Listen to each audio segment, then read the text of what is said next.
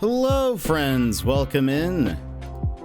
How are you today? I hope you're having a fantastic day. Let me just double check that everything's working, then we will begin.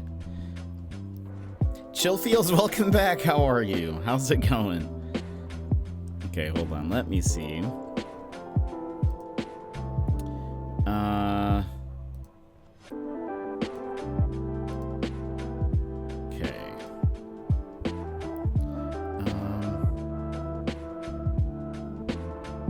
Music.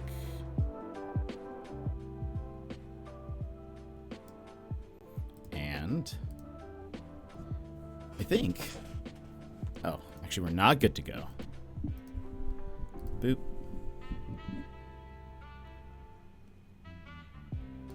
Now we should be, I almost knocked over my water. We're good to go. Welcome in. How are you? How's it going, everybody?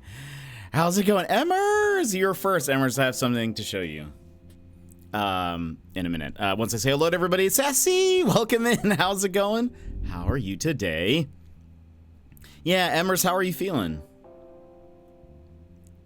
You know, Dedge. No. I too wish I could wave a magic wand and make you feel better. Same with Yimit. I hope Yimit's feeling better too. Or or getting better. Good. Had a lazy day of games, YouTube videos, and naps. That sounds like a wonderful day. What did you watch on YouTube? Guess who's back? Chill Feels. Hello. Can't sleep. No. I should drink that coffee. I have plenty of coffee to share. Bina, welcome in. Hello. But also Brad. Thank you so much for the 18 months. Incredible. I said that like in sync with the with the Aussie Texas speech. But Brad, thank you so much for 18 months subscribed. That's incredible. How are you today? Your AC unit got delivered, Bina? That's excellent. How does it feel? Is it installed yet? Get that up. And a 7-stream streak? That's like a whole week of Jet? Incredible. Bina, thanks for being here. I appreciate it. Watch a few videos of the train wreck that is the American education system. Oh boy. So good stuff. So good stuff to brighten up your day. In French, in France, wait, you passed your test? What test?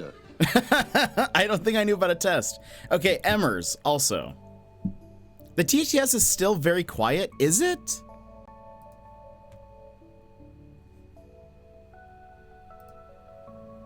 Is it? Let me do this.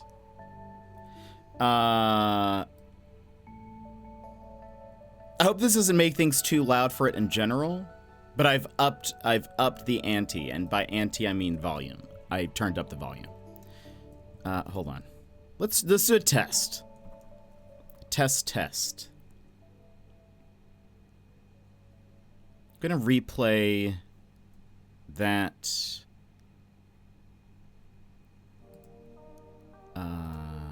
Alert? You guys can tell me too loud, too quiet. Welcome back, Sky Pirates. 18 months. How's that?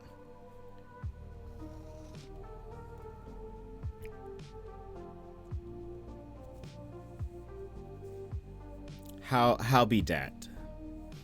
I'm a green belt now. Incredible. In process improvement. I heard it that time, whereas oh wait, really? It's still a bit quiet. Should it be even louder? How about this? How about this? This!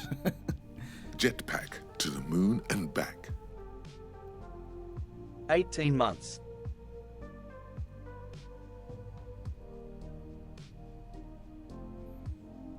Much better? You guys can hear it much better? Okay. Okay. Let's see. No, it's still sitting outside. It's sitting in a box outside. I was so focused on getting the AC that it didn't quite occur to me that I would need help to even bring the thing inside, let alone install it. No! Well, you're so close. Like, I'll be able to get either my landlord or boyfriend help, whoever's available first, but my brain, like, didn't connect those dots. That buying an AC would not necessarily mean having AC. That's totally fair, you know? I've never had to buy AC either, so I don't know if I would necessarily think about that, so. I can't tell my earphone left, it left pod is dead. No! Well, hopefully you heard it that time. Okay, so Emmers. I know you said that you have shingles. And I know you said Yimit is sick. As well. But are we positive that this isn't just a false alibi? You heard me. A false alibi. Why would you need an alibi, you say? Because $200,000 of Lego were stolen. Granted, they were seized again by police, but just seems like a coincidence, you know?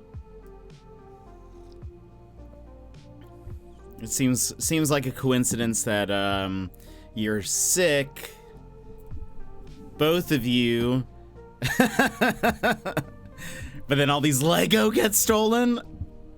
A likely story. Not saying that I've watched too much Castle, but all I'm saying is, just seems rather coincidental. Apparently, though, I'm just kidding. I just wanted to make you laugh. Apparently, though, obviously I'm kidding. I don't think one of my mods is a thief who, you know. A message from the government of Canada. We can't hide from Detective Jet. It just seemed you can't both say you're sick. One of you has to say you're sick. The other has to say, like, something else. Like, it has to, you know, you need to have another excuse. Joss, welcome in. How are you? File photo, actual amount of Lego with 6 sets. Actually, a lot of the comments were like, wow, they stole two sets of Legos. And then a lot of the other comments, there was so I hate Reddit, but I also love it sometimes. And this time I loved it because there was a thread of comments that were like, someone was like, if I was a police, the title of the like article would say, only $150,000 worth of Legos were stolen, implying that they would have taken some. And then, like, the thread continued as the amount dwindled. So then people would be like, only $100,000 worth of Lego were stolen. And then it was like 75,000, 50,000, 2,000, all the way down to like just a couple $100.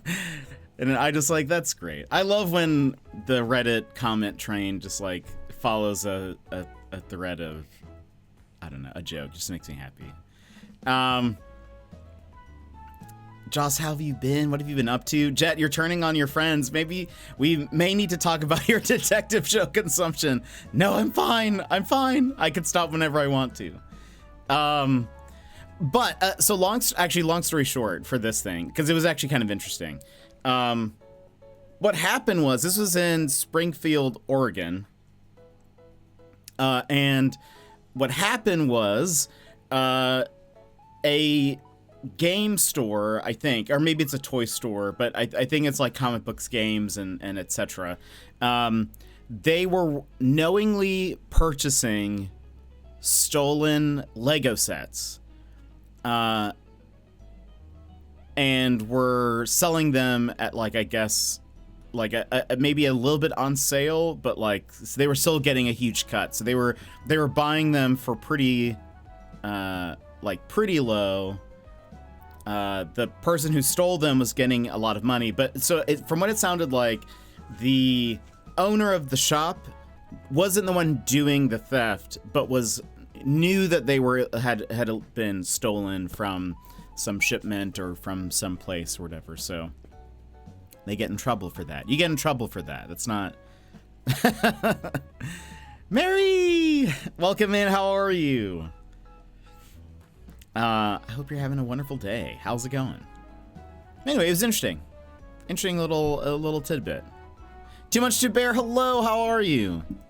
Also, Chill Feels, welcome in. I hope you're having a good day. It's your first time here at the beginning of stream. We typically don't start getting into the game until like 45 minutes to an hour. So if you're like highly anticipating more until then, we've got a little bit of time before we get into it. But we chat for a while, so you can join us for that. Also, let me just double check. I need to get rid of some things that I have in my OBS. And the great part about this is, like, if you have not been here in a bit, it's just fun to look through these and be like, why did we talk about any of these things? Okay, those can all go. Deleted. Clear up the OBS. Some spring cleaning. The day's been pretty good, although feeling pretty overwhelmed at the moment, but hopefully sitting down with a rooibos tea and chilling and chatting here will help. It was pretty productive day today, though, so woo! I'm glad you had a productive day. I hope today can be pretty chill for you. Yeah, I've clearly missed a few streams. Yeah, as I go through the pictures of moon shoes and candy and whatever else we have. How are you? I'm doing pretty well. Today it was a busy day, and I felt like it was also fairly, like, especially chaotic leading into right before the start of stream. Where we started a little bit late. I wanted to start 45 minutes ago, but we started about 15 minutes ago. So, you know, it's one of those. I just had so much to do, and it was one of those things where, like, it would probably be better if I could get them done before stream instead of doing it after stream. And so I was just, like, multitasking to a crazy degree, where I was just like, so much to do, so much to submit. I had, like, for those who don't know, I do marketing stuff for some different businesses, so like social media management and other things, and I was like managing uploading several posts at one time, right before stream for multiple accounts, like multiple clients. So I had like one video going up over here on my computer. I had another one going up on my in a different tab. I then had to send some to my phone, in which then I was uploading through my phone. And so I was like, there was lots of copy and pasting. There was a lot of this and that, all the while needing to start stream and getting like all of that taken care of. So I don't know, it was a lot. So, but we did it. Big into moon shoes now, apparently. We were talking about them, and I honestly don't remember why. But does it matter? That happens here. You guys know. We start talking about something. For those who weren't here yesterday, I mentioned this in the Discord, but at the end of stream yesterday, we chatted for like an hour and a half on emotions, crying, empathy, strengths, other stuff for so long, and it was so good. It was so good. So if you were here for that, I appreciate you guys rolling with the punches. We were, in fact, I'm still here. This is where we sat on this screen for an hour and a half, and so we'll continue right where we left off. It'll be very fun.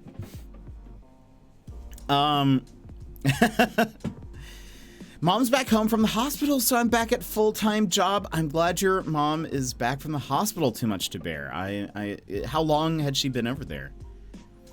And by back to a full-time job, do you mean back to your another job, or because I remember you were saying you were taking care of your father, I believe. So do you mean like, is it full time and now you're taking care of both of them, or is it full time like she's there so you can go off to do your job? Explain. More context, please. Sorry you're feeling overwhelmed, but proud of you for one, recognizing that and taking care of yourself and being productive. Yeah, absolutely. That's a huge win. I'm bummed to have missed that one. It's the VOD is there. in the case you want to go back, I did talk about a time that I got mad and was like upset, like real mad, like probably one of the most mad I've ever been before. So I won't tell you guys about that now. You can go back and watch the VOD. Yeah, we're still there. Still there. The mall part, yeah. So far it's been good. We just got distracted. Because yesterday we kept on running into parts of the story that made me, and made, I think, a lot of people want to cry. No one has spoiled anything about the game yet, luckily. But we were talking about different parts of the story that, so far, there were lots of things that happened yesterday where we were like, oh, I really want to, I feel sad. I want to cry about, certain little things. And then I don't know how, but then it just devolved into all of us talking about when do we cry, what makes us cry, movies that have made us cry, etc. It's so good. Something serious, just a typical visit. I'm pretty much an at-home nurse for Mom and Dad. Okay, that's what I was curious about, because that's kind of what it sounded like, but then I wasn't sure. Well, I hope that goes well. I hope that goes well. I know that can't be easy for you, so I hope at the very least we can be a little bit entertaining, maybe distract you a little bit. We were all getting a bit weepy. Yeah, there was some emotion yesterday. That's the part I want to see. I can't picture you mad, and as someone who people usually say never gets mad, I'm curious what did it for you. Yeah, I don't really ever get mad. And if I do, if I'm ever upset, it's an internal thing. I may not want to talk. Outwardly, what will happen is I become very quiet, and I don't want to really hang out. I don't want to talk. I just want to be by myself. I need to fester for a bit and process my thoughts and all of that. So I don't ever raise my voice when we've talked about this. I can't. It doesn't, if I have to yell for something, it doesn't happen. But it was one of the times that I was very upset. It was back in high school. So for those who are like, what? It's a long time ago. Many moons ago. Tissues went flying everywhere like a roller coaster ride. I had to tune out for a bit for a quick work meeting, but it came back to Jet saying something made him really mad, and I recognize that Jet is a human and humans feel emotions. I just can't. Yeah, it's that was a very unique time, and I think also a very unique time in my life. And by unique, I mean bad. It was high school era Jet. It was a rough time for me. A different Jet ago, indeed. I have grown up a lot since then, and matured quite a bit. But environment has changed and all of that, so I don't know. It's a different situation. But yeah, I think. I don't know. I don't really get angry. I can't think of the last time I was angry about something. And again, it's if I'm ever frustrated or upset, it just becomes an internal I don't know. I try to hide it. If I'm ever frustrated or upset about something, I try to hide it, but everyone can tell. Anyways, a long time ago, someone told me that I think, quote unquote, I remember this quote because it was one of the few times I've heard someone use the word uncanny in person. But they said, you have an uncanny ability of wearing your emotions on your sleeve at all times. And what they were referring to is anytime I'm either frustrated or internally wrestling with something or whatever, it is apparent even though I'm trying to be normal. I can't, it's hard for me to not, I don't know, I guess exude that, but I wish I could be a little bit more. That was me trying to play my cards. close to the vest. But anyway, I kind of wish I had that. I get angry, frustrated, annoyed very quickly, and I don't like it. That's fair. That's fair. I mean, it depends on the situation and all of that. Opons! Welcome in, Opons. How are you? I always love seeing the POTU and what emotes follow it. I guess I just always want things to work out perfectly, and then when it doesn't, it's pretty difficult. But mostly it's when other people are being very rude and considerate to others or the environment and stuff. I'm just like, why would you do that? That's fair. I think, and you know, I think there's like, I get more upset if it's, if somebody's doing something to like a friend of mine, that's when I will get upset. Like that will be a different side of me, because it's one of those, you know, Naruto Sasuke don't mess with my friends sort of deal. That's like a different story. I've not been in many situations like that. But as an example, somebody told me a story.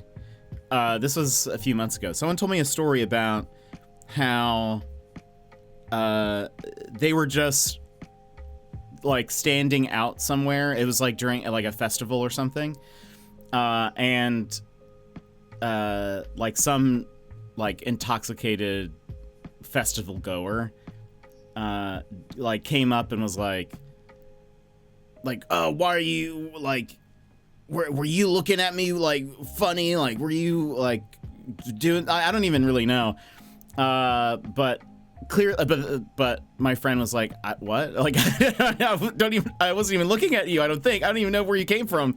But I guess like one of those guys' friends like punched him. And even just hearing that story, I was like, had I been there. I know I'm not super strong. I'm not super like, I could not necessarily win in a fight, but you know what? I would be that like, if anything, I will be like a 1 HP shield for the first hit. I will jump in front of my friend, take the punch, get knocked out, but I will have at least served something in there, because I cannot.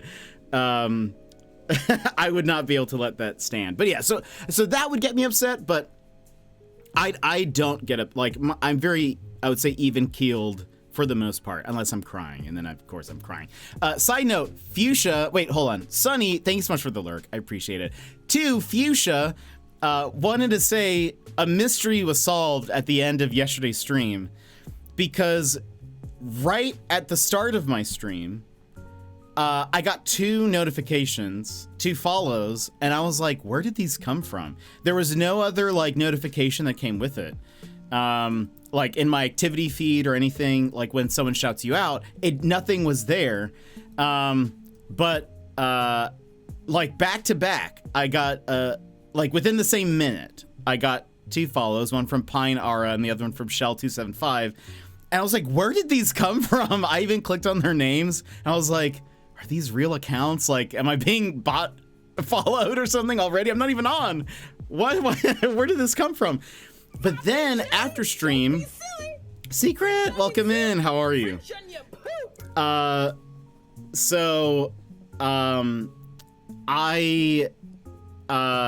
scrolled. So I have my activity feed on my web browser, and that's what I was looking at. But then after stream, I scrolled on the activity feed on my OBS, and it showed there that you had shouted me out right before stream, so I dropped you a follow as well. So anyway, I was like, oh, okay, so that's probably where that came from. But friends, but it was a mystery to me at before stream. I was like, where did this come from? Fuchsia was playing Dinkum yesterday, which is a very cozy, very Animal Crossing like game. But apparently we learned in the Discord, Fuchsia also used to be like a competitive Splatoon player. So go follow Fuchsia for whatever they might be playing. if they're streaming more often soon. We'll see. But okay, hold on. Let me catch up. We kind of fell behind a little bit. Yeah, that's fair. When my boyfriend and I started dating, he was really anxious and self-conscious about his temper, and told me he's toxic and jealous, but that's just not the side of him that I see. He's so compassionate, quiet, and easygoing. Could be like a he sees it as a is trying to, what's the word, like he's not seeing it for what it actually is. Could be one of those. But sounds like a wonderful guy. Let's see, and Fuchsia, I get angry and frustrated, but it always comes out as crying. And I hate that response, but I can't help it. I just cry about anything. But anger, I don't know. I'm very go with the flow. If something generally doesn't happen, and I'm like somewhat prepared for it, or I'm like, I don't know. I hold a lot of my plans very loosely. That's why it's like, I don't have, like, yes, I want to go to Australia. I don't have like it has to be by a certain date sort of thing. I'm just sort of like, when we get to 100%, we get there, and that's sort of it. Yeah, I don't know. But then I will say, like, there are times where if I'm like really hoping for something, and then it doesn't happen, it's a very like all of a sudden sort of thing, I will get sad, frustrated. My default emotion is more sad than like anger or anything. So, but it's also very like internalized. So again, it's not,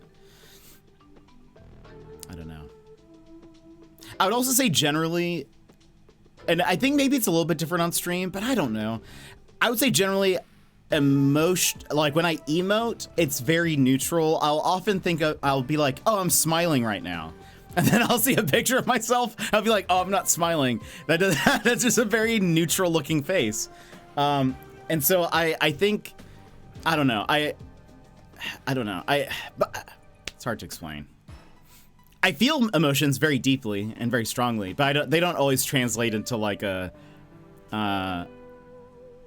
thing on my face. My face tends to be pretty, I don't know. I think it's because I'm trying to think through like, okay, what do I do now? What do I do with these feelings? I feel like my patience for certain people, events, has lessened over the last few years. Like I don't put up with as much as I used to, but I don't know if that's necessarily a good thing. I think, honestly, Sassy, I feel like that's just a maturity thing for the most part. I don't know. I think it probably depends on what it is, but I think that applies to a lot of people. I feel like, I don't know. I guess I don't know. It just sort of depends, I guess, on more what you mean. Because, like, I would say I'm patient. I would say there are some things I don't put up with anymore, right? Like, things that maybe before I would have let slide that I probably shouldn't have. I probably don't do that anymore, but I would say I'm still very patient in general. As you guys know, flashback to any of the Professor Layton streams where it's an hour into a puzzle and I'm like, no one help me, I can do this. I don't want any help. And getting extremely overwhelmed when people are extremely loud, like kids screaming outside, I just can't deal with it and it can ruin my day. I often feel a bit insecure about overreacting or something, but that's just because of how most other people can deal with those things very easily, and then I feel like I'm a burden overreacting, but I know that I'm not. It's just truly is more overwhelming for me, and that's difficult to deal with. Yeah, I think that's, I don't know. I think that's very reasonable. I think some people, kind of what we were talking about yesterday in like personality tests and like that being a good tool to like learn how to interact with people and deal with people and all that sort of stuff. Because that way, like, you know, if your friends know that about you, they can understand that about you and know that you're not trying to be a burden or you're not trying to overreact or whatever. It's just for you that's something that's like very it's just much more overwhelming for you. Like you said, it's much more difficult to deal with. And I feel like those are those things where it's like, it's good to know that about yourself. It's good to know that about yourself because then you know how to deal with it or how to handle something, whether it's like, you know, I know somebody who it kind of is like that with sounds. If multiple people are talking at one time or whatever, it can be very difficult for them to sort of like, or especially if there's like then noise. So if there's like children around but they're trying to listen, but then other stuff is happening.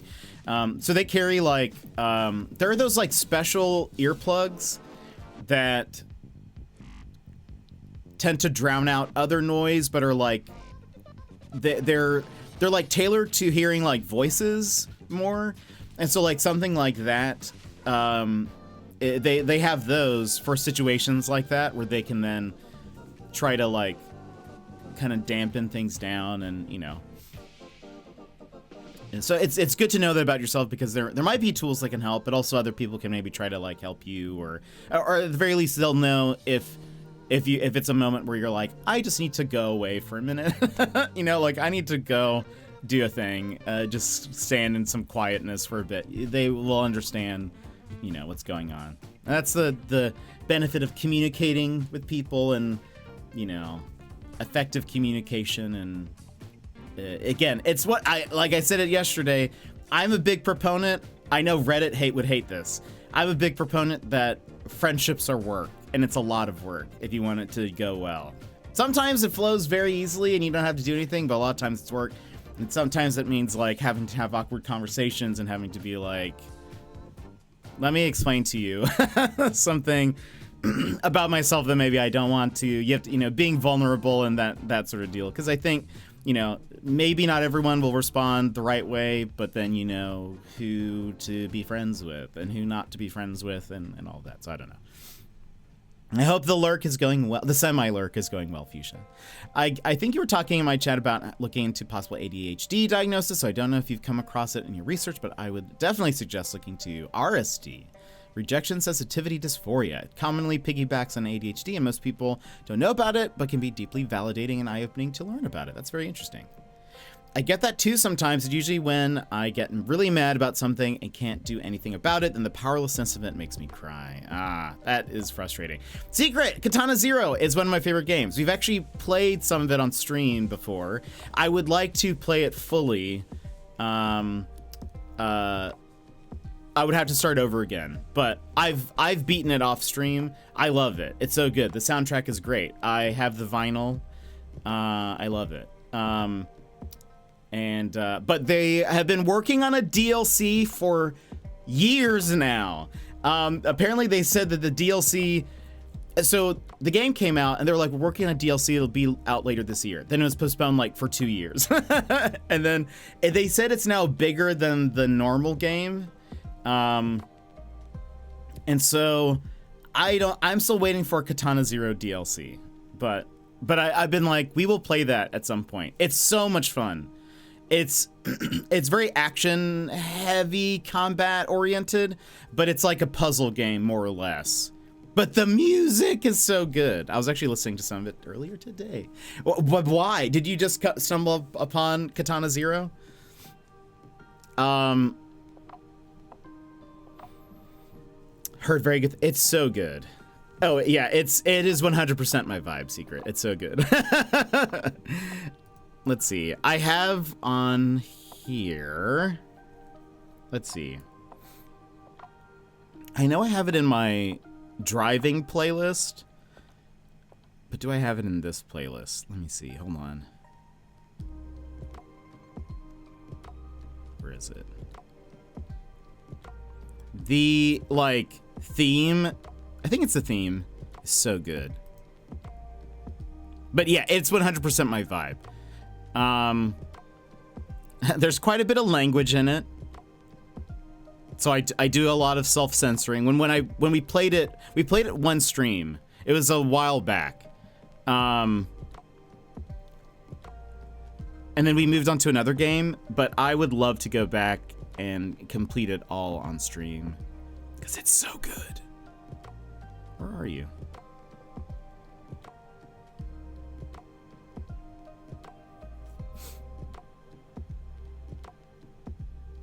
Where is it? Where is it? is it? No, that's Hotline Miami. Huh. I don't know why I don't see it. Hold on. There's actually so many good songs. I'll put a few of them to play next. I think this is Add to Queue. DJ Hit the Floor. There we go. That's another one. Add to Queue. There's also there's a song called Worst Neighbors Ever. And it makes sense in the context of the game, but we'll also play that as well. We'll play it after. It'll play after the Stardew Valley Overture. Oh yeah, I did a shout out literally right before you went live, apparently, like seconds before. Yeah, that's why I was sitting here and I was like, where did these follows come from? And for some reason the activity feed hadn't uploaded or updated, but I have the opposite. My face is a total open book. I think, I don't know. Because again, that person told me that I wear my emotions on my sleeve, but I don't necessarily think it's like my face that is giving off those emotions, if that makes sense. It's sort of like a general, like, you can kind of get a sense of me, and people will be like, okay, Jet's upset about something. He's frustrated. Except that I might look a bit angry when I'm actually just focused on something. I have to be careful. My face is just, when I'm not when I'm not trying to smile, I think sometimes it's just very blank. And I think it, with the beard and everything, it just kind of looks, I don't know. I don't think it's the greatest impression of me. Okay, I had to do a work thing, but yeah, I don't stream off anymore, so I was like, hey, people who like but miss my streams, you might like Jet, so I send them over. Fuchsia, that is so kind of you. Thank you. But I hope you'll be able to check out some of your streams. I've got to finish some work stuff. Joss, thank you so much for the lurk. Thank you for being here. Well, I very much like Jet stream, so I went ahead and dropped you a follow so that if when you do stream, maybe I'll be able to tune in. Oh, we met Fuchsia through Go-Go Town. She's one of the mods in the Go-Go Town Prideful Sloth Discord, and so that's how we came about finding each other. But I do want to play some Dinkum soon. I was actually thinking maybe when we've reached the goal, because once we reach the goal of getting to Australia, there's going to be a few months late. The trip won't be immediate. There will be a few months in between. I'll have to plan things, talk to people, see when's a good time, make sure there's not, like, you know, any major holidays and stuff that are in the way. But also, wait, oh, there we go. I was like, I'm hearing the noise, but I'm not seeing the thing. But I was like, what if we play a whole bunch of, like, Australia games? So, like, Dinkum, maybe, like, Australian dev games. I don't know. But yeah, this is the Katana Zero, like, theme, and it's like, I don't know. It's just so good. It's just so good. Yeah, I think that's more like what's happening now. Things I used to let slide, I don't, but it has gotten me in trouble at work, like the higher-ups expecting us teachers to be more lenient than I think we should. Yeah, that's rough. I think that's rough when they don't see it as like, I don't know. I've been in situations similar to that, and that it is frustrating. But I'm someone who then, like, I'll just hold my ground and I'll just be like, I don't care. But you probably may not be able to do that in your setting, so don't follow me there. But I don't know, it's tough. Now I kind of want to share something that's been really rough concerning friendship, but I don't want to bring the mood down. I mean, let's see, I'm in a pretty decent headspace today, so if you want to talk about it in the Discord, feel free to send me whatever you want or wanting to share. It just sort of depends. If you would like to bring it up, you can. Reddit loves telling people to communicate and then not doing it themselves as a collective. Well, Brad, and I feel like a lot of... I would say the general Reddit/internet interpretation of friendship is that it should just be easy, and if it is difficult, you just need to cut somebody out of your life. I do not subscribe to that thinking at all. I think I have very many valuable friendships in my life that have lasted many, many years, that have been difficult at times, and have not been balanced at times, where there are times where I've had to be the one who's more the pursuer of the friendship, if you will, because they're going through a tough time or they're really busy or whatever. And then there are times where I've been the one who's been really busy, and they've had to be the ones who had to seek me out more. But then lots of difficult conversations, lots of, I don't know. And so I generally, people say, are like, if it's difficult, if they don't agree with you, if they don't do whatever, you can't, don't be friends with them. You need to cut them out of your life. And I don't know. I just don't think that's in my personal opinion, that's not what I want out of friendships, I guess. I have had very many good, long-lasting friendships with people. Like, again, yesterday I was telling the story of when I got upset. Those people who were all there, I'm still friends with, and like I don't know. We've had friendships for almost approaching 20 years or something. So I don't know. It just sort of like, I don't know. Friendships are work. I think relationships are work, whether it's a romantic relationship or a friendship or whatever, colleague, coworker, all is work. Granted, I don't really prioritize my coworker relationships at all, but whatever. But I prioritized my friends, and I don't know. So Reddit overall is very much like, if you read any thread that's like, I need some advice on a relationship, everyone will be like, break up with them immediately, just cut them out, whatever. I don't know. I don't subscribe to that. Your mileage may vary depending on the situation and the person and all that sort of stuff. But I am the fight for the friendship, fight for a better and hopeful future, I guess. I don't know. That's me. Let's see, I both have ADHD and RSD, and finding out about the second part was such a relief to figure out. Still, not many people talk about it, so thanks for mentioning it. Yeah, that's so cool. I think it's important to know those things about you, about how you work and all that sort of stuff, because I think once you know that, you can help other people and help them learn about those things, and I don't know, all of that. Yes, I talk about it every chance I get because it was so helpful for me to learn about it. Like, obviously, just knowing it's a thing doesn't solve all my issues, but it gives me a starting point for context and validation. Okay, why do I feel like this? How do I approach this? And also, wow, other people deal with this too. That's so true. I think that honestly works for so many different things, whether it's like strengths, weaknesses, mental things, personality quirks.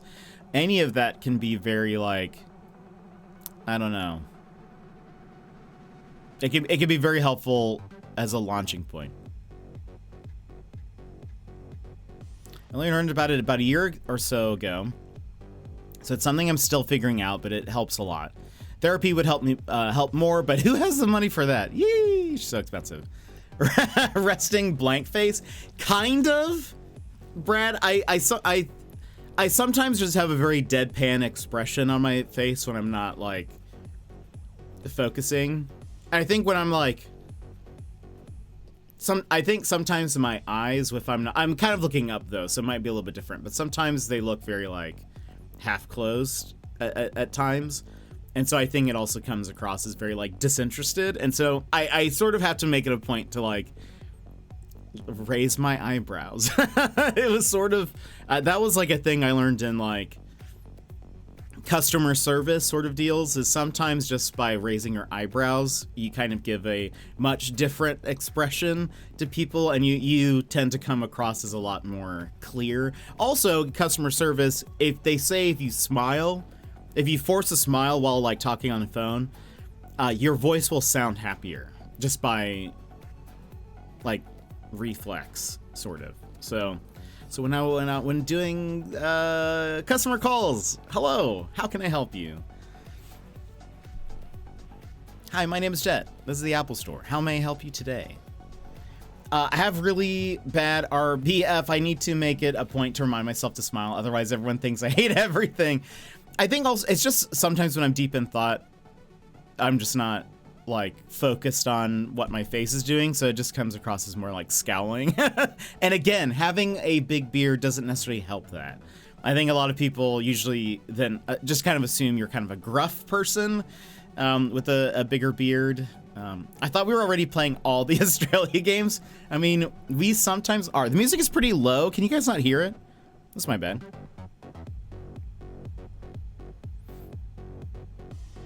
Could you hear the other song? Makes me sad if you couldn't, but whatever. I'm obsessed with Dinkum now. There's so much more depth to the game than I even thought. It's so great. I own it, and I played a little bit of it, but I didn't get very far, so I need to.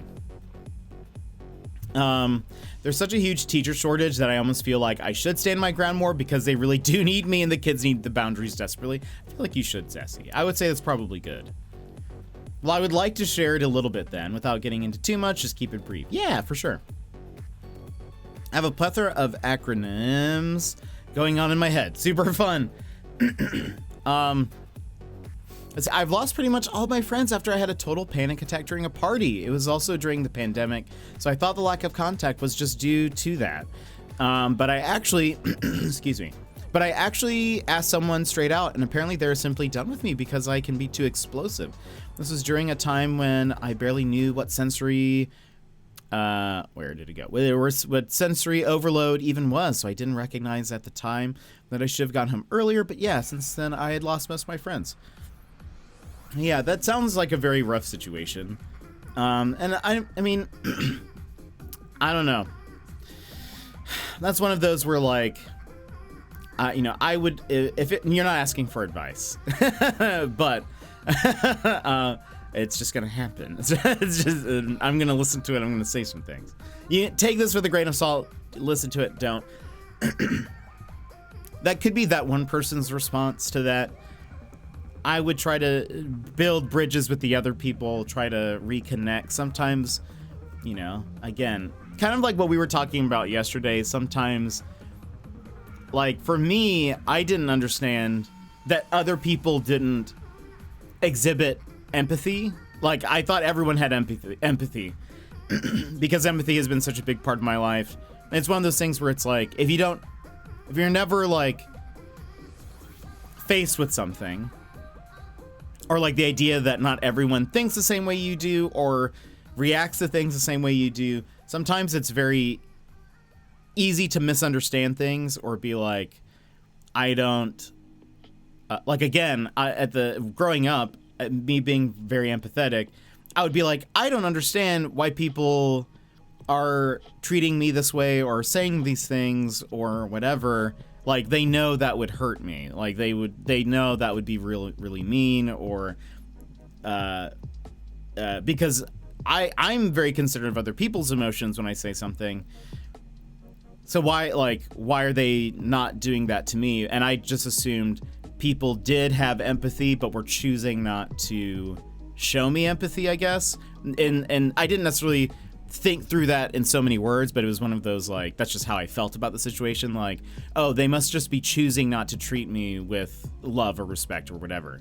But then, like, growing up and like learning those things, and it's like, oh, I realize, wait a minute, people don't, a lot of people don't have empathy. In fact, that is not a priority in a lot of people's lives. And it's kind of then like reshaped the way that I've sort of seen things. And in this situation, it could be some of those friends might need, like, I would assume not everyone in that situation feels the same way that one person does. Could be wrong.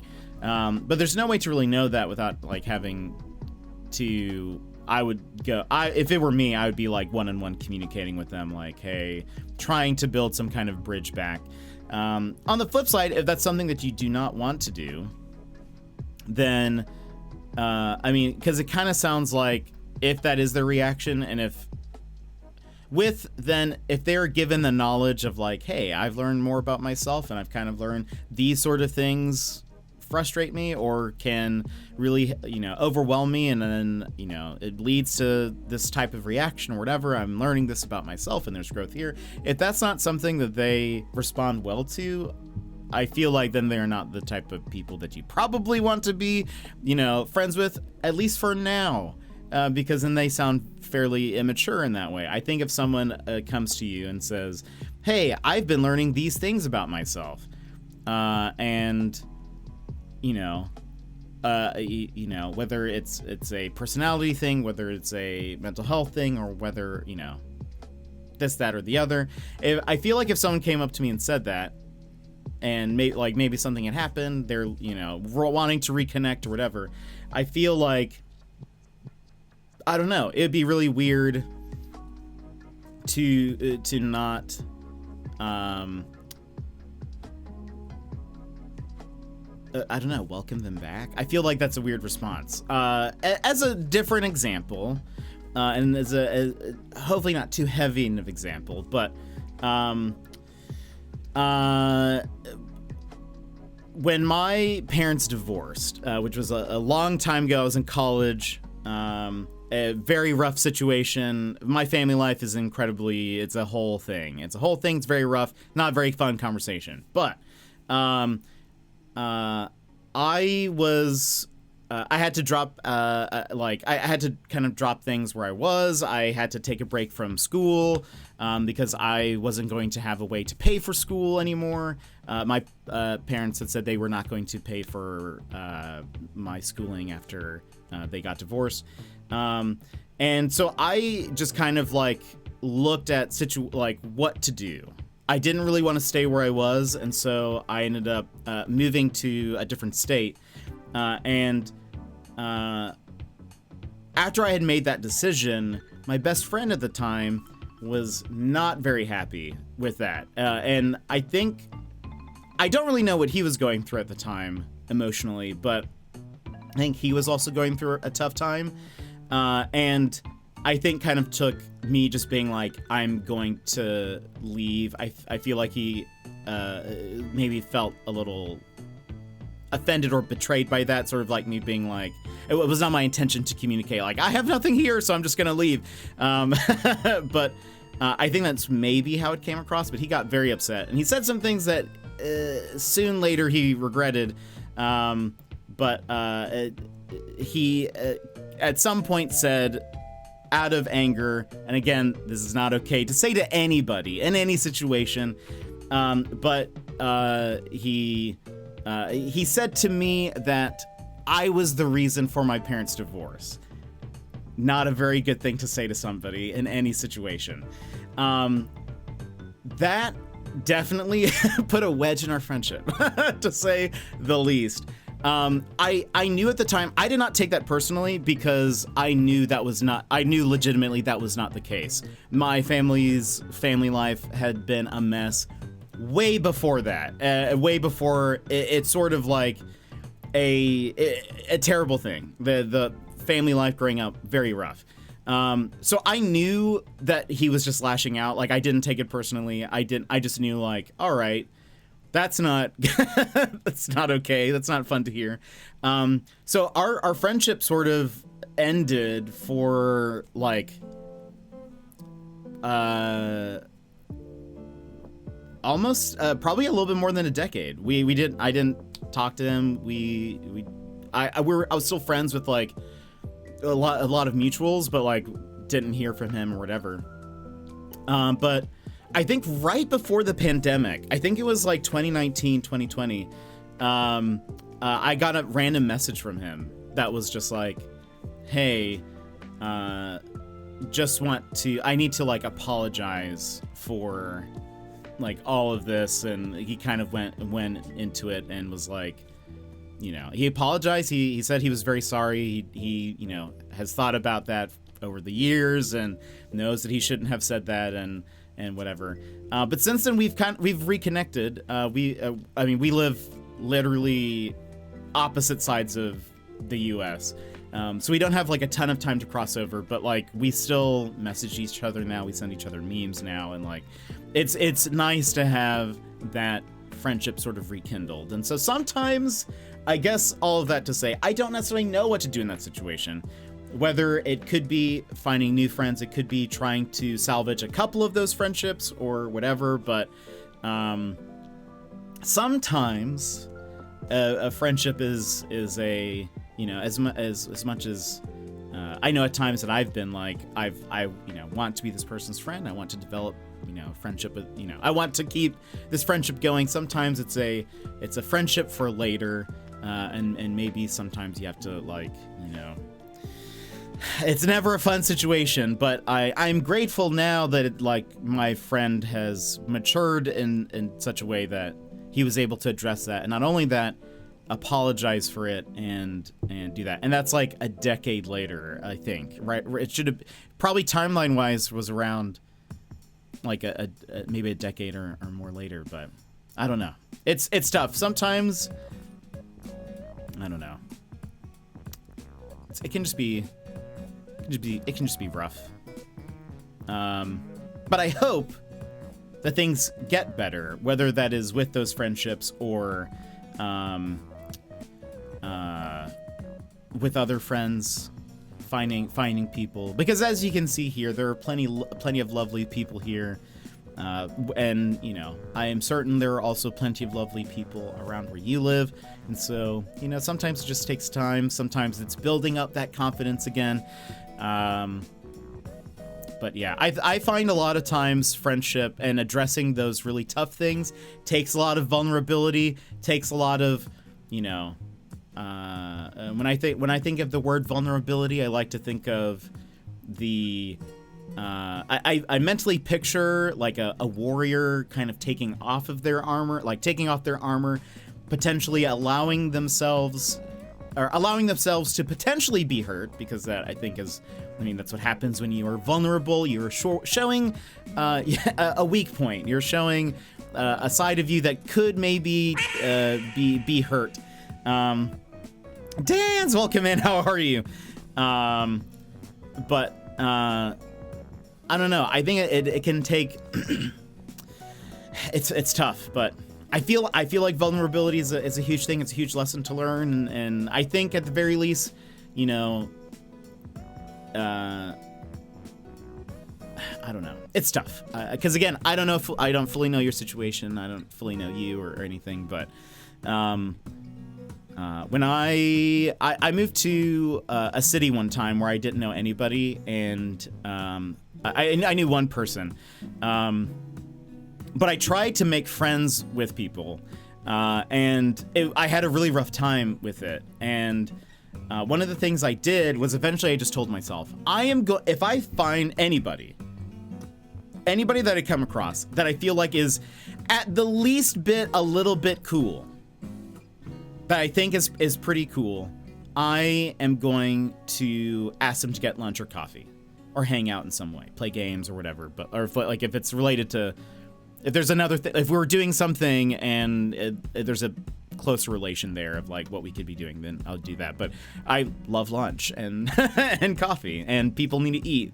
And I got yeses, so I started doing that. If I thought somebody at least was a little bit cool, I would ask them to get coffee or lunch. I got yeses. I got straight up no's sometimes. I got an I don't know one time, and I was like you don't know if you're hungry now or if you ever will be. And they were just like, I don't know. And I was like, okay. We didn't hang out. Let it be, for the record, we didn't end up hanging out. I guess they did not like me. But that's okay. But the thing is then I did make friends kind of by doing that. And so sometimes, I don't know. So again, I don't know your situation. For me, I had to kind of continually put myself out there and continually put myself on a limb. Also knew I might look like an idiot doing this. I might look like a dum-dum. People might think I'm very weird for being so forward or for being so whatever, but this is sort of what I have to do. If I want friends, I am of the thought process. I know I've been talking for so long and haven't read chat in a bit. I apologize, but I'm of the thought process now that it's like I used to wait for friends to come to me for a bit. Like I would just kind of be like friendships and all of that. It like I don't know. I'm just sort of like now, if you want friends, if you kind of have to make it. Like if you want a friend group, you have to, sometimes you have to be the person to be like, I'm going to go find some people. I'm going to bring them all together. Whether it's we play games, a board game, whether it's we just go eat a meal or something, I will have to be the one to organize this. And so that's why I think sometimes I will probably, to some people, come across as very strong in my and bold when it comes to being friends. And I think that's kind of a side effect of me having been in situations where I haven't had friends, being like, well, how am I supposed to meet friends, especially outside of college, outside of school? It's much more difficult, I think.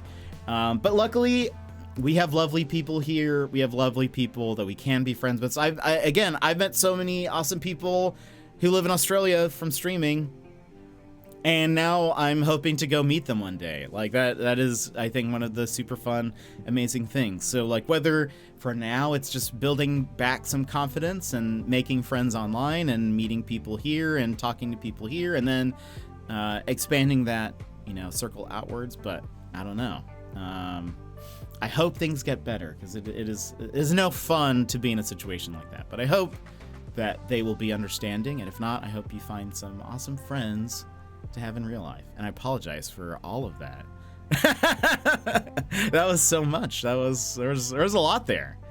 But I hope there was, at the very least, I hope there was some small nugget of gold. If not, you can completely ignore it. You can just use it as an anecdote of my life, I guess. But anyway, hi, it's me. Hi, I'm the Dans. It's me. Dans, how are you? How's it going? You came in right at a time where I was on a monologue. And scene. I'm sad I had to go through the same. I'm really glad you still got a few good friends from that time. I also still have a few lovely friends, and I'm very happy about that. Well, that's good. I'm glad you still have some friends too. Also, you can only build the bridge so long if the other person doesn't help to build it. I spent years trying to keep a friendship alive that I should have let go of long before. And I feel like it's a very good metaphor, Sassy. I feel like that's exactly what's happened here, and I finally want to let those friendships go. I'm really quite sad that it's over, but I only want to have the people in my life who also want me in theirs. Yeah, and I think and again, sometimes it's like with the case of my friend in college, sometimes it's, it's a not right now, and you end up becoming friends and reconnecting down the road. Sometimes, it's a parting of ways, unfortunately. And I think it can still be sad, and I think it's okay to be sad about that.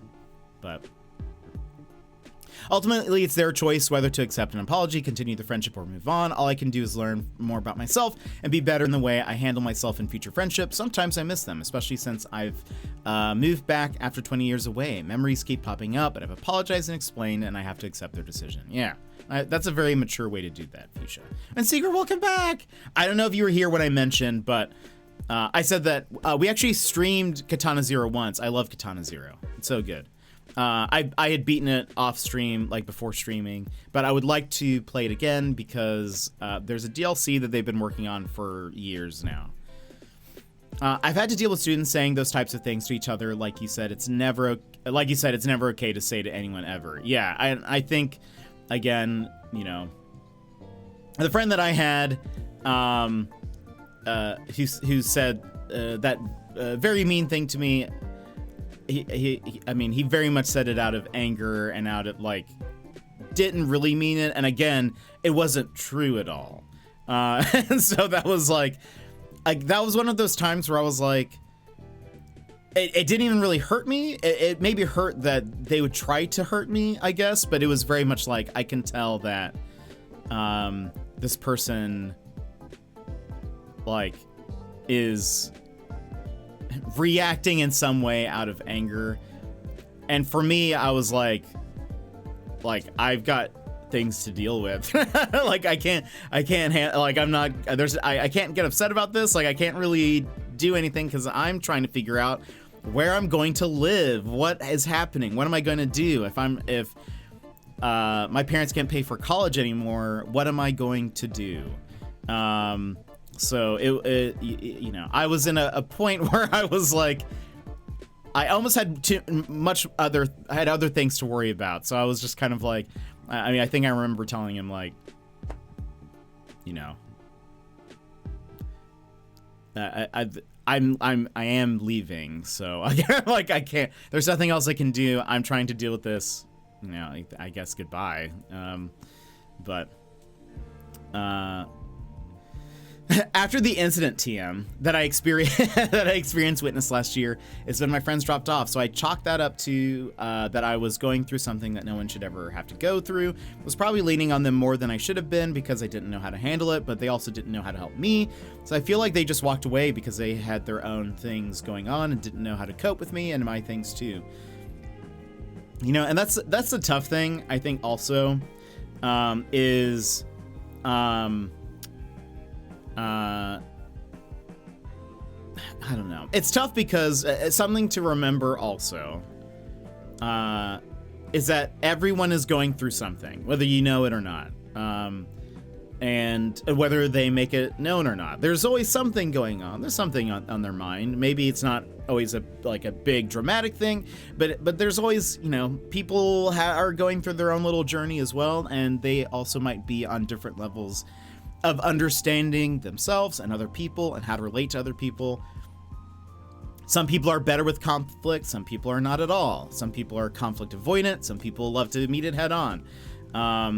And I don't know, a lot of times people just don't know how to deal with other people, I've sort of learned.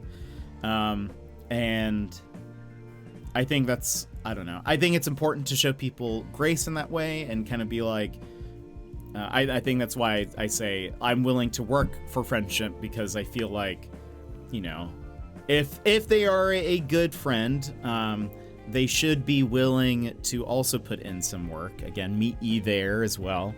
But sometimes they are in a place where they don't understand and they don't know you and they don't really know how to deal with something. They don't understand a reaction because, again, people are so different and have different experiences growing up and all of that.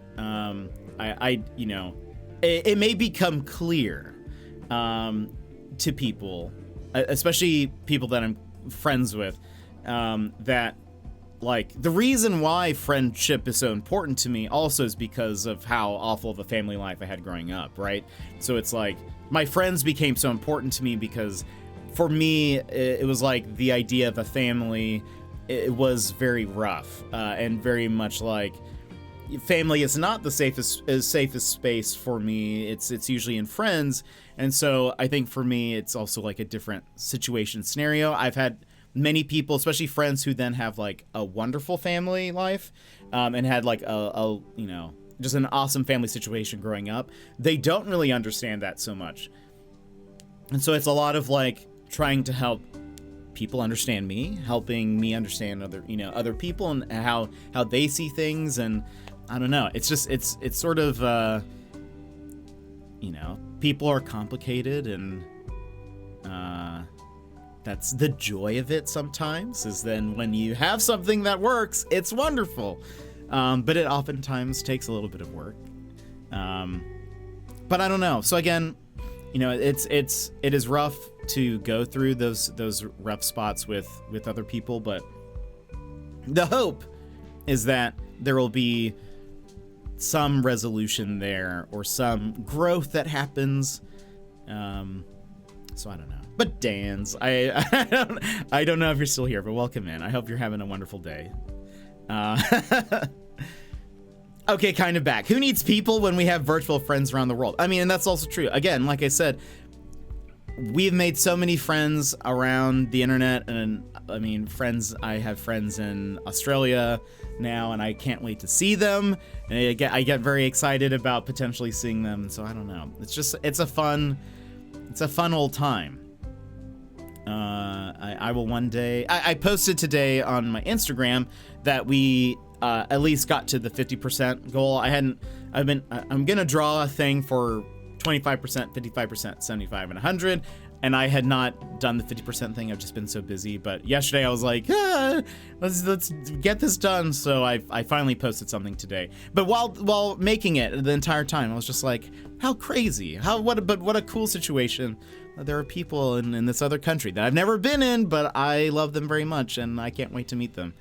I wish my friends could have communicated that to me, especially the second one I lost contact with, because she was around when the first friend ghosted me and even said she didn't see how friend number 1 could just ghost me, stop taking my calls, but then friend number 2 did the same thing, but there wasn't a big blow up or anything like that with those 2 friends, so hopefully I'll be able to reconnect with them in the future. I hope you are able to. Sometimes, again, and it's one of those things where I think I've also realized, as I've gotten older, and my bones have withered away, that I don't know, sometimes people are very immature, and sometimes you're the immature one, sometimes other people, really everyone has room to grow, and we're all learning together. But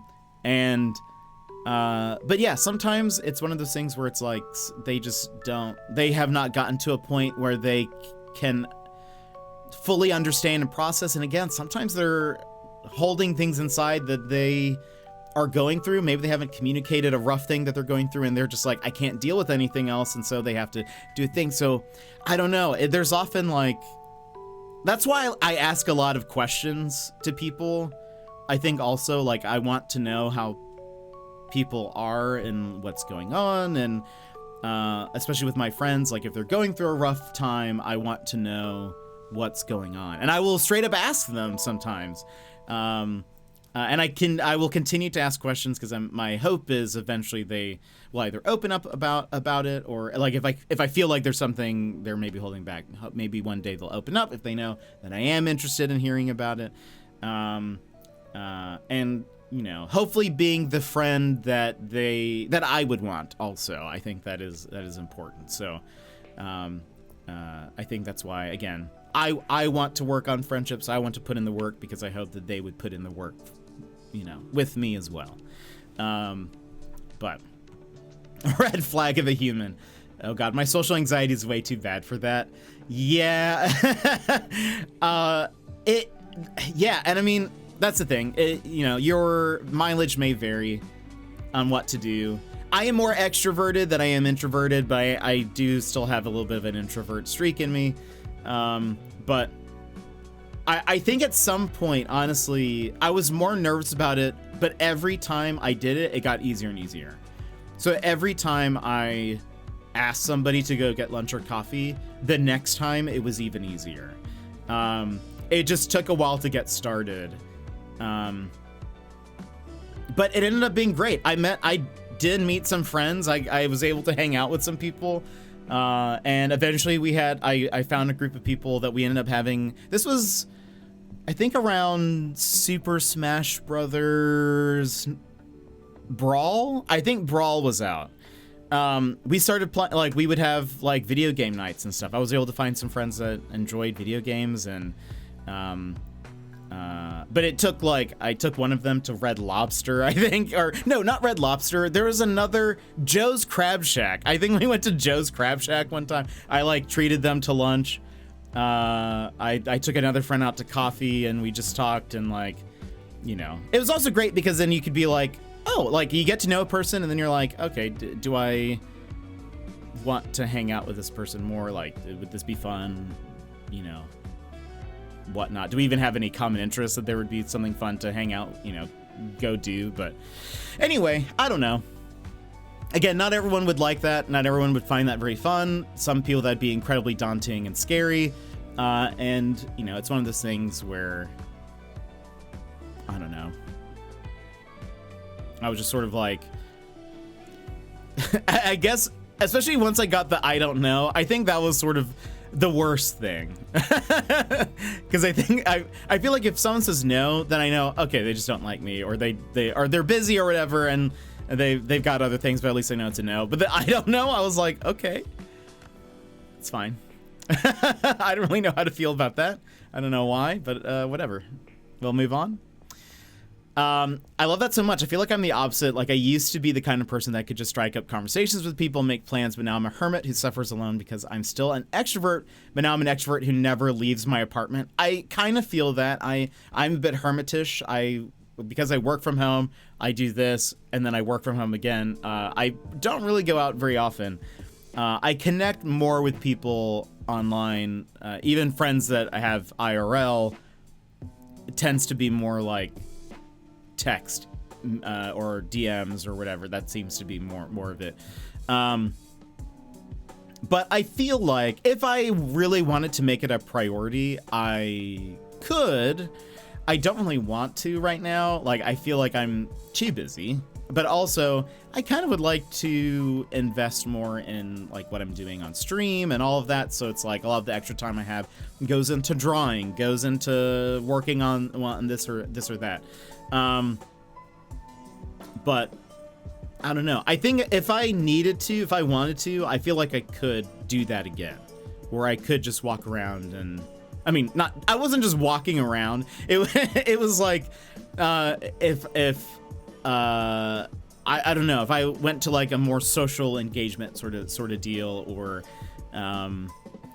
if I was at a place where, you know, there are people talking, but it's not like, I don't know, I'm not just going up to strangers, I suppose, like completely. It would be like, oh, I keep going to the same stores or places, coffee shops, whatever, and I keep seeing the same people over and again, and we keep having just little interactions, but then, you know, or, you know, the gym or whatever, and then seeing the same people, talking to the same people over and over again, and those conversations keep getting longer and longer and longer, eventually being like, okay, would you like to hang out sometime? You seem cool. And I am also the type of person, in a very dumb kind of way, to be just, I will straight up tell someone, I think you're very cool. And I feel like it's a very probably childlike thing to say, but I will just do that. Next trip is to Michigan, so you come visit Emma and I. That would be amazing. That would be amazing. Jet's collecting Aussie friends like Pokemon cards. I'm really not, though, but I do love them. I do love them all. Bruce, welcome in. How are you? How's it going? I've been trying to do that a little bit as well, to just ask people I'm chatting with, and they seem nice. That I'll just ask to exchange numbers or something. It's very scary to do that, but it is good. It can be scary, but I'm proud of you for doing that. And I feel like, again, it gets easier. The more you realize, like, a lot of times people are also looking for that. And sometimes it might be taken aback a little bit because that doesn't happen too often. But I don't know.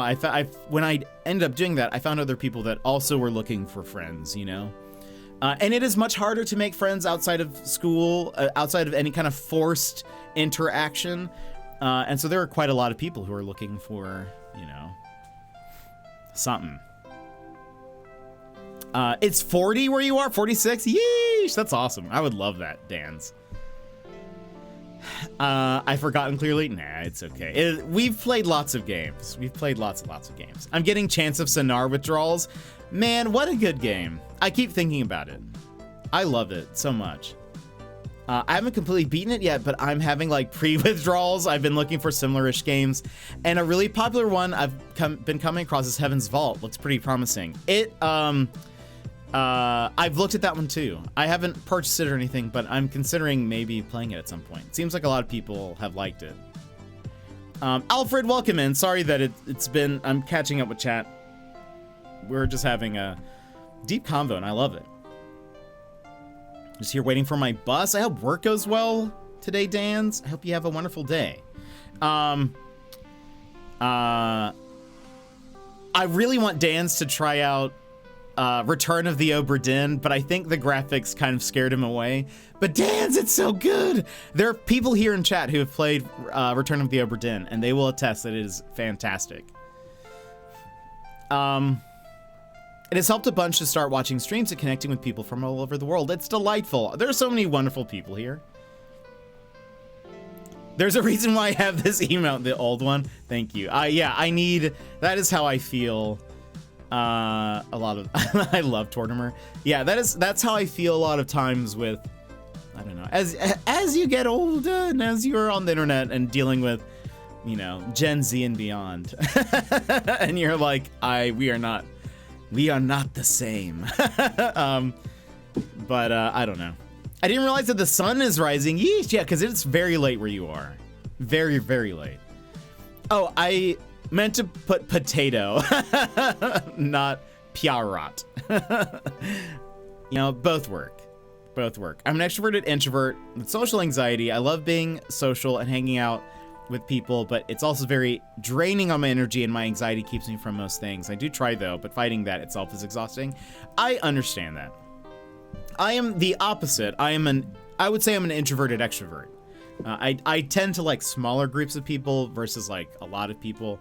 Though there hits a point where there are so many people that it just doesn't matter to me, I guess. Like I don't mind public speaking because there are just so many. If there are so many people in a crowd, it's almost like they become one person, and so I'll just talk and treat them like I'm talking to a singular person, in a way that sort of helps with streaming, I think, too. Daz, welcome in. How are you? But yeah, I don't know. I don't think I have social anxiety, really. I think there are times where I get anxious within a friendship, but I don't know if I have general, like, I would not consider myself to have social anxiety, I would say. I think at times I am anxious, in a just a general sense, but it's usually not because of a social situation or because of people or because of interacting with people. But I don't know. I think there are times certainly where I'm like, you know, kind of like in this game. I love how in Until Then, when people are typing on a message, they'll be like, you'll see them type something out and then they erase it and they type something again. That's like maybe like around the anxiety level that I have, where I'm like, is this the right thing to say? I don't know. Maybe I should phrase this differently. Or that's maybe where it comes in, but I feel like that's fairly manageable. I don't think that's as extreme as a lot of people probably feel when it comes to social anxiety.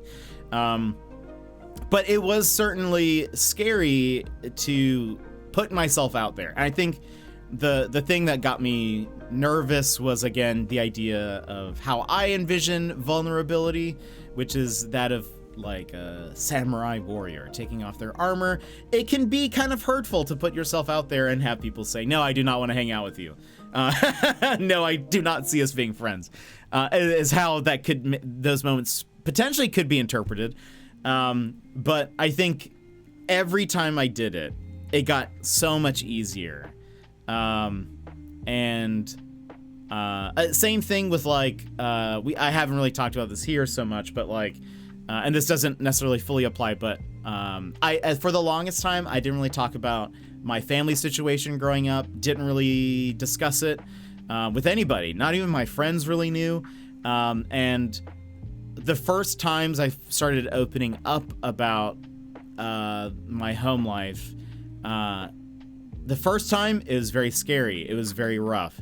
But every time I have, it's gotten easier and easier. And I feel people feel that same way about talking about mental health and all that sort of things, where they then are able to, I don't know. I think it gets easier for some people. That taking that first step might be very difficult, might be even harder than it was for me. But I don't know. I think if you find the right situation, you find somebody that you trust, find somebody that you can talk to, you take those steps, it becomes easier. And for me, it's going up to people that I didn't really know and kind of putting myself out there, like, would you like to hang out with me?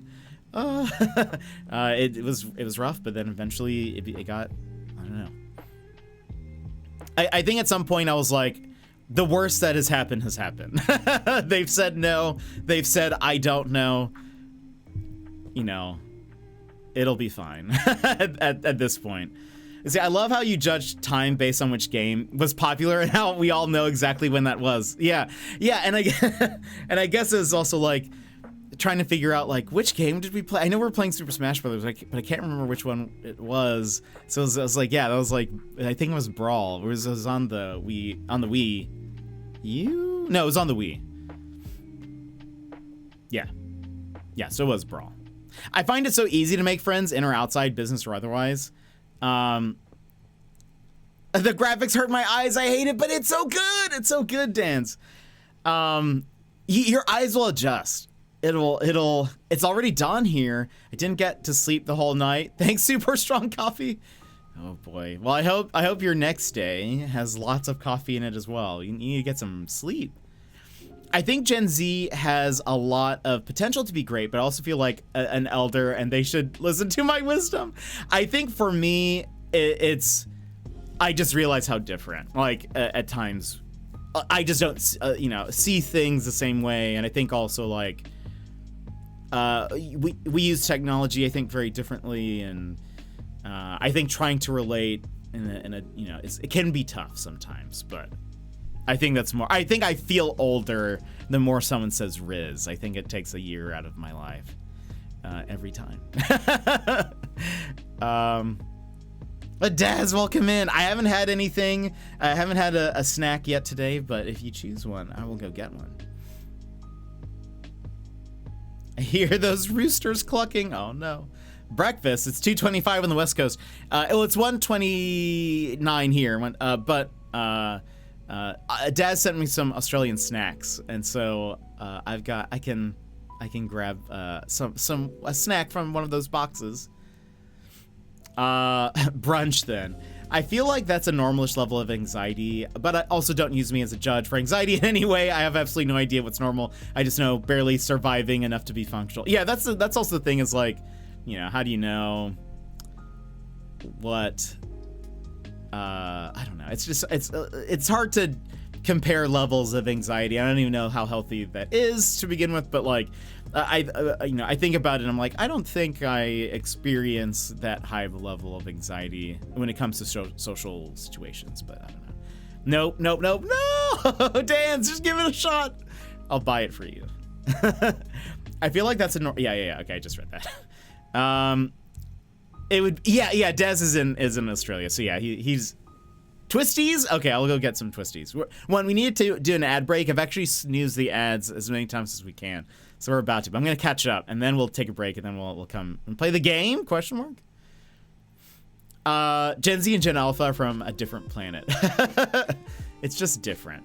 They're built different. Also, I hope my energy is sufficient for the day. I have to fill my clearance for college. Yeesh!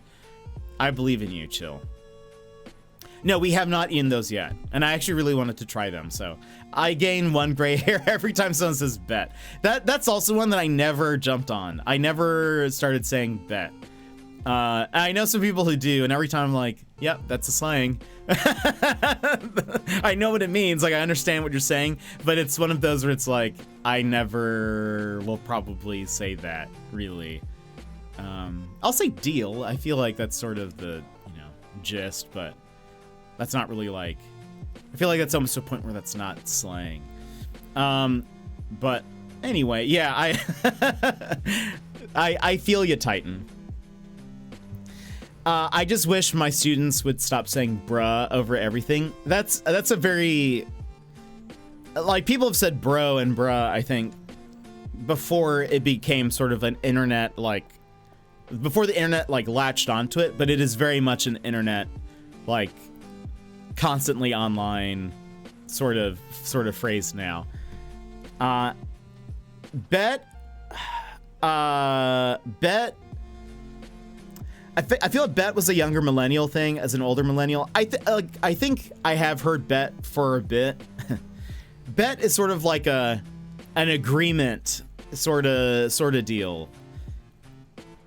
Like, I'm in agreement with you. Is this a murder? Wait, someone chatted me in work and said PFP. I had to legit Google that profile picture. I've seen I've heard some people struggle with that one also. I always say like use avatar or user image. I don't know, but I think it's because for marketing they call it so many different things. So I just am used to like your user picture. to be as general as possible. OMG, I hate bra. Yeah. I feel bet. Yeah, but bet is like, I'm gonna do this. Okay, bet. Yeah, it's like a replacement for the word yeah, sort of, or yes, or I agree, or okay, affirmative. No fishing, so sad. I'm sorry, Emmett. Yeah, we're actually. I was about to, but I still have the game open from yesterday, and so I wasn't able to have both running at the same time. I don't think. I haven't really figured that out yet. Gee, right before school got out, my students started calling everyone chat. Oh yeah, I've been seeing that more often, even for people who are not streamers. That is not fun. I don't like that. But then again, I mostly hear Dutch in my day-to-day. My online life is more English. That's totally fair. Hold on, ads are gonna play and we'll BRB. I'm also old and don't know these slang words and acronyms. It's okay, Brad. We're there together. We're there in solidarity. It's not us that are wrong. It's the younger people. But okay, we have to, ads are playing now, so we'll BRB. I'll catch up if there's any more, and then we'll hop into the game. So, BRB, my friends. I'll go get those twisties, Daz. BRB!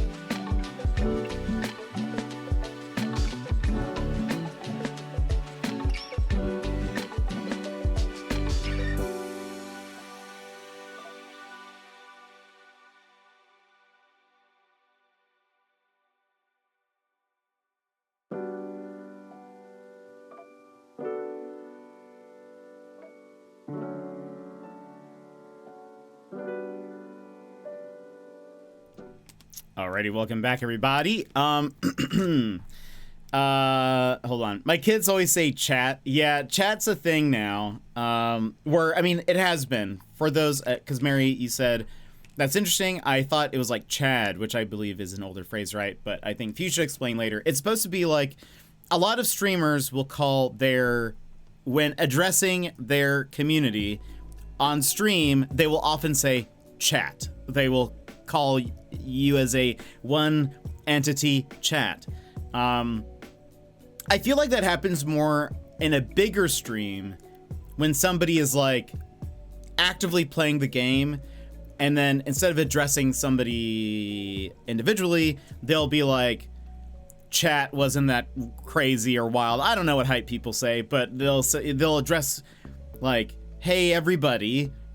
They use that as a sit-in for hey everybody. But now people are using it outside of stream, even if they are not a streamer, as sort of like, it's sort of, yeah, like how Fuchsia explained it. It's sort of like a fourth wall breaking, kind of like, I don't really know. The one that I see often used recently in a lot of memes is the phrase, chat, is this real? And then it's something, a picture of something, or them doing a video of something that seems kind of wild, or I don't know. Sometimes it's just a meme, then just attached with it or something. But if you search for "chat, is this real?" you'll find a bunch of memes and stuff that are kind of all that. But yeah, it's different from Chad. But I have some twisties. Twisties cheese. So let's try some. I also got a peach sparkling water because I felt like this would go better with that than my coffee. I still have plenty of coffee left though. I just wish my students would leave internet slang on the internet. It's becoming a thing now, you know. Oh, these are a lot like Cheetos.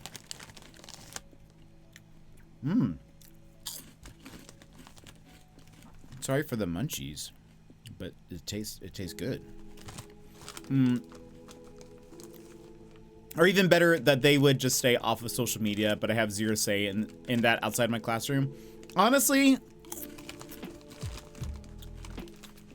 I'm a proponent of, I would support any kind of legislation that was like, children should not be on social media. And that's probably, like, controversial. But I would be like, I think there should be like a legal age limit, because I feel like social media, I mean, it also then would depend, how do you define social media? What does that count? You know, what things does that fall under, and what age and all that sort of stuff. But I think like social media, like I would say probably a TikTok, Instagram, Facebook, like those kind of traditional ones.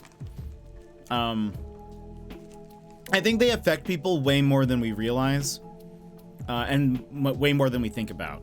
And I think we don't really know the full effect that has on children, I think. It's my hot take.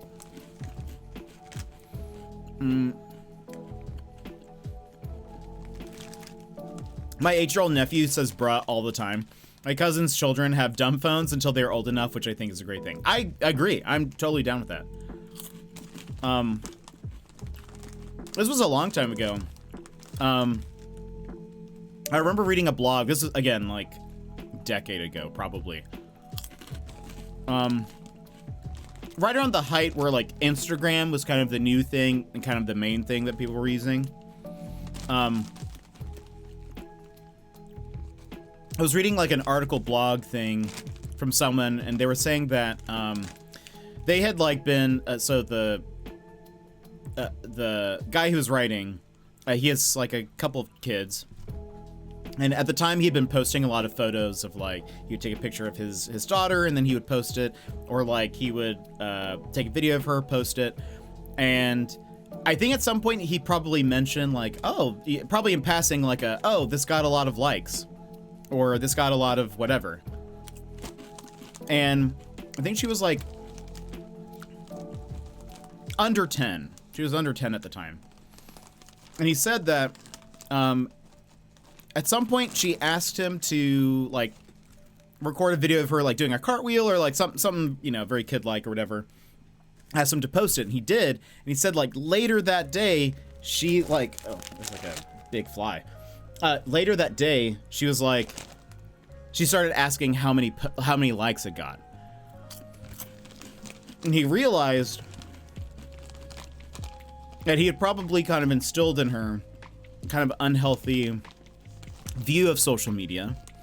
At even such a young age, that he thought it was weird that, like, she probably should not, she's not at the age where she should be considering how many likes a post has gotten. She's probably not mature enough to separate a number like that from your personal value and worth.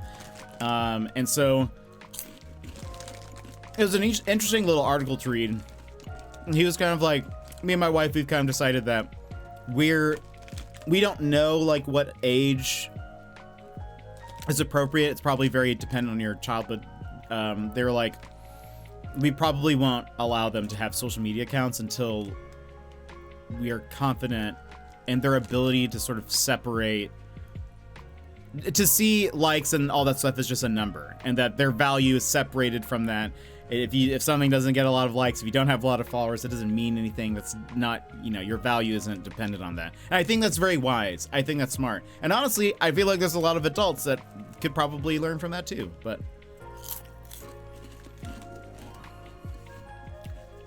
yeah, I was about to mention the chat. Is this real example? Yeah. I'm also munching. I got some crisps. Ooh. Very nom nom. These are very good. Daz may have already knocked out, gone back to sleep, but we can all tell him these are very good. 100% yes, and the current age of 13 is too young, too easy for people to bypass. I agree. I mean, children are going to get on the internet, whatever, but I sort of feel like there should be more of an effort to stop, I guess, or like to at least mitigate that, because again, I think,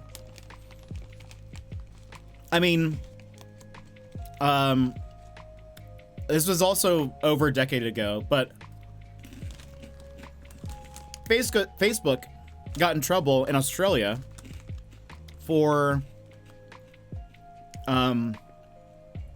running a what is essentially considered to be a psychological experiment on kids via social media, where they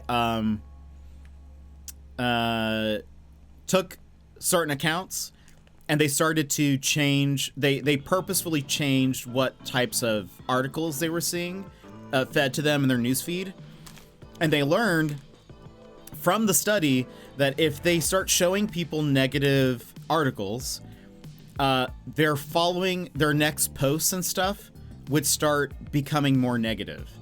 And they got into huge trouble in Australia because this is considered to be like a psychological experiment, I guess, and especially on somebody who's underage, as well as like not a knowing participant. And so they got in trouble for that. But it's interesting that there is at least some, credible, if there's some substance there that what you are being shown could affect your emotions in a way. If you're doing that to kids, that's super messed up. But you shouldn't really be doing that to other people, I would say. But it's messed up, I think. Also, I look back and I'm like, I am so lucky that I grew up at a time period where not all of my most embarrassing mistakes could be posted on social media. Whether it's a dumb thing that I did as a kid or other people recording, other people using it as content. I don't really like when parents use their kids as content. And that's like their main form of, content on social media. And so I think that's, I feel like that's very privacy breaking. Like, kids don't really know what social media is and what the effects of it is and how long that lasts, and they just see it, maybe it's kind of a fun thing or way to, interact with people sort of, but like not really fully understanding the full ramifications. I don't think they can fully understand and agree to like wanting, to have themselves posted everywhere. There was a video that I was watching that was about that, about parents using their kids as content. And it was very interesting, but some of the examples they showed were just wild, where it was like, this is an incredibly private moment for your child, like a life milestone, or like, you know, kind of wild things, and the parents were using that as forms of content and recording them, talking to them about, you know, just, I don't know, basic biological things as they're growing up, and kind of like putting a camera in their face, and it just seemed real, it messed up. I don't know. It didn't sit right. And I was just like, why would you do that to your own child? I don't really understand. So I don't know. I feel like there should be limitations on those sort of things. But again, a lot of that would depend on the parent. But at this point, a lot of parents aren't doing anything. And so I feel like, you know, there should be something. But that's me. That's I know that's probably very controversial, but find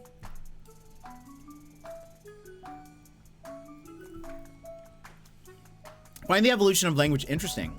Oh wait, didn't get a phone until I was 13, and even that just allowed me to text call, and I had a tiny camera. It was terrible, but I loved it. Yeah, my first phone, I mean, it had Snake on it. That was it. I also could not text people. We did not have texting. We only had call.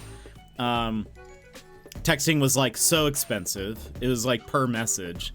I remember getting in trouble for that. And then, you know, eventually on and on and on, but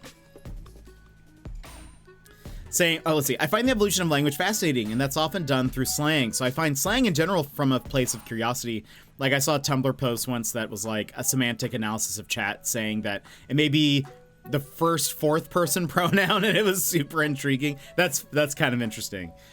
I feel like, I mean, slang generally, I feel like now is much more approachable because through the internet, if you are frequently online, you will like, it's very easy to see those words, to like, they're less regional, I would even say, like before, whereas before, you know, I just did it, but the like, yeah, you know, whatever, that I say used to be considered more of like a West Coast LA Valley girl sort of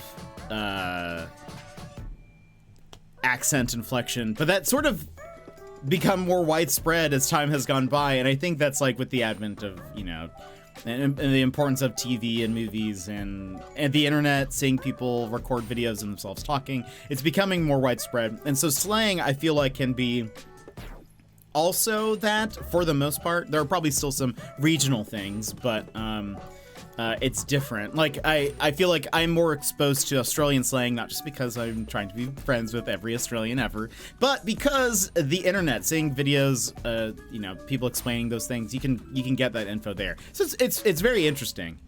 But I think in terms of like then using that slang, whatever, I think that's where then I don't end up adopting it, I guess, if that makes sense. I think it's really interesting, but I'm not sure about to start. Yeah, I'm not about to start using the slang myself. It would come across very, how do you do, fellow kids? Yeah. Some of it I'll pick up because I will then start making fun of it. And then it becomes actually a part of my, my, slang, but my vernacular. I grew up on the internet. We didn't have likes and upvotes and on AOL message boards. It's something to be way more mindful of now. I mean, even adults get stuck into it. I 100% agree. I mean, I do remember on MySpace, it used to be a thing that could get very dramatic. Your top 8, you know, that was a thing.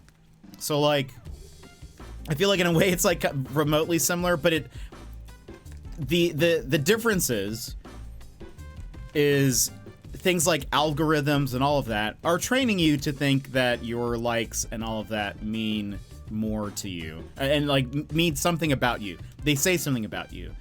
Why is it that, you know, you draw something and it doesn't get as many likes and comments as whatever as somebody else's does. And you might look at theirs and be like, but mine's so much better. I put days of work into this one piece and it doesn't look as good, but theirs, you know, did better. And a lot of it just could be completely algorithmic. A lot of things could be completely out of your hands, but it's easy to look at that and say that is a reflection of me, or my stuff just must not be good enough. I need to try harder and harder, but you're chasing something that's like not truly a reflection of who you are, but also you're chasing something that is also constantly evolving. The algorithm changes all the time. What makes it, you know, popular and go viral and whatever, that's something that is like out of your hands, and is not like a true indicator of like your value as a person and how good that artwork is or whatever.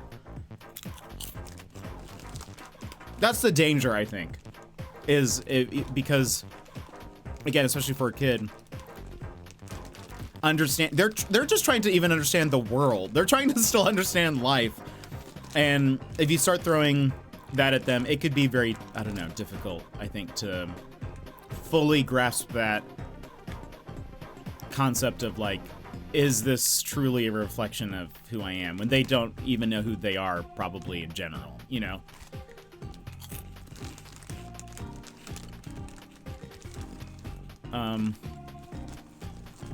Oh, also, I cannot imagine having like peers in high school that would have like large followings on things. That would be outside of my realm of like understanding. I can't even imagine how that would affect school life.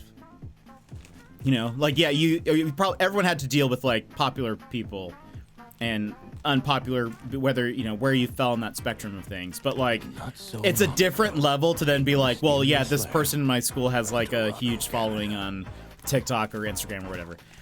Gizmo, welcome in. Speaking of people who say Riz all the time. I'm kidding. Gizmo, how are you? Yeah, wait, I didn't even see your message. What's rizzing, homies? I didn't even see your message.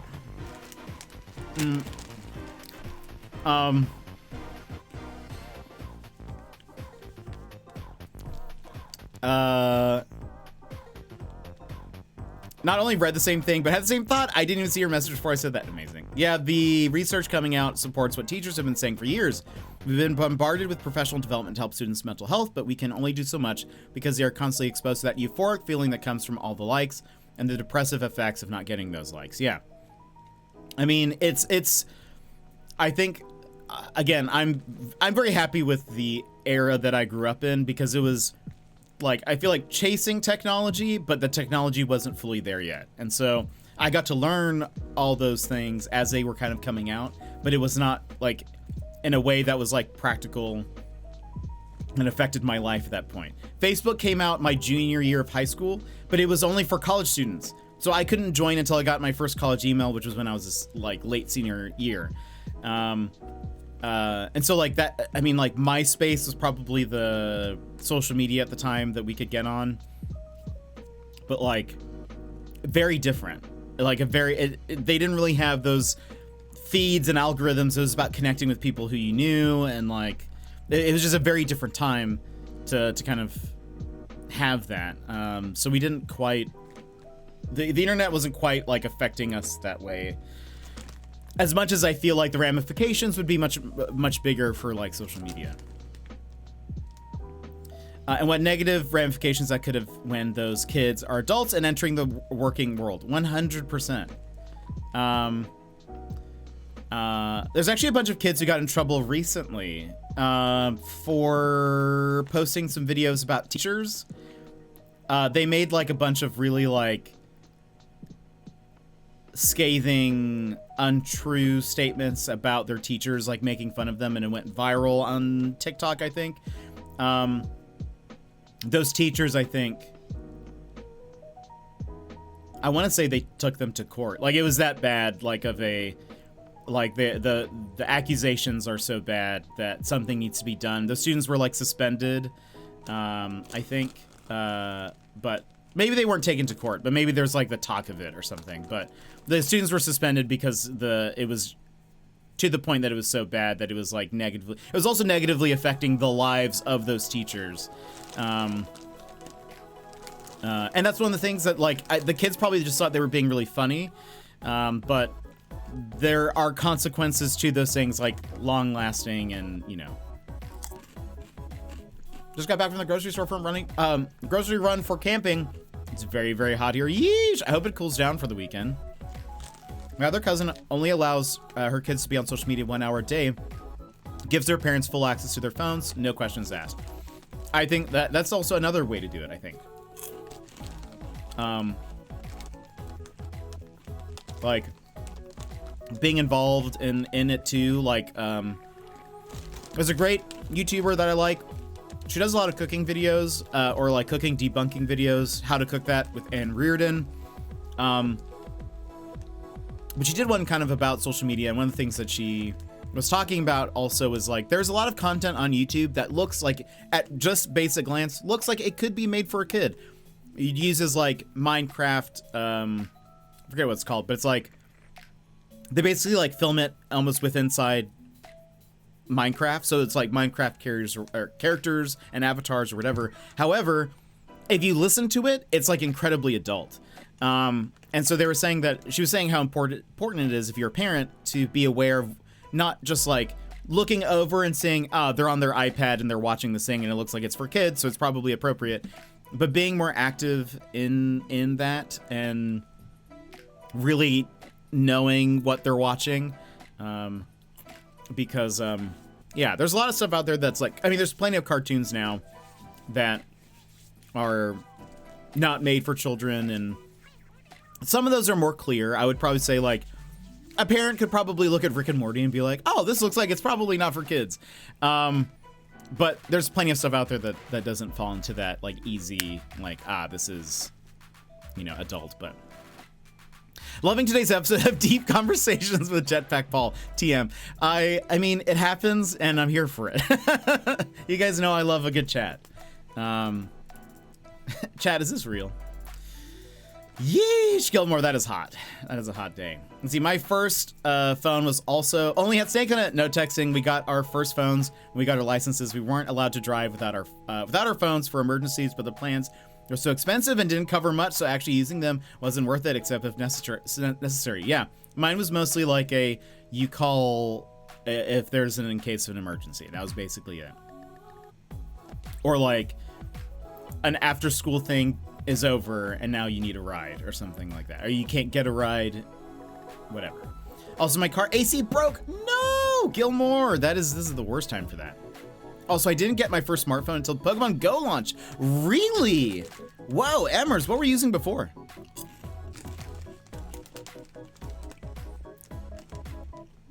I got my first cell phone when I was 14.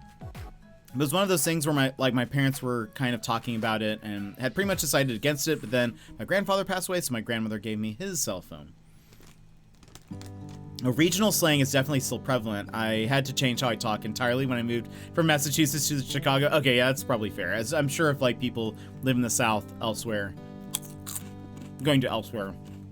But like, I think you're exposed to much more, I guess is my point. I didn't get my first phone until college, and I do miss being uncontactable. If I wasn't home and people wanted to reach me, they had to just wait until I came home. Now everyone has constant access to everyone else. It's a bit invasive. And heaven forbid you don't answer certain people promptly. It's like the world is ending. Yeah.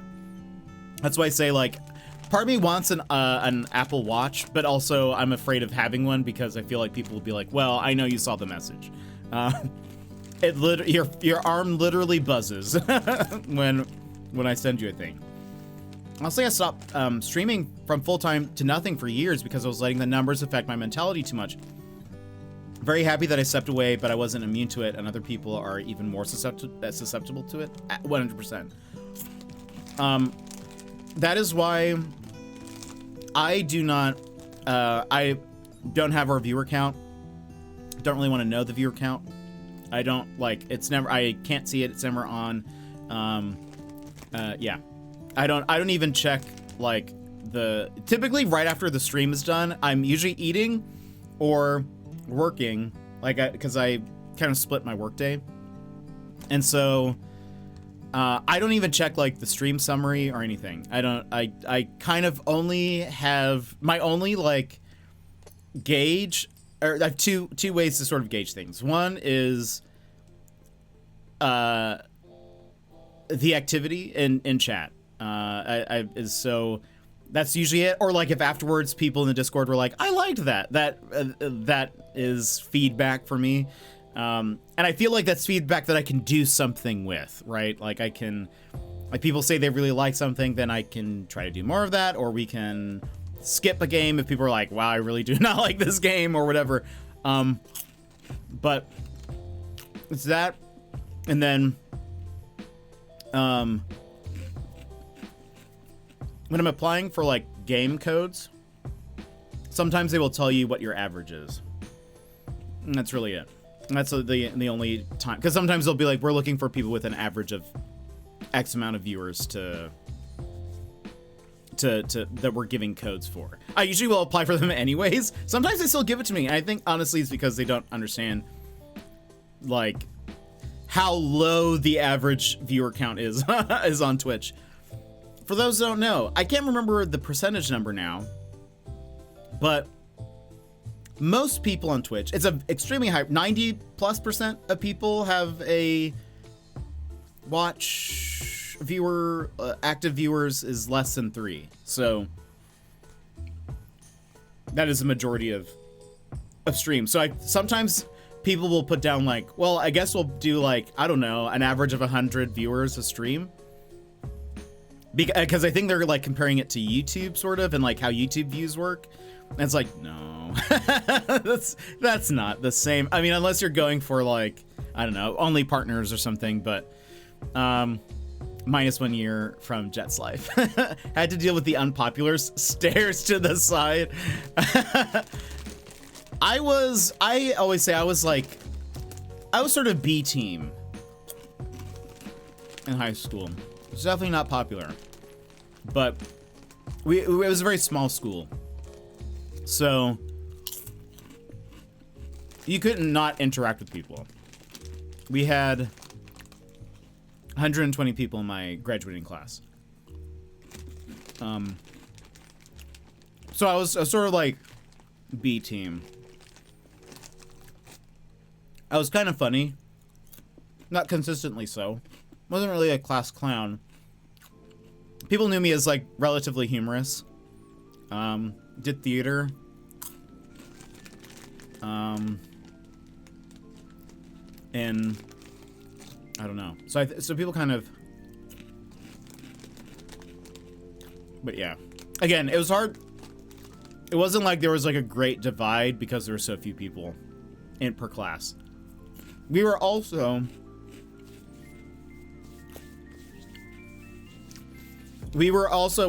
I'm happy with this. I do not wish for an alternative. My graduating class was known as the goody goody class. Like, we'd never got in trouble. None of us were like really that bad. The administration actually, when we were graduating, they were like, we're going to miss you so much. So we were like known as being the class of students that were like, I don't know. We just never really got in trouble. We kind of just went with the flow, I think.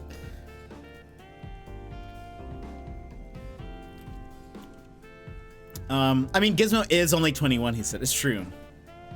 He is the Gen Z king. I refuse to be someone who others have constant immediate access to. I'll answer when I have the time, energy, capacity, and I've made that boundary clear with people. Obviously not for emergencies, but my phone is usually on silent. Yeah. I tend to like, I actually do this with work. I don't know how like respectable this is, but I feel like sometimes what I'll do, if it's not something that is immediately like it needs a response immediately, I tend to never send anything as soon as I finish it. I will schedule send an email for like an hour ahead or 2 hours ahead, so that I can then do other stuff before sending them that. Because oftentimes if they do get back to me immediately, they want something worked on now, and then that's me pushing something else back. So I will often like schedule send something to give me enough time to then start working on something else. Or I don't know. It helps me manage my day a little bit better. Legal drinking age in Ontario is 19. Everywhere in America is 21. Same thing. All right, that's why we're getting it confused. I also haven't decided if that's true or if you're just trolling us. They made them wear suspenders. No, I'm the same. I have Do Not Disturb set up as well, so I get some time away from the constant access. The only person who will bypass these settings is my husband. Yeah, that makes total sense. I didn't even have my mom bypass, which was bad when she woke me up at 2 a.m. needing to go to the ER, but I lived 1,000 miles away for 20 years. Not used to that scenario, since she was fine, by the way. I had an allergic reaction to something, and that setting's been changed now. Well, that's nice. That's very kind of you to consider that. Admire you for this. I've been trying to adjust my mindset for communicating with others to let them know that I consider asynchronous communication to be just that, asynchronous, and set that expectation that I will call if I absolutely need them instead of using text. That way they know that if I send them a text, I do not under any circumstances expect an immediate reply. Yeah. I mean, I was talking to someone just the other day and sent them something, and then like a couple, like the next day, sent them something else, and they hadn't responded, and they apologized, and they're like, sorry, I saw that, but I just hadn't had a chance. I was like, there is no need to apologize.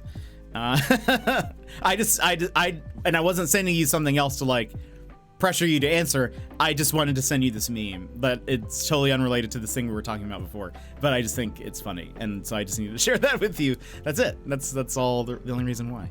I do not really expect people to message me back immediately, or, you know, I figure they will get to it when they can, you know.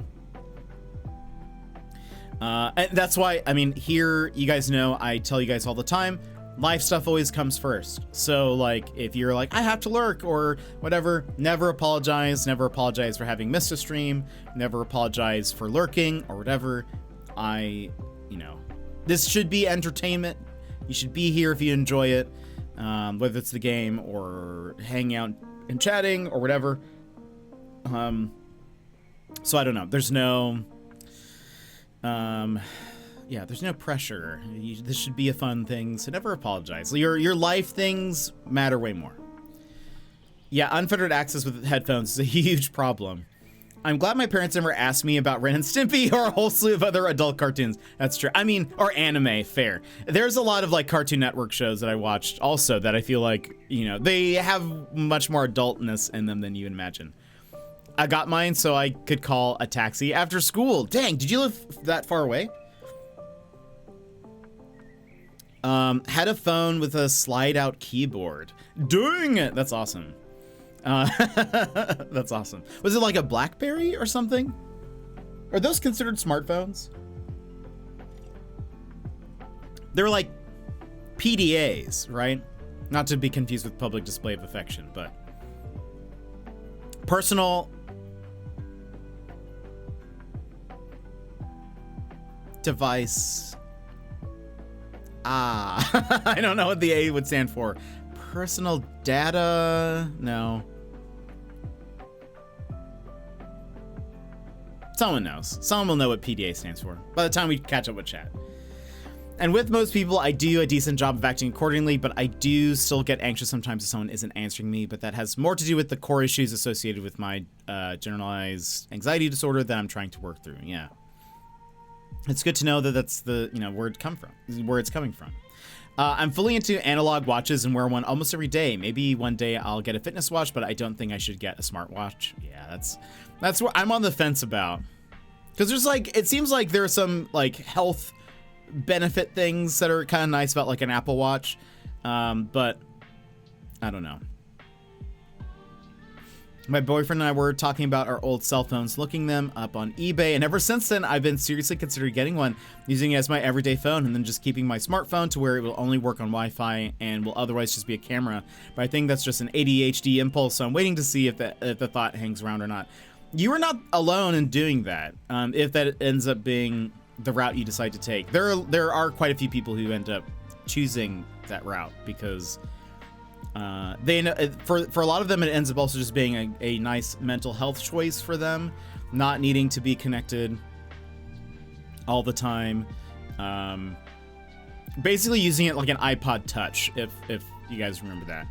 I had about the same number of for my graduating class. Ah, nice, yeah.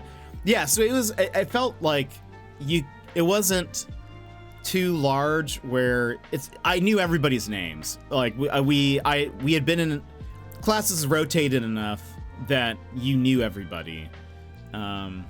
So it's sort of different. And so it wasn't as divided, but there were still people who were like, those are considered to be the popular people. We had a lot of mingling in between the different groups. But me and my friends kind of considered us to be the B team.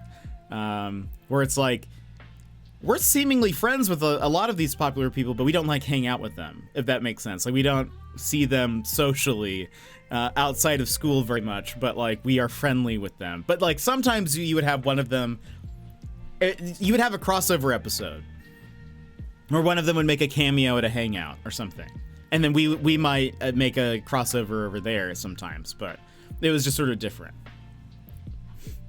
Honestly, I just want a smartphone that allows me to pop out and replace the battery again. People keep talking about that, and I wonder if we'll get to that where that's a thing again. That's like the 10th of my graduating class. Yeah, I know it's pretty small for a lot of people. Warner, welcome in. How are you? How's it going? Just want to say that I meant this completely 100% sincerely. That's how my last stream ended up going too. Like, I had intended it to be mostly a just chatting stream anyway, but I was also planning on playing Spirit City a little bit and ended up opening it and having it up for a little bit. But then Sammy Bun jumped into the couch and I went back to full screen cam chatting mode. Oh, yeah. No. I totally understand. Yeah, I knew that was sincere. I didn't think of it that it wasn't. Don't even worry about it. I usually take things very much at face value, unless I'm like, wait a minute. It usually happens later. I'm like, oh, wait a minute. They were making fun of me. But no, my first interpretation of something is usually like, oh, they actually mean that. Except you can't buy booze because of... Wait, is there a strike in Canada? Miscreated, welcome in. How are you? I do that with certain parent messages. I will schedule my response to go at 3:30 p.m. after contract hours, because then that resets my 24-hour response window, especially if I know my response might be upsetting in some way. That's probably pretty smart to do. Personal digital assistant, thank you. Yes, that makes more sense. Blackberries weren't smartphones, but they were definitely the in-between. Yeah, that's what I was kind of curious, if it ended up being a smartphone or something. I mean, like a PDA device. There were the PDA phones, but then there were also the regular phones that had side-out keyboards, like, oh, the Sidekick. Wow, I totally forgot about that. Or the LG Envy series.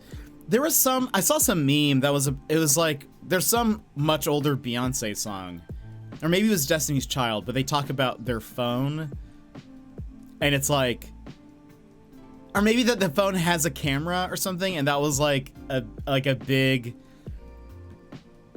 like, oh, it's a really nice phone. But now that's like so not important, I guess. I don't remember. But there was some meme that I saw, but I only recognize Beyonce, so I don't know if that which song, or if that was Destiny's Child or some of her solo stuff. The only issue with trying to switch to a regular phone is that pretty much all of my text conversations are in Facebook Messenger now, so I'd have to really push to let people know that they should text me if they want a response. Yeah, that's fair. That's difficult when you've like gotten used to a thing and then you have to switch it up. There were people in my class that I never met prior to graduation. Oh, interesting. I feel like that'd be difficult. I liked how small my school was. Oh, I had an NV, the first model where the phone flipped open, but different from a flip phone for the keyboard. Incredible. And the only reason I met them then is because they were alphabetically near me for the ceremony. That would be so strange. I wouldn't even know what to do with that. And Warner, thank you so much for the 3-stream streak. I'm doing very well. We've had great conversations today. Very little gameplay, but very, very good combos. Yeah, I want replaceable batteries and actual keyboards again. Make me a phone that is exactly like the phones I used to have, and the only modern improvement is that it has a camera that's as good as the current smartphones. Yeah, the NV3 was mine, and that's where I started thinking, like, man, I miss that phone. I kind of want to switch back to something like that. Yeah. I think Dex Bonus, who I've mentioned before, streamer, very good streamer, partnered, Twitch partner, and also Twitch ambassador streamer. She's one of my favorite streamers to watch. But I think she did something similar, or has thought about doing something similar. She's at least mentioned it, that she's moving in the direction that she would like to get a phone like that. I think she says there's like the difficulty is that she would also probably need to carry a smartphone with her for different things, like you know, she and her husband have a daughter, and so, like, you know, there's a lot of coordination that needs to happen there, and sometimes that's like done through apps or taking pictures or whatever. It would be difficult to kind of manage having both, but she says, like, generally, like, if she was at home, she would much rather just have her phone on her, like a less technically advanced phone, maybe. But I don't know. Still, actually, true. We have chatted for like 4 hours and never got to the game, but I feel like we're headed. We're getting closer. We're about to head into the game. So, like, if I do this, oh, hold on. Let me need to fix something here. Unmute. There we go. If I do this, that's gonna be like, we're getting ready. We're like,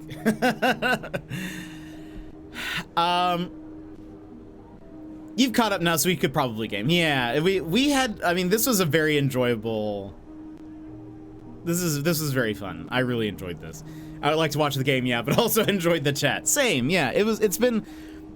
Yeah, this is what I'm here for. I said this at the end of the stream yesterday, but like the fun conversations and stuff, that's what I wanted from my streams. So, like, you know, I'm always down for a good old chat. And I hope you guys are too. I feel like we should get into the game before, like, ads play again. That's something I would like to do. This is what I enjoy too. Yeah, it's fun. I love a good chat. In the end, it was the fun conversations that made the stream along the way. I agree, Mary. That's, to me, again, that is like chat and twisties. Yes, Des, I don't know if you were here when I had them. They were very good. I was like, he may have gotten knocked off to sleep again. I would not blame you. I like them. I did not finish them. I have them off to the side, though. I think I ate like half of it, and then I was like, I should stop. I saw the first couple. Okay. How are you feeling? How are you liking, it's not the operator. Is it the operator? A nice chat peppered with some games. Yeah, 100%. Again, it's what I love. It's what I wanted to do when I got interested in streaming. It was because I was like, oh, it would be fun to be able to chat with people and all of that. So, the operation. There we go. I was like, the operator is the next game that's coming out very soon. But I was like, it's not that. So I was getting confused. But yeah, the operation. That's what it is. All right. So a recap from what we played yesterday. It got a little emotional yesterday. Mark, who again is in the yellow shirt. Oh man, Shady, welcome in. Garbage. You just missed 2 hours and 20 minutes of like just chatting. It was great. It was great though. Mark has joined the piano club. He has been talking with Nicole. That is not Nicole, and that is Kath that we're standing next to. Nicole and him have started dating more seriously. We learn that the song that Mark has been playing that he does not know the origin of is actually a song that Nicole wrote. It was not explained exactly how. So Mark heard it from his mom. I assume that means Mark's mom like heard it from her somehow, but they'd never met before. So I'm very confused as to actually like how that is related. We learned a little bit more about from Louise that she is trying to study what's happening between the whole deja vu stuff. Both Mark and Louise and some other people online have been experiencing some sort of weird hallucinations. At some point, Louise is like, it might just be a delusion, like we just might be going crazy. Which I feel like is not very comforting, but she has a theory that she ends with. She's like, I actually have an idea of what's happening, but we don't get to hear it, so we don't know what that is. Anyway, meanwhile, we're getting ready for prom. Kath, who's in the like overalls, and that's Mark there. We have been shopping for prom. The prom's theme is like Greek gods, I think, or the pantheon, Greek pantheon. And so we are trying to find something. We just went through a thrift store and couldn't. We found a suit that we liked. Kath didn't find anything, so we're gonna keep looking around the mall. Kath, I think, is going through some stuff, and the game hasn't fully addressed it yet. Seems to be going through some stuff at home, but also she, I think, is feeling somewhat abandoned. TM, welcome in. How are you? How's it going? I think Kath is feeling a bit abandoned by some of her friends. She seems to be trying to be supportive, but I think honestly there have been a few times where I can't tell if that's like a major plot point or if it's just something to notice, is that she is feeling sort of like odd person out in a lot of situations. But we are getting some hangout time with her, which is wonderful. So I think Nicole, I mean, maybe not officially, but Nicole and Mark are like an item. I think at the very least they see them to be an item. Like he was considering to invite her to prom, but they just had, yeah, it's sort of weird though. I think they have to be considered some kind of item of some kind.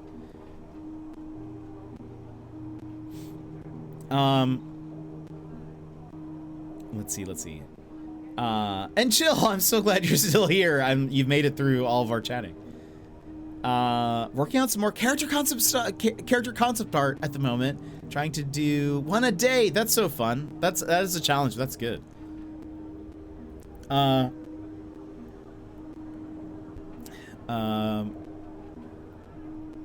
Okay.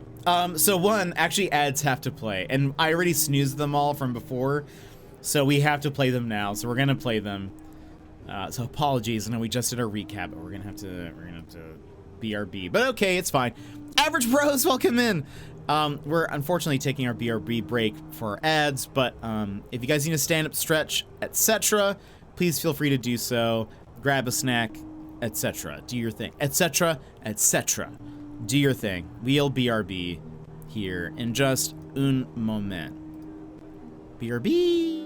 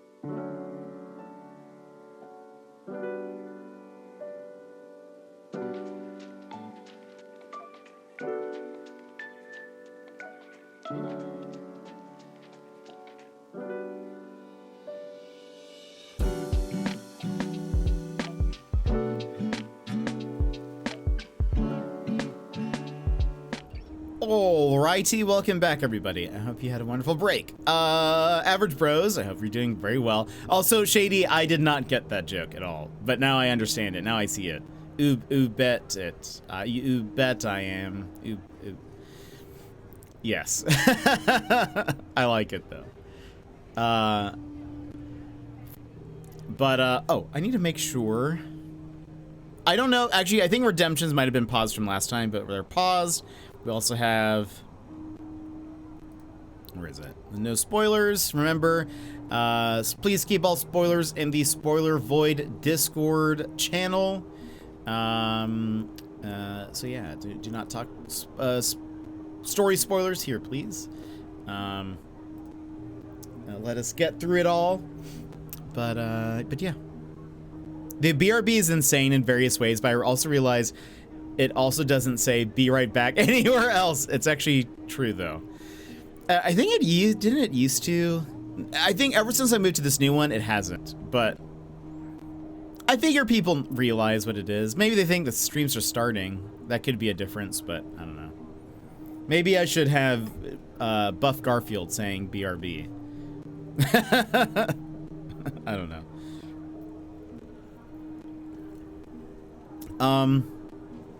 All right. So, again, we just finished at one like thrift store looking for clothes for the prom, and we just moved from that. I'm thinking of, right, yeah, because it's like I'm seated there, I'm chill, having a coffee, you know. There's pizza in the fireplace. What doesn't say BRB, you know? Yeah, just starting 2 hours and 30 minutes in. I mean, there was that April Fool's Day where like someone's starting soon screen was counting down from like 12 hours. And then I thought this was funny. They switched it to like, I think it went straight from just chatting to, and a ton of people were watching, and then they just switched it to like the stream ending scene or something like that. Okay, so I think if I recall, Cass said something about not. Oh yeah. So we're just passing by this store with very expensive clothes, and so Mark says, honestly, I think it's a bit over our budget. I think he was like, do you want to go in there? She was like, I think it's a little bit over my budget. He responds, honestly, I think it's a bit over budget. Uh-oh. Uh-oh.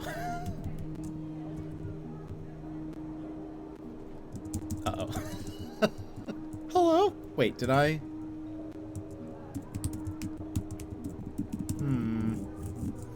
Maybe... What does that do? Maybe... It does not like that I... Hold on, let's move over here for a second. Maybe it doesn't like that I left it going for so long. Imagine that. How unbelievable. All right, hold on. We might have to stop and start that scene. I am using the right keyboard. It is connected. I think it doesn't. It must. I don't think this is a bug. I think this is definitely on me. So hold on. We're going to have to. We might have to replay some of it, but that's okay. Hopefully it doesn't, you know. Hopefully it's not too far back. Standing for 2 hours. Yeah, that and I didn't close the game out yesterday. I just, like, shut down my Steam Deck. So I feel like that probably doesn't help, you know. Game will not progress after 2 hours of idling. Unbelievable. It's like they didn't even prepare for anything. Don't they know? Don't they know what kind of gamer we are? Yeah, hold on, it's still loading. What if it, like, just erased my save again? Wait a minute.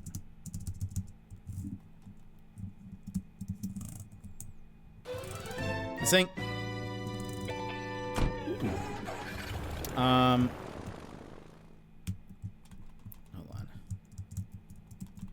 Saying press B to tip. I mean, not to tip. Press B to skip. But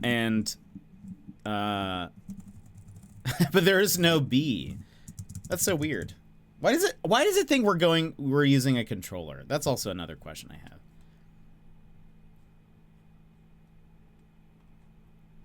We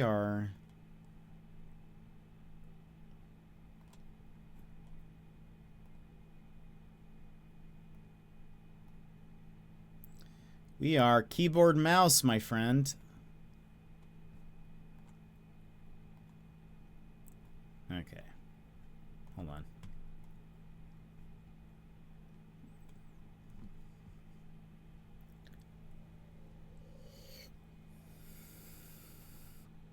Don't jinx it. I know, I'm like something terrible is gonna happen. Yeah, we're like 54% of the way to Australia. Unbelievable. We're getting there.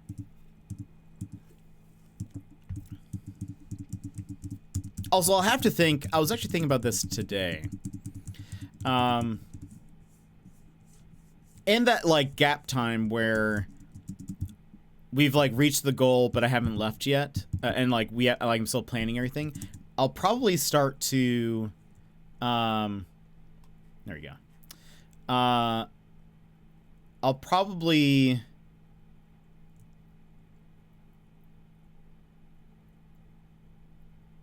Also, we are in chapter 4. Okay. Hold on. Let me just skip all of this real fast. I'll probably spend whatever time is like how many ever months in between my trip and when we reach the goal. I'll probably have to spend time recording extra, like, stuff so that then I can, like, have it post on Twitch. Would you guys rather have, I mean, I'll probably have to ask this again once we're closer, but, like, would you rather have me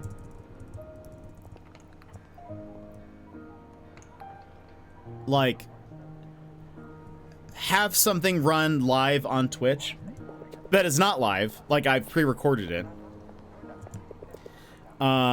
so that you guys can chat and watch as it goes, or would you want me just to upload it to, like, YouTube or something? I feel like putting it on Twitch would still be the better option.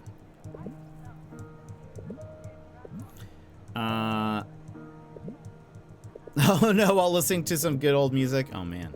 Anyone else picturing the scene from Apollo 13 where the NASA guy draws a line from the shuttle to Earth and it stops partway? Just me? Okay.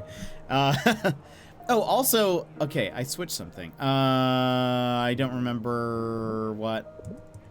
There we go. Yeah. I think it'd be fine with either, but to be able to chat with others does sound good. Okay. Be here without adult supervision. I mean, I might do something like... I mean, our auto mod stuff are pretty good. I might, like, I don't know, maybe make it subscriber-only chat or something, so that way, just to play it even more safe. You could... Oh, that's also true. I could do it as a YouTube premiere, but I feel like everyone's already here, you know? But, it does have live chat. Because all of my... For those who don't know, all of my VODs go up on YouTube. So they're all backed up. So that's why I'm like, it could just go straight to YouTube, but I feel like I could probably run, you know, have it run on OBS. Oh gosh, chill. I feel so sorry for you. I hope today goes okay. Also, is that possibly better for your channel with YouTube? I believe that's an effect if you have streamed uploaded in a while. I feel like at the very least it would be nice to have it so that my Twitch account doesn't have like a huge gap in time. Just in the case people look back, like if I have asked for a code or something, they're not going to be like, oh, it looks like you took a break for forever. What happened there? I can at least... There'll at least be something, like, there. But...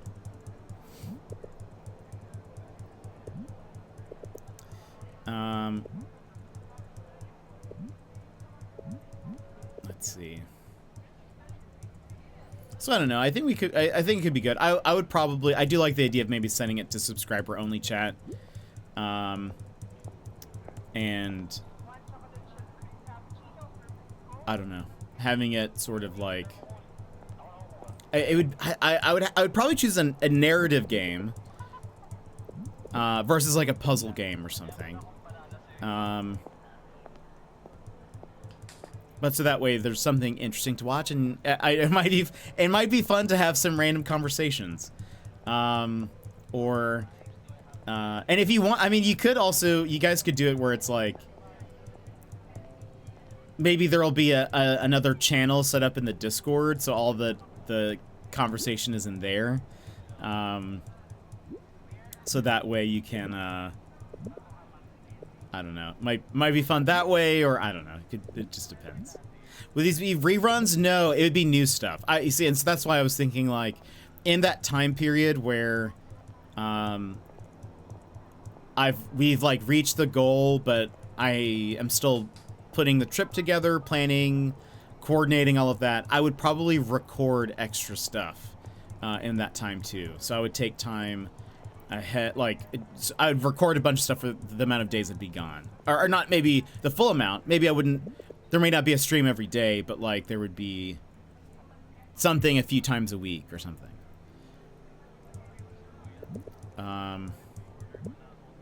And Jester, how's Riley? Now I have to buy a sugary drink for the extra energy. By the way, if someone's new just coming in, we've played this part before. I'm trying to catch up to where we are. Don't be like, wow, this guy isn't going for the story at all. No, we are. I'm just trying to catch up. He's not staying? What do you mean? I was gonna say that would be a lot of recording. Yeah, it would still be, I would still want something to do, but I guess there wouldn't be really, there'd be like maybe a little just chatting beforehand, or some stuff that I make up just on the fly, and then we, and then it just goes into the story. But I would try to choose something that would be fun to watch, that would have like a pretty active story, but I don't know. So that way it's not too boring. Per week seems like, yeah, I would probably slow it down to like, instead of 5 streams a week, it would be like 2 to 3 streams. So that way there's at least still something going on. You guys can still come here and chat and look at it, but it would be, you know, not quite the same. Honestly, Chill, I don't think I've tried any Filipino dishes. I'm not sure if I've ever had a dish, but I had some sweets, and some of them were purple from a certain root. It was good. I wonder if that was the ube. He set off my PTSD last night, so no shot. I was crying for 14 hours straight after, and I'm not having that again, waiting for availability in his original rescue. Oh, well, at least he'll be going to, you know, a better home that can handle him. Sorry that was no fun. That does not sound like a very fun time, Jester. Really sorry about that.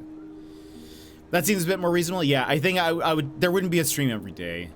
Also because I wouldn't want to manage that while I'm on the trip. And there might be also some time for me to, like, I've thought about it would be fun to try to see if I could plan some things with other streamers while I'm there, but also it would probably have to be more on their timetable, not on mine. I might appear on their channel.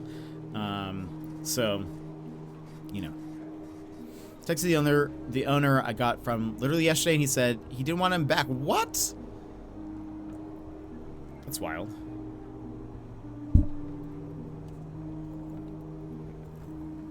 Yeah, I'm aiming for three weeks. Yeah, I'm aiming for 3. So, all right, we've pretty much caught up. I'll go ahead and start reading things now. I think we've exhausted all they have to offer. This is harder than I thought. Actually, I liked one of the suits, but maybe next time. Don't tell me it's what I think it is. Come on, let's look elsewhere. My dress has got to be here somewhere. I believe she said she wanted like a dress with like billowy arms. Wait, there it is. Do you want to go in? I think that's a little bit over budget. Honestly, I think it's a lot of bit over budget. This is impossible. Let's check more stores. Maybe there are other stores around? It's probably just as expensive, though. We can go back to Thriftita.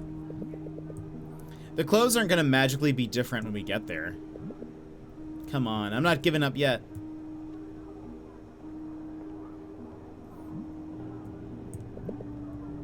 So, ooh, crafts. Okay, maybe you can make a dress. A wonderful idea from the god of stupid. No, I was just thinking of learning how to, I don't know, scrapbook?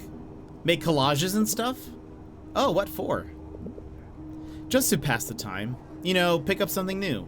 Have something to do. Plus, I could put all the photos Riddell took of us 3. As if he'd let you cut up his photos like that.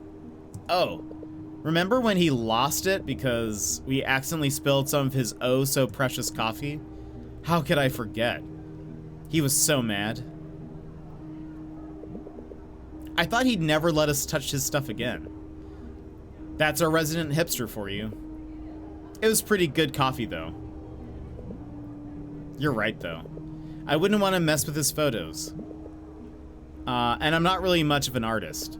Maybe something else. Oh, like what? Let's walk around and see. Ooh, crafts. I know many of you would be like very interested in that. Yeah, they could. Yeah, honestly, I feel like for what they're going for, you could probably make this. I know they already. Oh, look, it's the piano club people.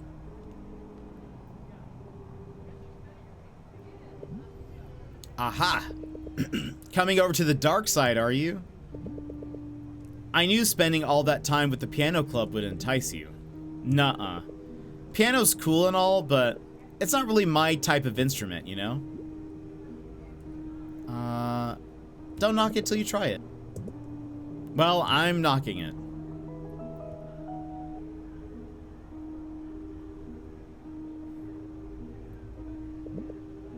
Annoying spam calls, am I right? I bet it was her mom or something. Right, music, of course. Maybe I can get Nicole something to encourage her for audition day. Say, what do you think of this guitar? Gotta love the artist. I say, actively moving a pencil in my hand as I listen to stream. Yeah. Do you think it'll suit me?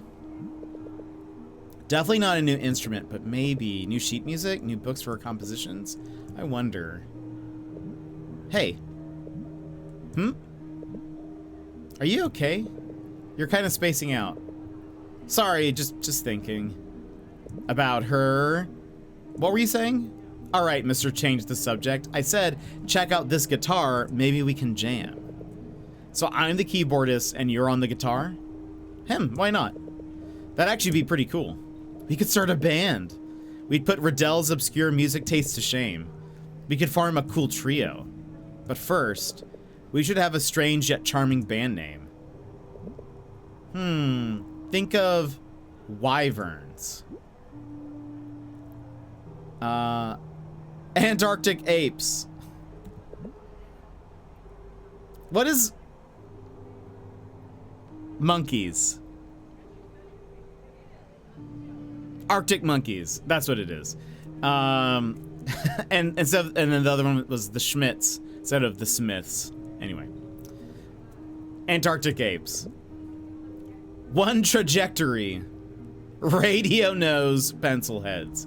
Radio nose. Best friends forever. Riddell would hate us. He'd probably say we're sellouts. He'd take really cool photos of us, though. At our gigs. At our gigs in your room, you mean? He'd still make it look cool. I think she'd be a guitar bassy kind of girl. I could see that, for sure. Maybe drums. Man, I haven't found anything yet. At least I found something, sort of. You're right. I don't know about the guitar, though. Anxiety on the dance floor. Love it. It's just not me, I guess. And we might all be a little too pretentious then. Huh? I meant for prom. Oh, right. Come on, then.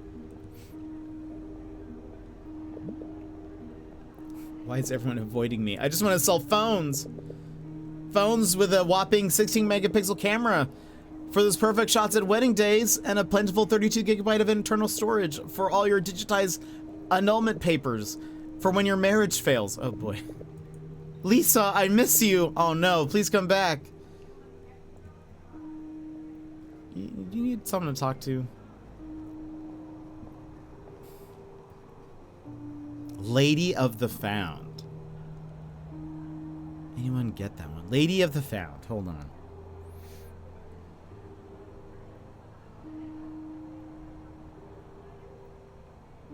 Lady of the Found.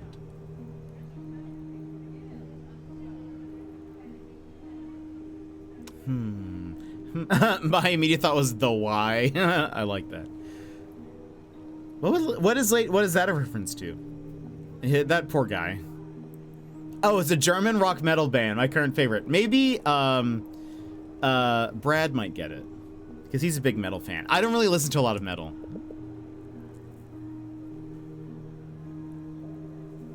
Oh, yeah, I definitely got the why and the who. I was curious about Lady of the Found. I didn't quite get that one. Huh? Don't we need tokens for this? Looks like it's free to play. For some reason. I guess we can give it a go. While no one's watching. Attaboy. Oh, this is me? Okay. Oh boy. What is the blue one? That's bad? Is the blue one bad?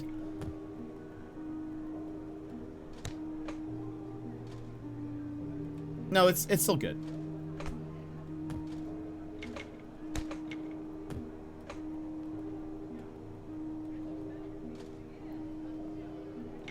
I just thought, like, I don't know, it looks different.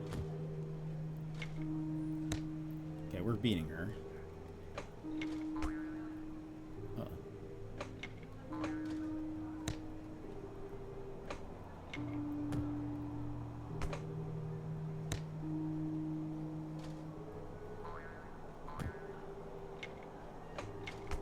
I feel like she's catching up.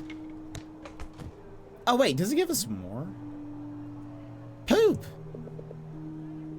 I still beat you at racing, though.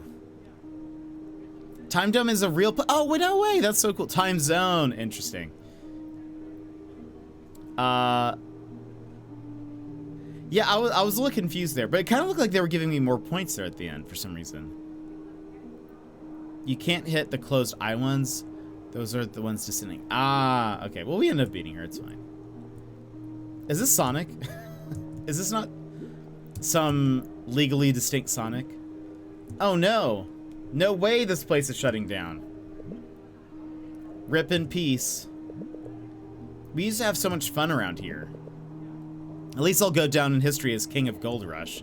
That's Sanic. It really is Sanic. You wish. What a bummer, though. Yeah, I can't believe it.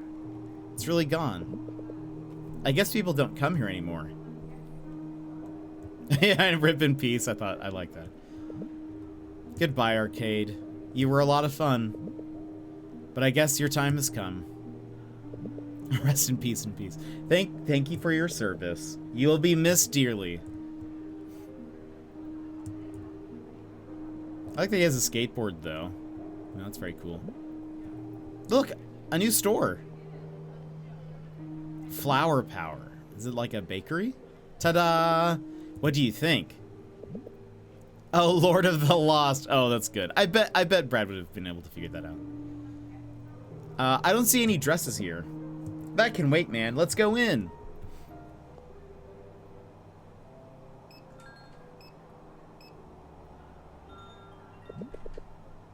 I was thinking I'd check out some basic baking sets. I never knew you were into baking. Well, not yet, but who knows? Oh.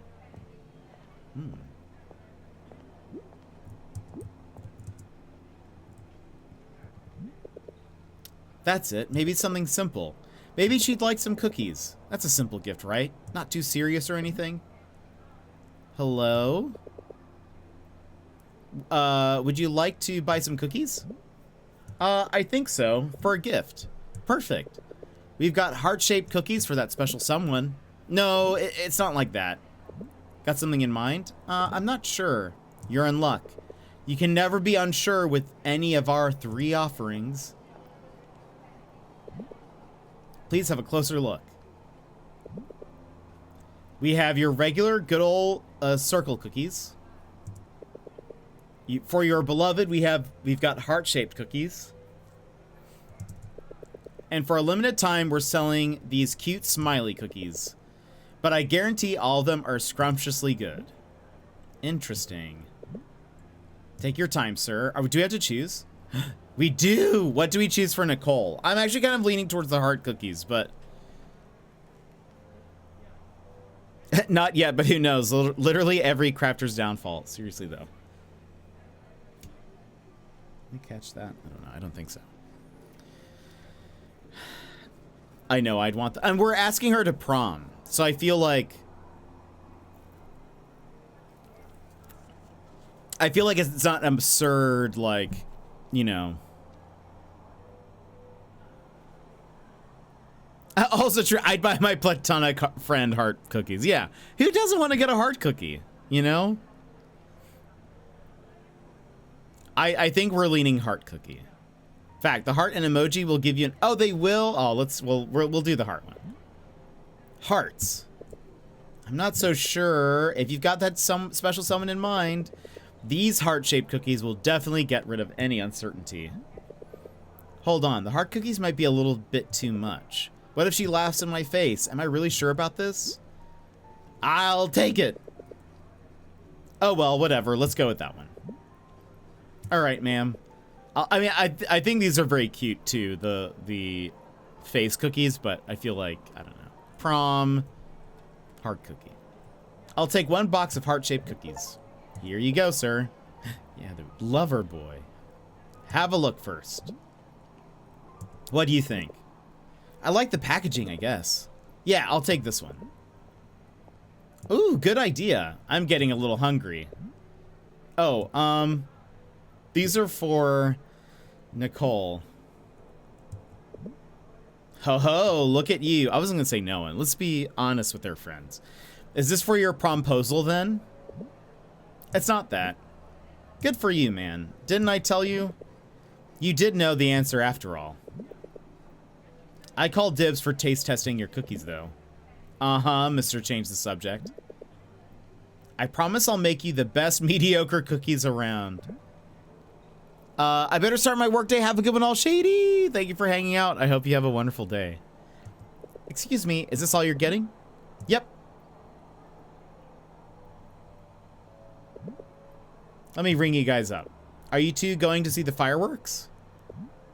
Fireworks? That's right. There's going to be a Christmas fireworks display. It's at the City Plaza in about 30 minutes. You two could enjoy your cookies over there. Mark, a fireworks show? We have to see it, please. Please, please, please. Are you sure? You're not needed back at home yet? We stayed out later than we thought. Oh, you. Come on, it's fine. Unless you have a date? Hey, no I don't. It's settled then. It's like the stars aligned for this moment. You're right. Yes. Come on, let's go find a good view.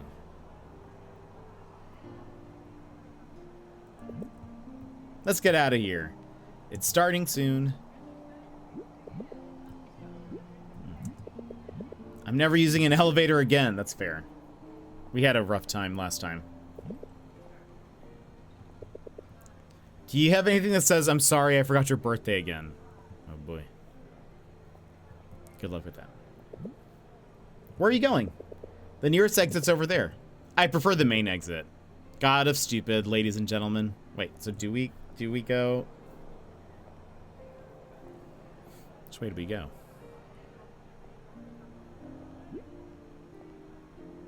Ah, okay.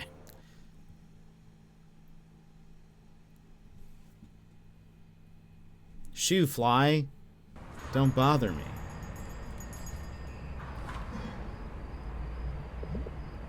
Man, look at that view. This is perfect. Aw. Nothing beats a good fireworks show. Yeah, just forgetting your worries for a moment and admiring the colors. Fleeting bursts of light in the dark. But somehow it's enough to make everything a little bit brighter. That was beautiful, man. Didn't know you had it in ya. Oh, shut up. Even Riddell would be impressed with that poetry. You started it. Fleeting bursts of light and all that.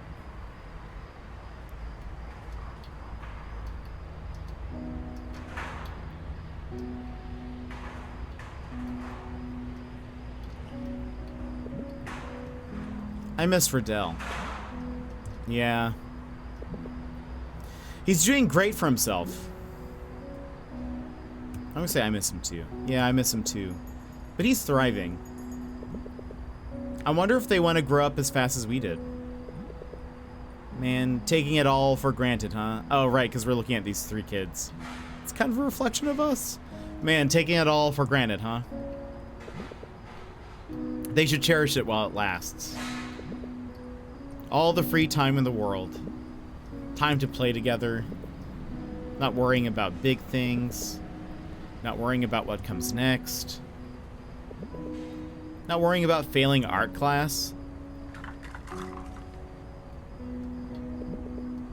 Not worrying about falling in love. Hey.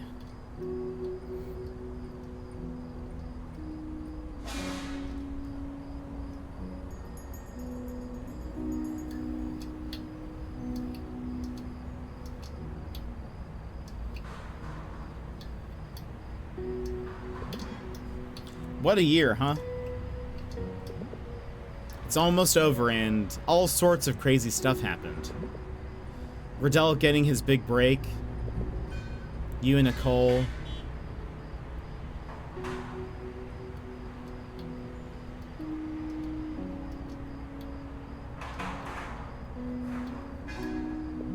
Kid looks lonely. It hasn't been so bad, right? Yeah. Just crazy.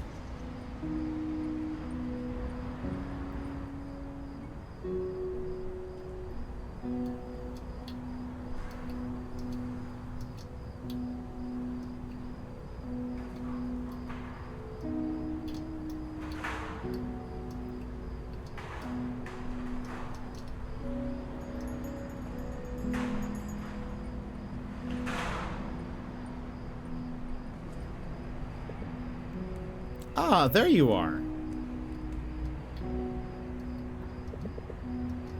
Sorry, were you waiting long? The twins' parents didn't stay with you? No, not long. She probably thought you were close by. Tsk, next time. Ask her to stay with you, okay? A kid should never be without a caring grown-up around. But I'm a big boy now. I know. But I love you, and I want you to be safe, okay? Okay, Mom. I love you too.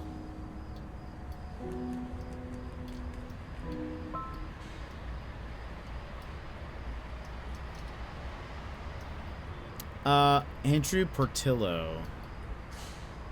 A good PM. Oh, wait. Good PM. Are you Mark? I'm sorry for the abrupt message, but I saw you in Kathy's friends list. Hold on, let me... Oh, boy. Kathy's friend list. She hasn't been replying and we're worried something happened to her. Do you know where she is? We'd be glad to know if she's all right. Our mom's really worried. Thank you. Oh, Kath. Your brother's looking for you. What? Move myself, but it's over now. What? Don't reply. What? Why not? He sounds worried about you. And your mom, too. I mean, I just don't want to go home yet. Maybe if we just let him know you'll be back after the fireworks, just so they don't worry, you know? I don't know. But, right, I guess that sounds good.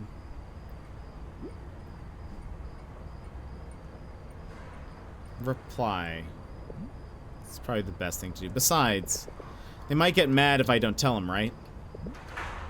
Yeah, you're right.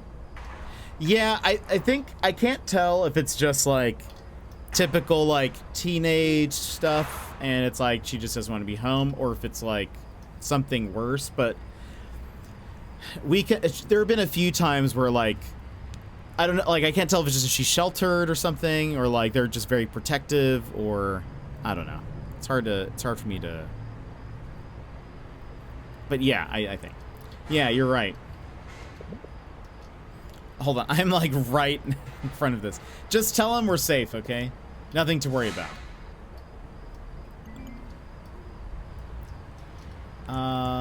Hey, and hello, Andrew. Yeah, we're at the convenience store near the mall. We'll be home, just waiting for the fireworks show. Then we're going home. No need to worry. Promise we're safe.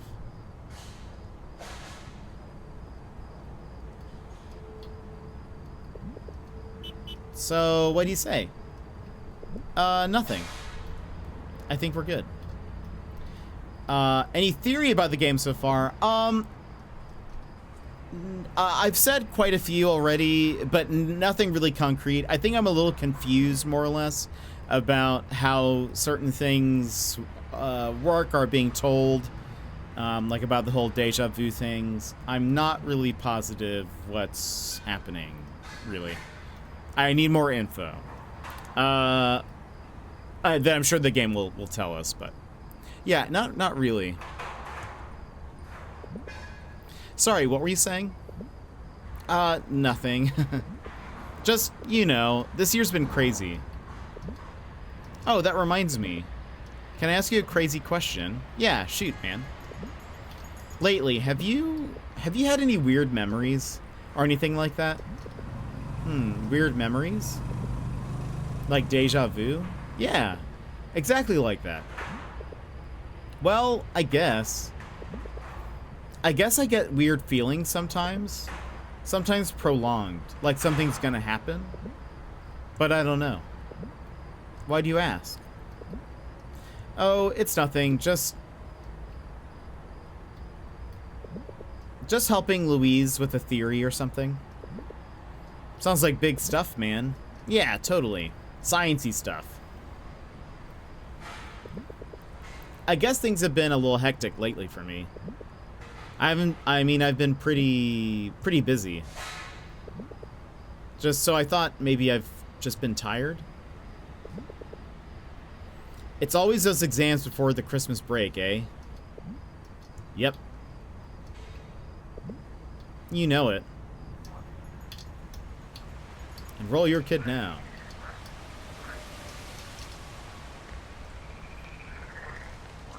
It's raining again. Huh. That was sudden. But what about the fireworks show?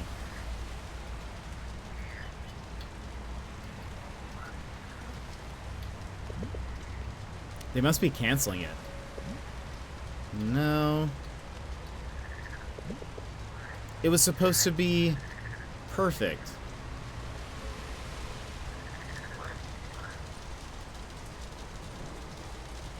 She's putting her hand out like she did before. Oh, and we're joining her. This feels like a metaphor. There's definitely some weird stuff happening with, like, they're experiencing weird deja vu with, like, post-apocalyptic things. Also, but the project by Governor Cupid, the word Cupid is more like pickpocket. Oh, interesting. That's funny. You remembered. Of course I did. No umbrellas for you to steal over here. I'm a changed man. Kath was saying that she really likes the feeling of the rain, like falling. Sorry we couldn't find a dress for you. No worries. Yeah, I remember seeing it up there. There are more important things.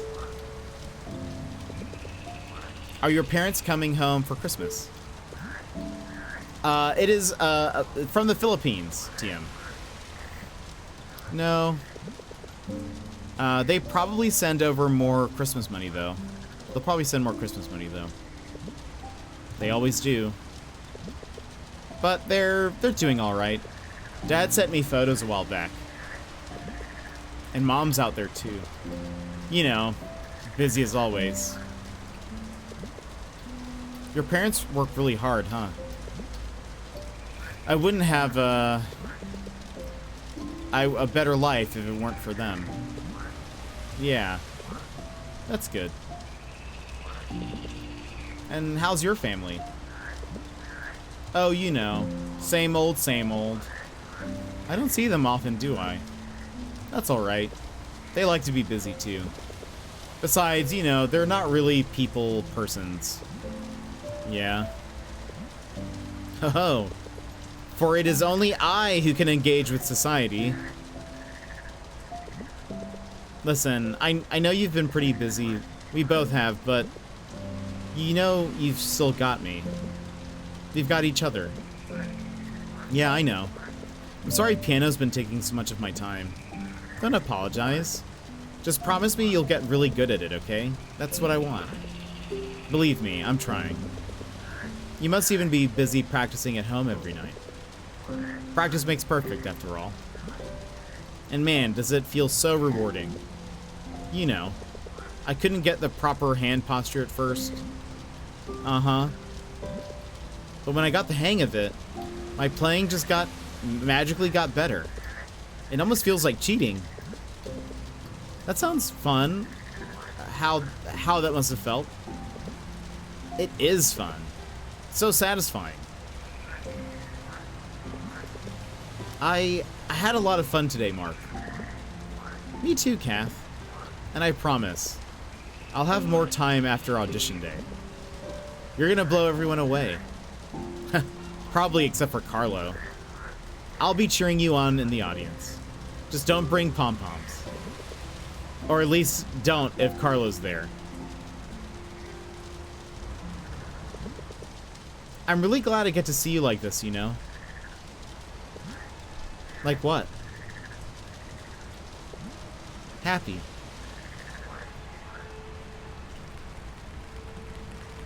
Oh, hello. Catherine? There you are. You were supposed to be home hours ago. Uh-oh. Oof. Kath? It's alright. It's just my brother. Thank you for your help, Mark. Hey, that's not... But I thought you wouldn't... It's cool, it's cool. I'll see you, okay? Like hell you will. How many times do I have to tell you? Let's go now. Mark, Oh boy. Wait! You forgot your cookie cutter. Aw.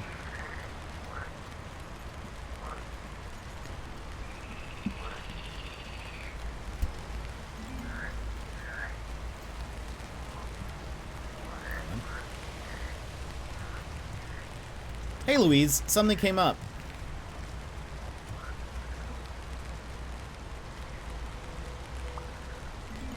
Hey, have you talked to anyone recently? I was with Kath today. Did you ask about it? A little. She said she's been having some deja vu, but I'm not sure if it's exactly the same. I knew it. It doesn't matter if it's exactly the same in this case. Either way, this brings us a step closer to my working hypothesis. Who's next?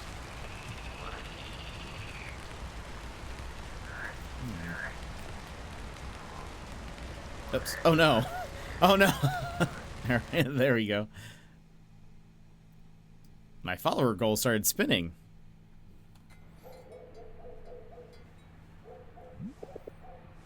Is she gonna like these?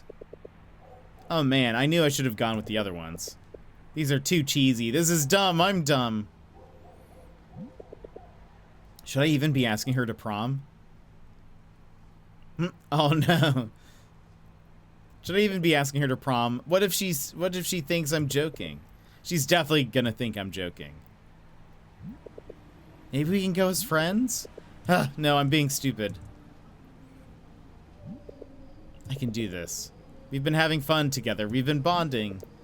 Oh man, I sound so lame, but we've been getting closer. She likes my company, right? She likes dashing through the snow on a one-horse open sleigh.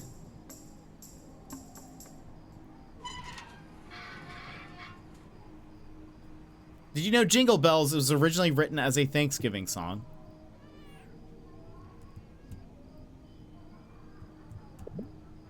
Merry Christmas, sir. Merry Christmas.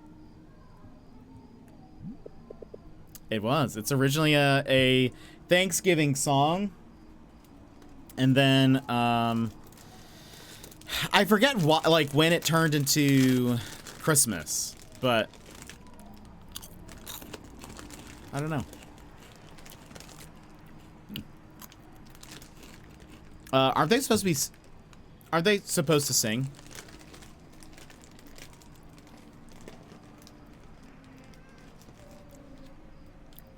Wow.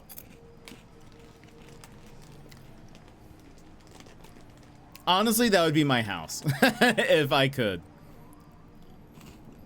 I love Christmas decorations. Wow.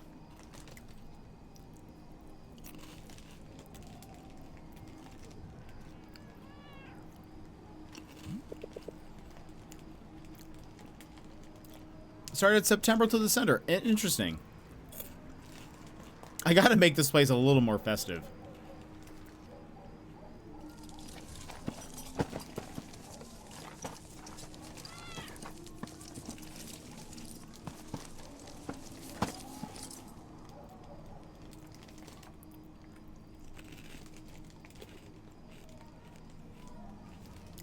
Aw. You can see Christmas decorations starting at the month of September. Honestly, me though, I love Christmas stuff. Jingle Bells is one of the most commonly sung songs in the world. It was written in 1850 by James Lord Pierpont at Simpson Tavern in Medford, Massachusetts. It was published under the title The One Horse Open Sleigh in 1857. It has been claimed that it was originally written to be... Oh wait, let's see. Claimed to To be sung by a Sunday school choir for Thanksgiving or as a drinking song, although it has no original connection to Christmas, it became associated with winter and Christmas music in the 1860s and 1870s. It was featured in a variety of parlor song and college anthologies in the 1880s. It was first recorded in 1889 on an Edison cylinder. This recording, believed to be the first Christmas record, is lost, but an 1898 recording, also the Edison record, survives. Very interesting. I mean, like, it makes sense why it would eventually be considered like a Christmas song. It's very wintry. There's lots of, you know, snow metaphor, but okay,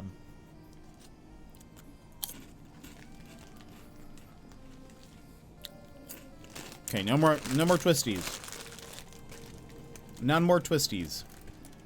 Phew, I thought this whole thing wouldn't work. My nose has been so itchy today. But there, that's a little better. At least the house won't look as empty anymore. Now we wait by the gate. Kitty. Also just wanted to see if there's like... Nope, okay. Didn't want to miss... Like... Oh, I could have probably pet the cat. The circle blinking you see on the fence is called a peril. Interesting.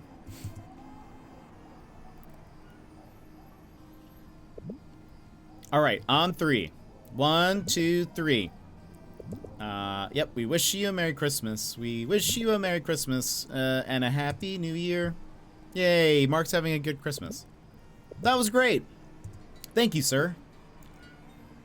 Give coins? Here's your reward. Heck yeah. Look, over there. That house is decked out. Wow, they must be rich. Oh boy.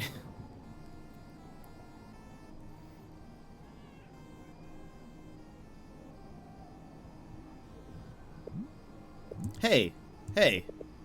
Well, what are you guys gonna sing? Do we have to? Yeah, that's how it works, apparently. Okay. Feliz Navidad. Guys, you're not supposed to scream. Feliz Navidad! Prospero Don. Da, da, da, da, da. I wanna wish you a Merry Christmas. Hands in the air or whatever? I don't know that part. I wanna wish you a Merry Christmas. Woo! And that's all. That good? Come on, guys. You can do better than that. Give us money. This is a scam. Once you give us money, we'll leave you alone. Oh, no. Do you really want to hear us sing again? No, don't. You know what? Point taken. Money. Here. Now go. Bro, don't know how to carol. Also, first song in space. Jingle Bells was one of the first songs to broadcast from space, and a Christmas-themed prank by Gemini 6 astronauts Tom Stafford and Wally Schirra. Interesting. Drawings finished. Oh, that's awesome. How long did it take you? What was I gonna say? You know, kind of like, this reminds me of wassailing. There's even a Christmas song that, like, the Here We Come a Wassailing. Anyway, wassailing, or some people say caroling, but the original was wassailing. And wassailing, what you would do is you would go and you would continue to sing carols until they would invite you in for wassail, which is like a spiced apple cider. So basically, you would continue to sing carols until they basically are like, please stop. Here, get some tea or get some whatever, and then be on your way.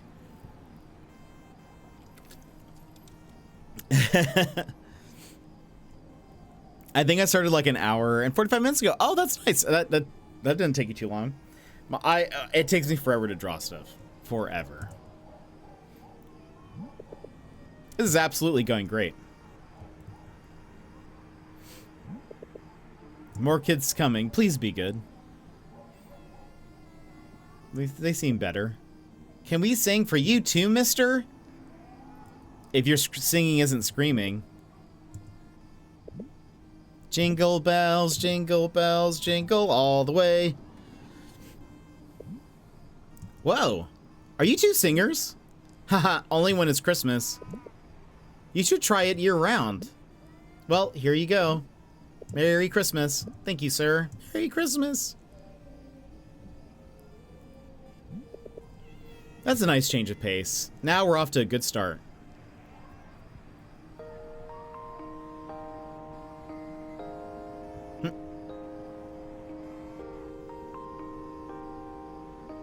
Wow, these two came prepared. Whoa, that's amazing.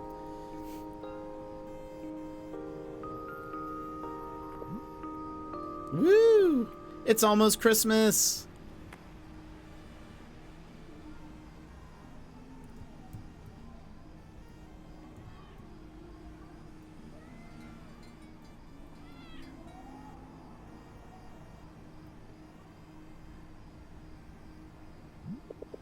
Hello? Any more carolers out there? Before I spend this all on video games?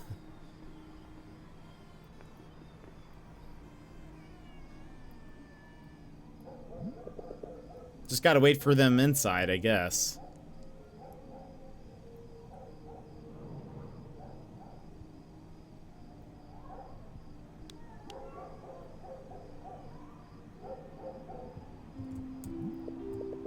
Alright, there's gotta be something to do around here. Okay. Phone. Was there something else here? No. No. Okay. I guess let's... Is our phone the only option right now? Let's go over here.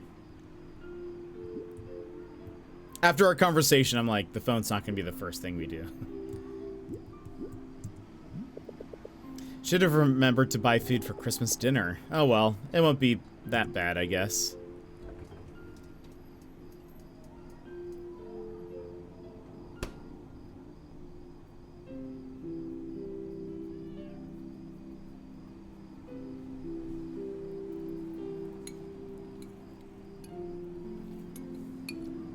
Yeah, so we were giving them coins. This is okay, I guess. Merry Christmas and all that. Guess I should take this out.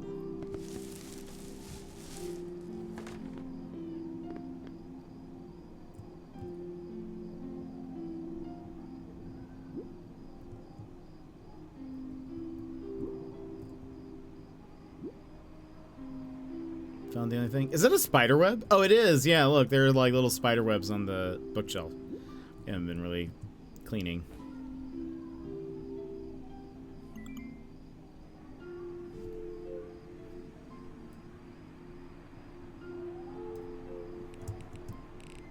Merry Christmas.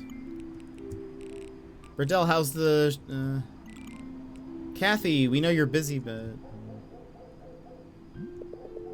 Guess I'll just wait for them to reply first.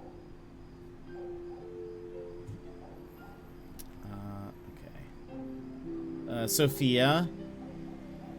One for me, one for my granny. Like, comment. Merry Christmas. Liking my own things. Share. Liamson Integrated School. Due to unforeseen circumstances, the semifinals chess games are postponed until further notice. Will no longer be taking place in our stadium. We are prioritizing the safety and well-being of a valued member of our community. Further details will be announced as they become available. Please stay tuned for the new date and time. We thank you for your understanding. Interesting. What does that mean? What's going on? I heard Polly from Manzanero has been missing. Why can't they say her name? OMG, since Polly? Since when? Polly who? Check her family's post.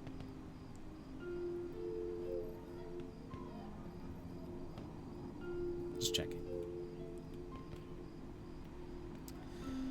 Let's spread the word, please. Our dear niece Polly has been missing since her last game. Please contact us for any info you might have. Psalm 102, he will respond to the prayer of the destitute. He will not despise their plea. Hold on. Wait. not the right person. Is there nothing here? We can't look in anymore. Okay. We can't Liamson integrated school just say what's going on if she's a valued member. Wait, why can't Liamson integrated school just say what's going on if she's a valued member of the community?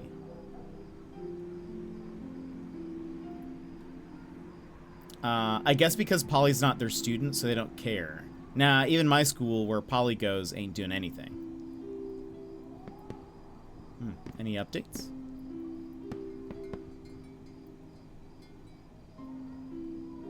Noche Buena this year. Thanks to my MVPs, Mom and Dad.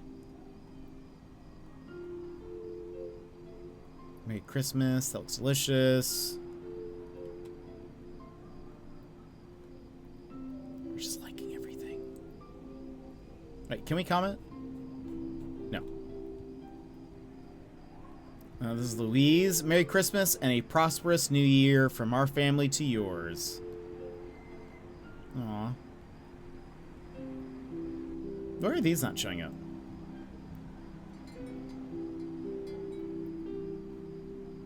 Merry Christmas, Bestie and family. Merry Christmas, child. So beautiful. Oh, are those like fireworks in the background? I just realized. Share. Nice bucket challenge this Christmas. I've been challenged to put together a bucket of food, toiletries, clothes, and other necessities to donate to victims of the ruling. With your support, I was able to donate 10,000 nice buckets to charity. A big thanks to everyone for nominating me for this challenge. Let's keep it going for those in need. I nominate Coco Pacheco to do the nice bucket challenge. Oh, that's it. So instead of like ice bucket. Why are you sharing these things? Because why not? It's social media. Because I'm a slave to the algorithm. Why are they in buckets? Wouldn't it make more sense to put them in boxes? It's supposed to be like ice bucket, I suppose. Like ice bucket challenge. Fake news is a problem that affects us all. We should all do our part to fight against it. This is the power of disinformation. This is the price of disinformation. What is it? Noche Buena is like Thanksgiving. This is cooked during Christmas. It's called Noche Buena. Interesting. Have I been doing social media wrong? I don't know. I'm just sharing everything. The scene outside Paglom General Hospital is bleak. There are lines of people outside, all with untreated injuries, ailments, waiting for someone to help them. John Ray is a 12-year-old boy with yellow bandages haphazardly wrapped around his head. Sits with his father, whose crutches are made from pieces of wood and metal that have fallen in the earthquake. They wait. Okay, hold on. I'm just gonna scan some of this. Okay, so kind of the same thing.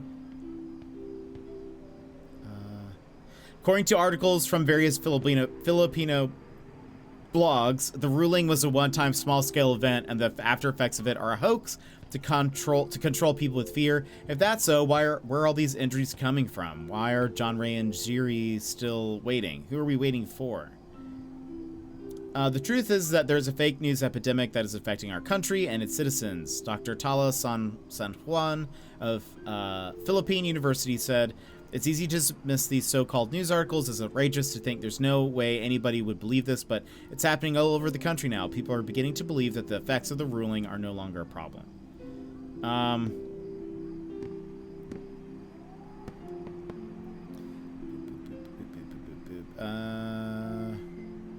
Real people in the provinces continue to suffer. Hospitals have yet to be reconstructed.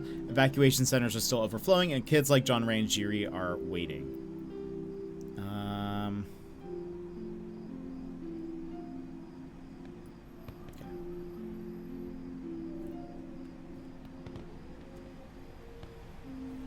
Like, share. No comments. Karen Espino changed her relationship status to... Sis, what happened? Hi, I hope you're okay. I'm here for you. Forever really doesn't exist. Why would you comment something about like that, but I'm gonna like it? Nothing lasts... Hashtag nothing lasts forever. Oh, boy. Wait, sorry for the confusion, guys. Just a misclick. Still going strong with Monster Yabbit. Rip. We need to talk, bro. Oh boy. Jaggy. That's the person that... Wait. Oh, no. I thought that said Kath. Sure. Magic umbrellas again? Oh, wait. Now it's a Christmas sale.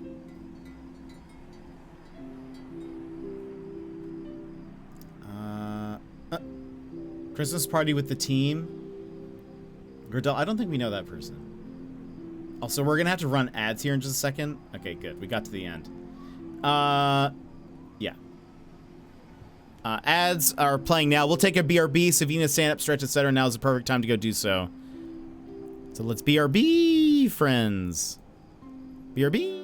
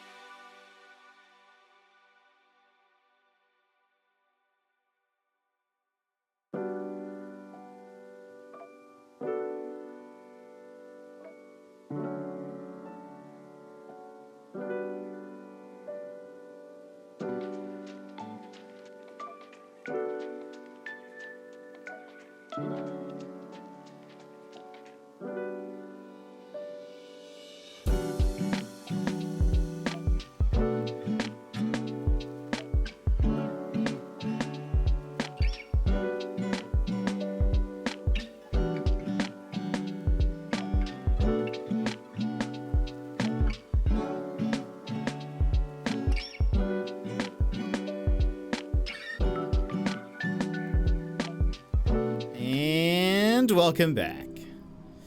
I'm still worried about Kathy. Yeah, I feel like there's still more that we need to unpack there. Let's see. Green Life helps evacuation center celebrate Christmas. Okay. This event is still deeply felt in areas of the country closest to the earthquake's epicenters, with infrastructure yet to be reconstructed and citizens without homes. Just wanted to read that. In the case, there was something importante. It looks like we're finished.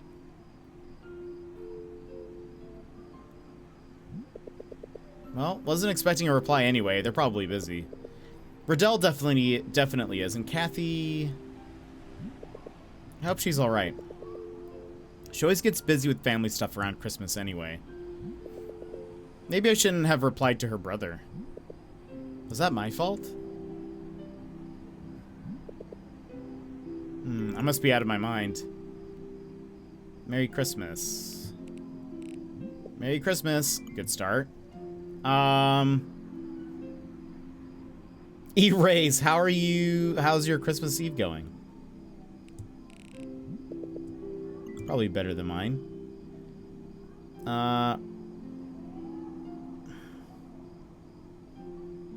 Just bumming around on the couch. Keeping it chill.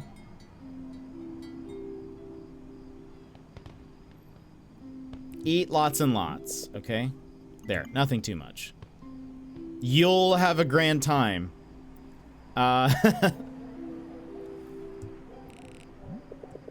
Hope she appreciates my comedic genius.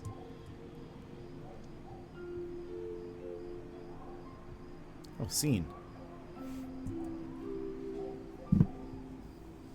But she... Oh, she's not typing anything. Uh-oh. Did I mess up? I screwed up, didn't I? Hey, I'm sorry for texting. I'm sorry for disturbing your So... Oh, no. No, should I point... Oh, no. Just erase it. Don't say anything. Yeah, he's sweating. Okay, calm down. She probably is just busy. It's Christmas. Everyone is. Yeah, you definitely... I feel like you... Don't say anything. Don't add more to it.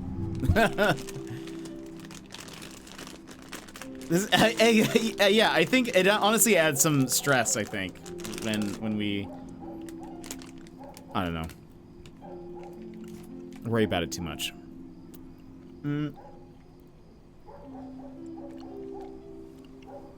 Yeah. I don't really like read receipts.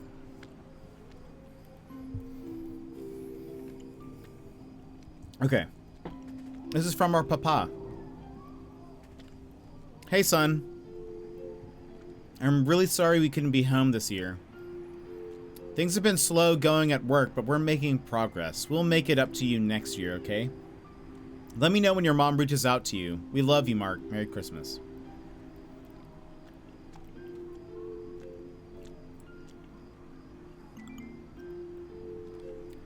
So we're typing our dad now. Hi, Dad. It's all right. I know you must be busy. Hope you get some rest this week, and yeah, I'll let you know. I love you too, Dad. Merry Christmas. Mama. Hi, Mom. How have you been? Have you contacted Dad recently? Sadly, you couldn't get out of work for Christmas this year.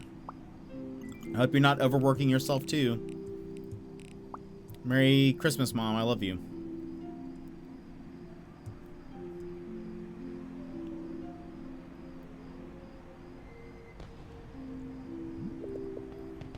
Alright, now what? Nothing better to do. I should probably just go to my room. Excuse me, I should probably just go to my room, find something there to do.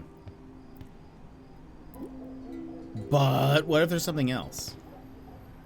I don't think there is.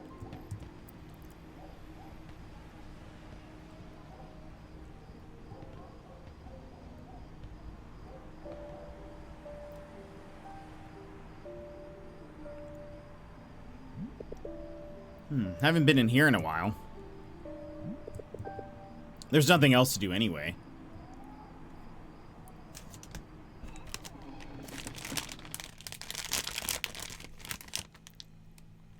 Oh, I'm still in the middle.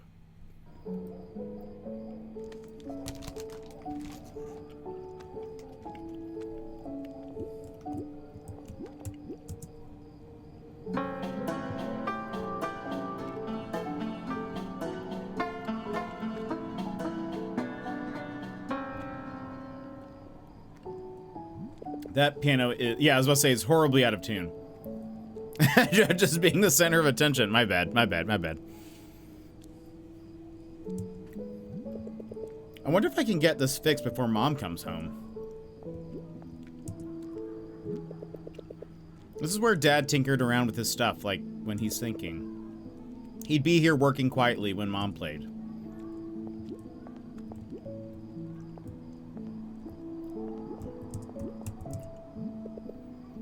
Hey, it's my robot, Fanasonic. Man, I hope Dad still makes these in his free time.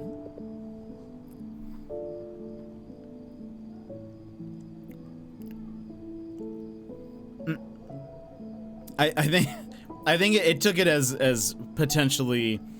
Let's see. Finished making dinner for my parents. I'm back to chill. Welcome back to Much to Bear. Yeah, there's like so there's just like there's lots of like strings and stuff on the inside. You have to like tighten them and stuff. It's a process.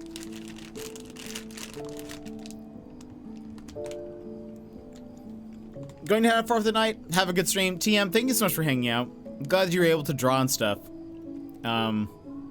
while you were here. Let's see if he has free time.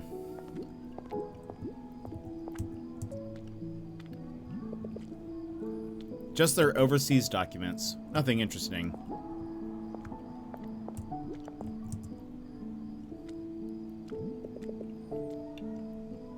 Mom never did get to finish that. But at least the cleaning lady does a good job of keeping this place spotless. Except for the spider webs. The living room.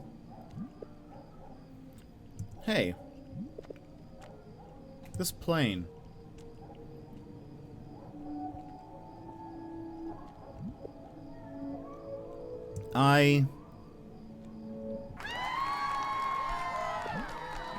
I'm ready.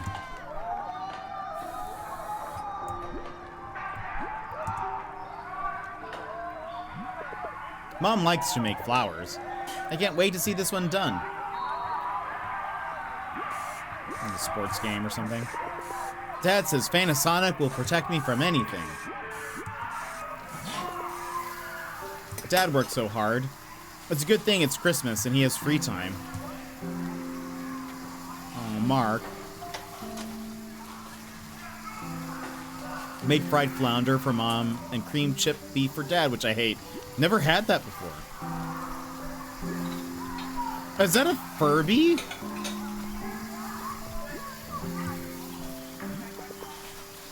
Mom's so good at the piano. Dad and I love listening to her.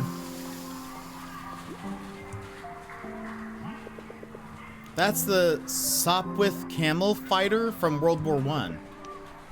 Its guns can fire through the propeller. It's so cool.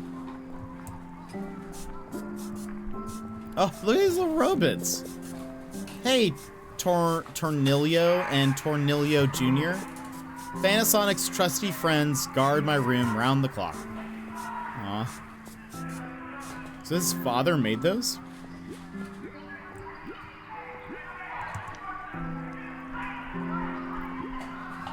Papa!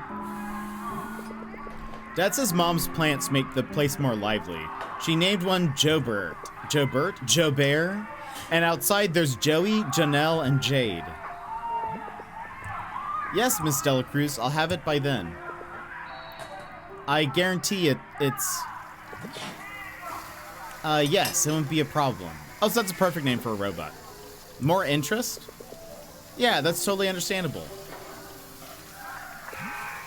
Of course. You know you can count on me. Okay, side note, I would like to point out that the picture that's above the table is different than the horse picture that we have currently. And this one matches more of the one that Nicole's family had, where it's like a group of horses galloping, and it's bright and, you know, like, what's the word? Again, it's a very lively picture, whereas the one that is in our current, like, present day home is like not very. There has to be. That is a purposeful decision, even if it's just like storytelling, I guess. We have a tree this year. Dad worked on the lights himself while Mom helped put it up.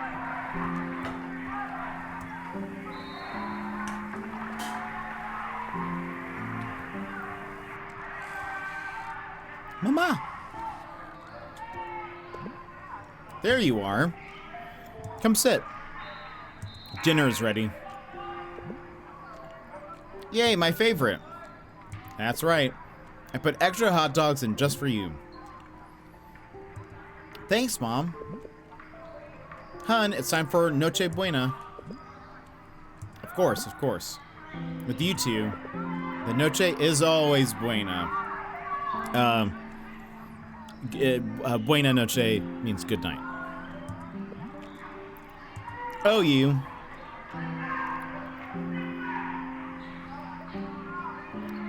So he's saying with you two every night is good. Ready for Christmas, son? Yep. Look at how good you look in the clothes I laid out for you. Yes, you look very dashing. Through the snow. Dad! All right. We should pray.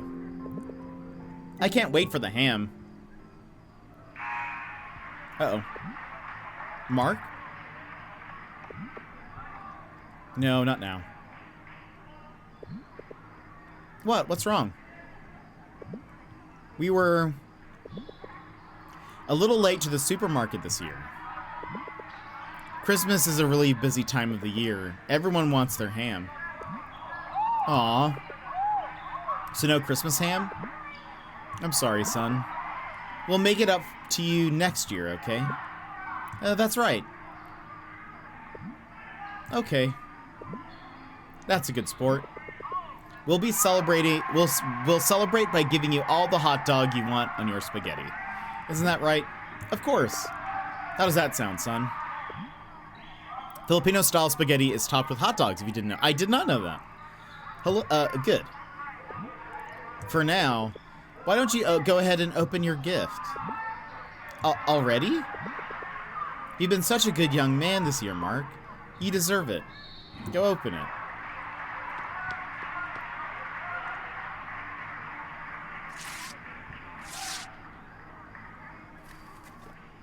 It's a plane.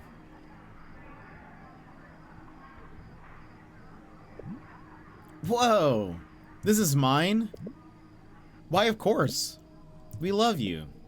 It's all yours, son. Thank you, thank you, thank you! Merry Christmas, Mark. Is he gonna fall? Is he gonna, like, break it? Because there was that, like, memory that he had. Zoom! Pew, pew, pew!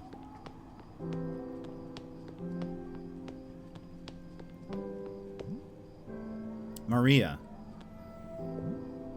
I know. We have to tell him sometime. We will. For now, let's just let him have this. Probably them saying that they're gonna be leaving. Our little fighter pilot.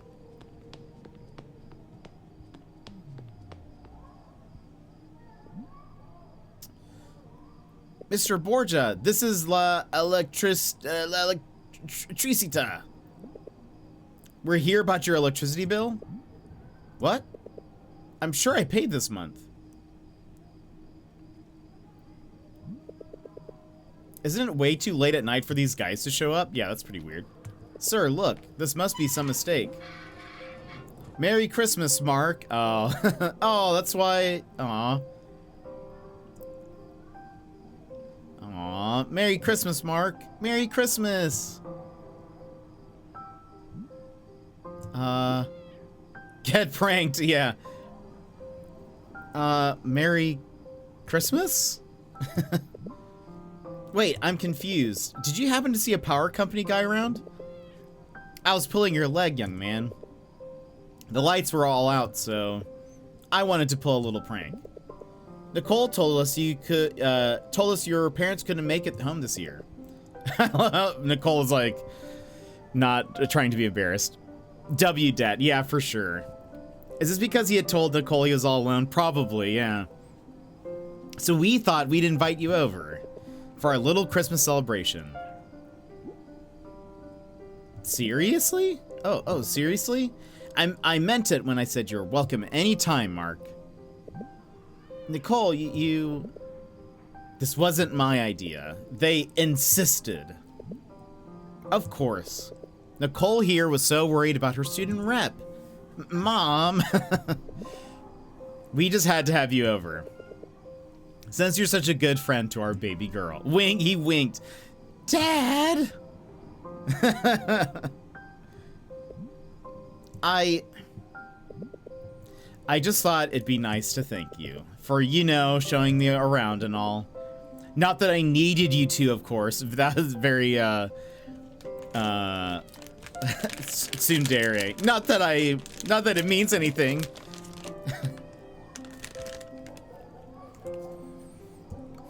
So what do you say, Mark?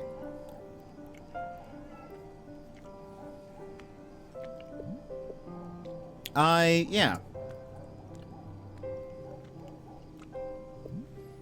I say yes.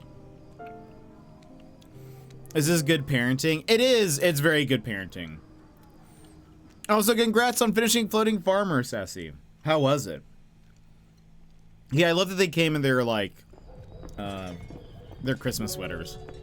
Here we are. Mark, make yourself at home, okay? We're going to go prepare for Noche Buena. Oh, oh, they have ham. Thank you so much, Mrs. Laksamana. May I help you get the food ready, at least? I can cook pretty well, I think. Oh, thank you, Mark, but just stay here and make yourself at home, okay? If you want to help, we've rented a videoke. Like, go ahead and sing us a song if you want. Oh, boy. Oh, okay.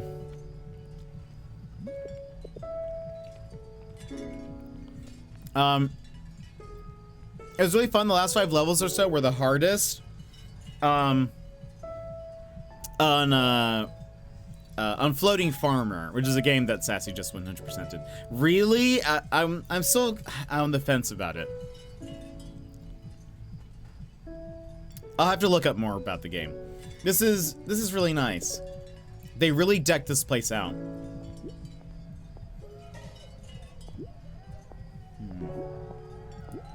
Let's look around. Oh, no worries. I figured.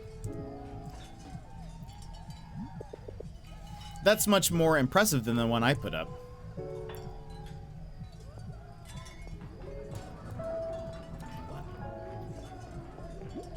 There we go. Look at this spread.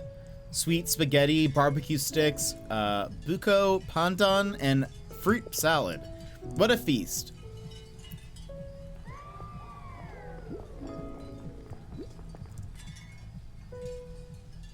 See, who is that person? Oh, so that must be Jake. Okay. They must have been really close. She said best friend, right?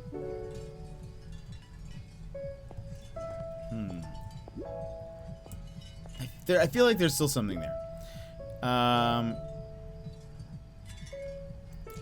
If I tell you the achievable achievements, is that okay for you? As long as it's something not too spoilery, I guess. Think of it as like solving one side of a Rubik's Cube, but even then, only some of the squares need to be in the right spots, I guess. We'll see. We'll see. I'll look up more gameplay on it.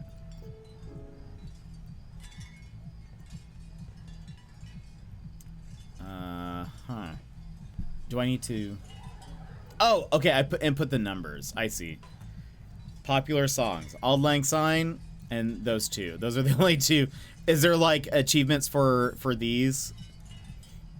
Like, if you choose a specific song?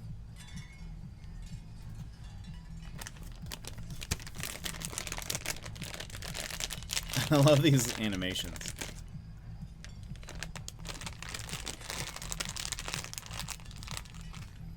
No, okay.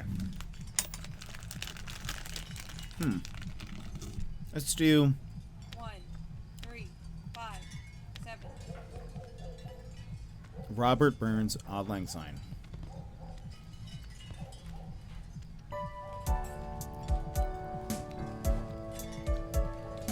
Get the specific score. Oh, interesting. Oh, wait. Oh, no. Oh, no.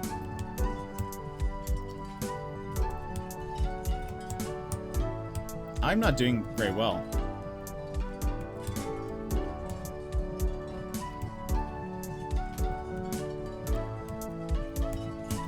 Oh no.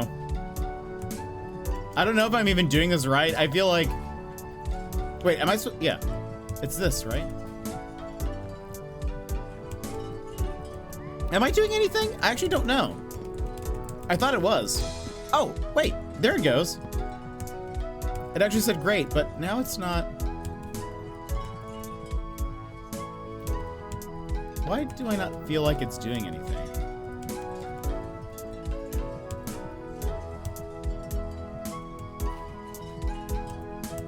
Oh no. Oh, wait, there's a perfect in there? I feel like the timing seems weird.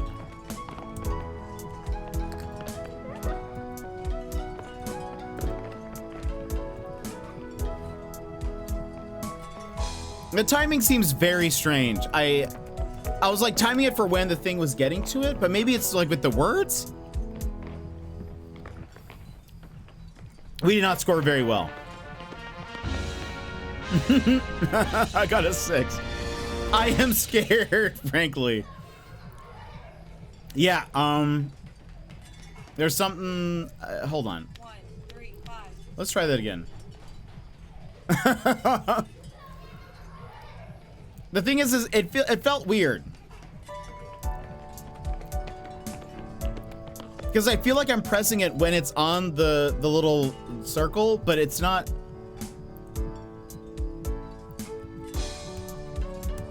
Yeah, I'm not getting. Do I need to hit it before? No? Like,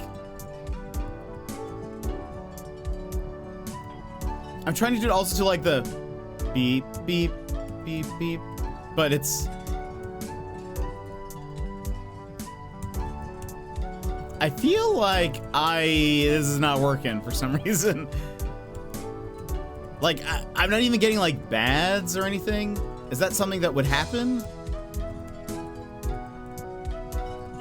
Like, I'm not getting any feedback on this. Maybe it's a keyboard issue? Is it a...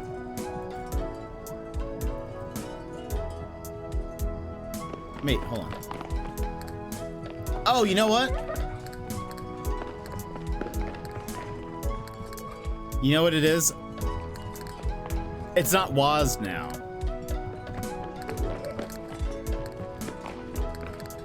It's actually... Okay, so I thought the arrows would go with WASD, since that's what we use for everything else. But it's actually the keyboard arrows. It's actually the arrow keys. But what's weird is that it worked sometimes when I was using WASD. All right, now that we know, we can try again. 3, 5, 7. One more time. One more time. I hope you guys will all have odd lang syne stuck in your heads now.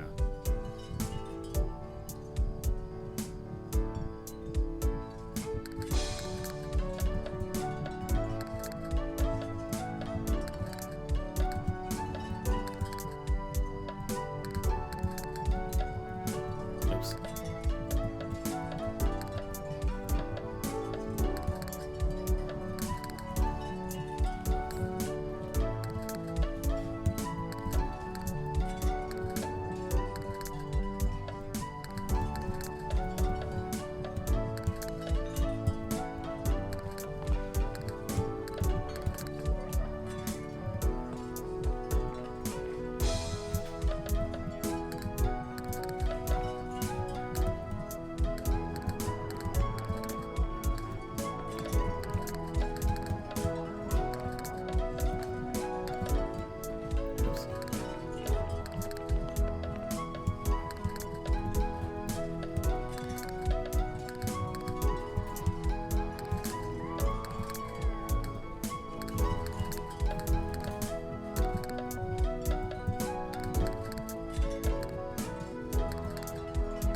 It still wasn't perfect, but you know what? We're actually doing it. Yeah, I was thinking you have to hold down the key for some. Yeah. It was like not, it was not accepting any of them, except for occasionally one. Better. Okay, that was better. What do you say I need to get? 85, 95, or, wow, 85 to 99 and 100 both have achievements for it. Yeesh. I don't know if we're gonna get that. Let's try the other song just because I'm curious. Oh, was it? 4, 5. Oh boy.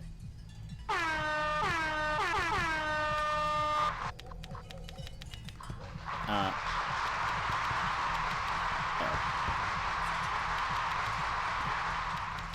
9, 7, 6, I forgot the 5, song. 8. What? It was... Give me the menu again. Maybe if I don't press anything for a second. There we go. 9843. 9843. I don't know the song. I've never heard it before.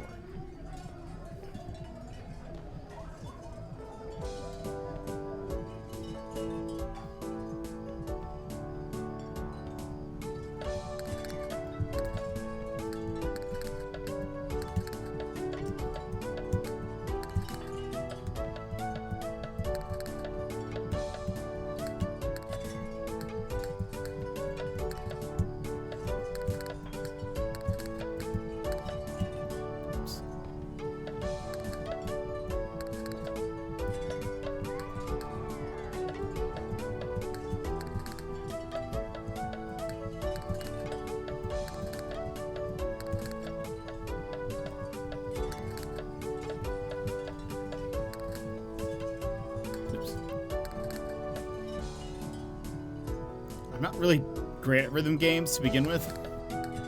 So this is already... Oops.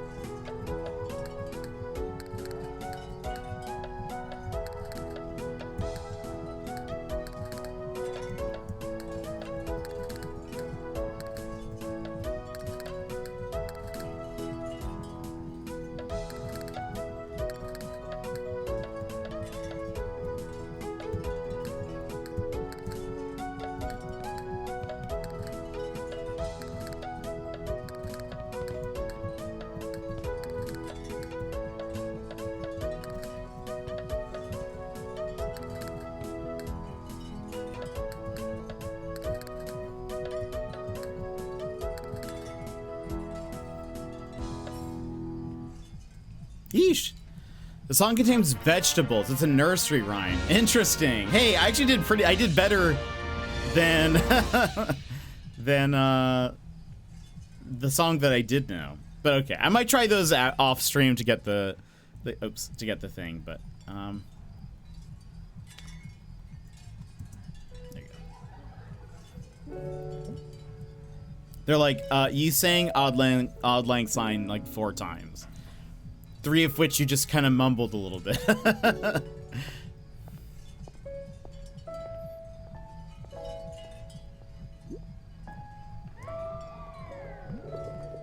It's here now, outside. Oh, the piano. I'm glad. That's a big step. Dinner's almost ready.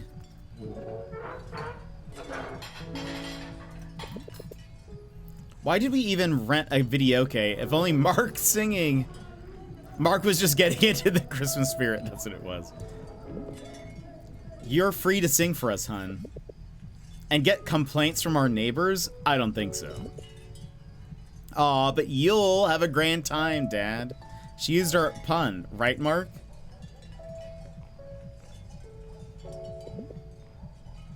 Mark, how's the spaghetti? Oh, it's great, Mrs. Laksamana. You should pair it with the barbecue for that perfect flavor. Oh, I don't want to get too much. Well, why not? We didn't prepare all this for nothing, you know.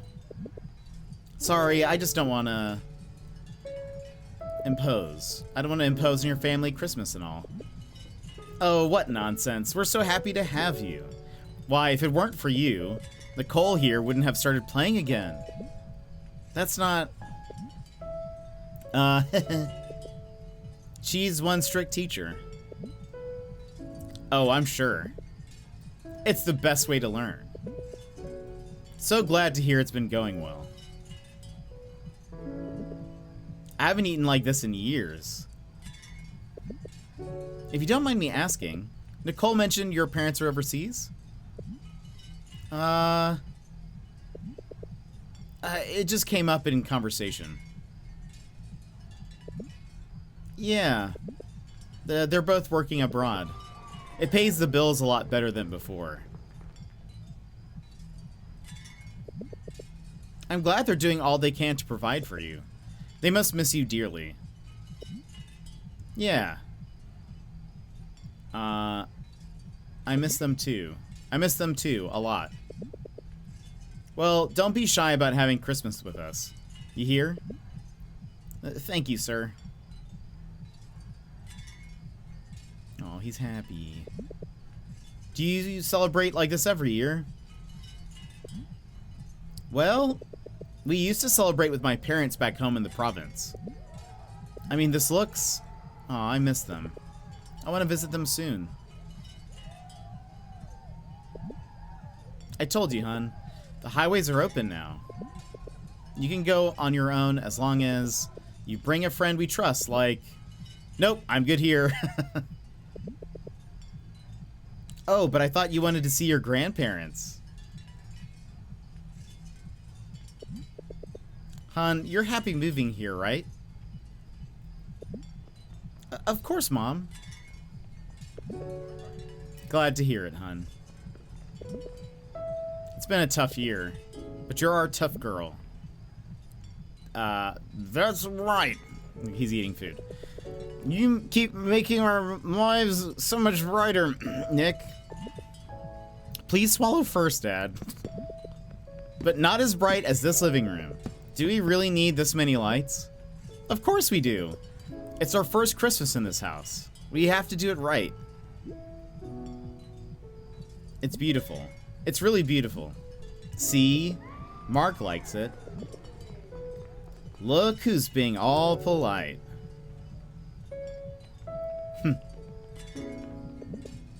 Mark, we really thank you. Aww. For being such a good friend to our daughter. You see, when we moved to Liamson, we really wanted a fresh start for you, Nicole. I'll admit, we were worried it would be hard on you. We were.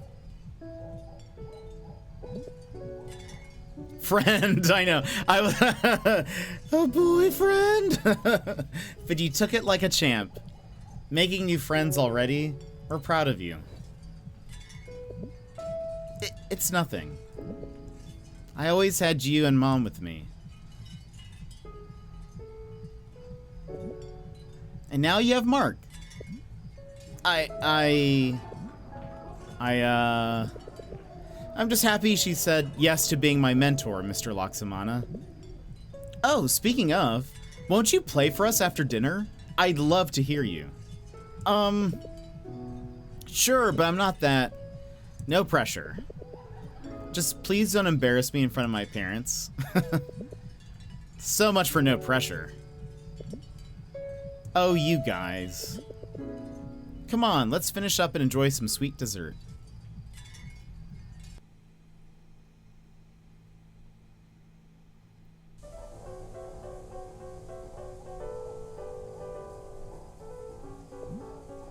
Nicole, you're missing it. I've heard him play that a million times. Rude. Oh, never mind then.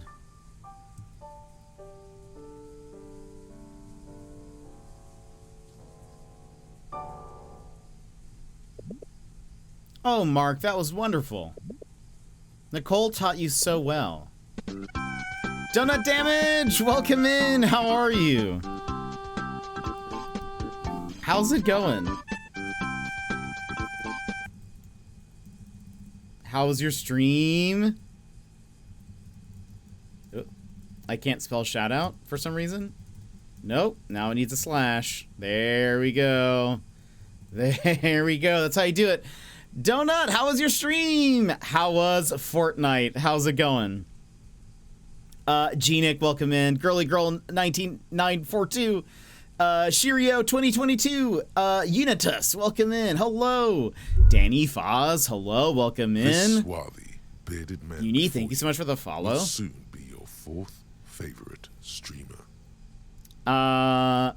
What's good? It's going well. It's going well. We're having a good stream. We're playing a game called Until Then. This swarthy, It's like bearded man it's a before game that's based in the will soon Philippines. be your fourth Kind of a favorite weird streamer. story. Kind of, a lot's happening, but also it's kind of emotional. It's very good. It's like a visual novel sort of deal. Did you get some dubs? Donut Damage serves up a daily dose of wholesome gaming with a side of zany choices. From debating grapefruit sandwiches to steak toothpaste, they keep it quirky. Oh boy. Solves puzzles or avoid the word? That's the question. Their stream is a mix of interactive fun and family-friendly vibes, making them the Nikkei 30 of wild hypotheticals. Join the Donut Box for a gaming buffet where you might just lift off over chairs.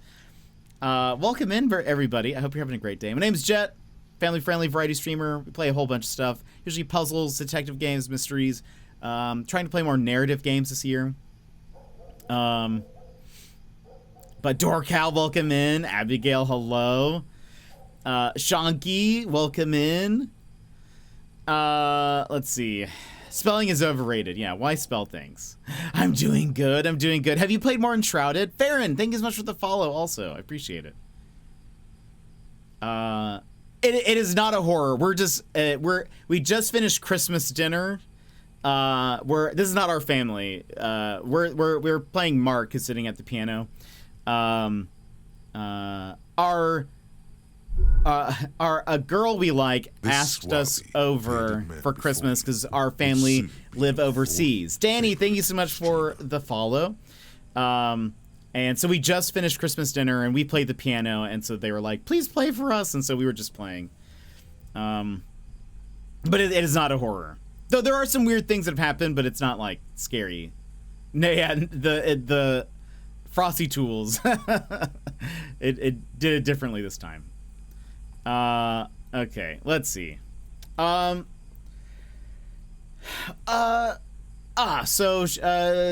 mom just said something about her daughter Nicole is our mentor for the piano.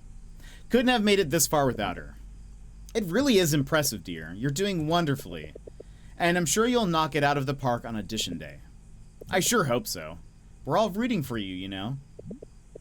That means a lot to me, ma'am. Mark, I know we've been thanking you a lot tonight, but I hope you understand. We were beginning to think she would never play again. Nicole, their daughter, stopped playing the piano after kind of a rough time, but because of our friendship, she started to play the piano again. We were beginning to think she would never play again. That would have been a shame. We did everything to rekindle her passion, but nothing seemed to do the trick. Dear, I don't know what in the world you did, but you brought her back. Well, she's amazing. At the piano, I mean. She is, isn't she? Wink. It's so lovely to hear these walls fill up with her music again.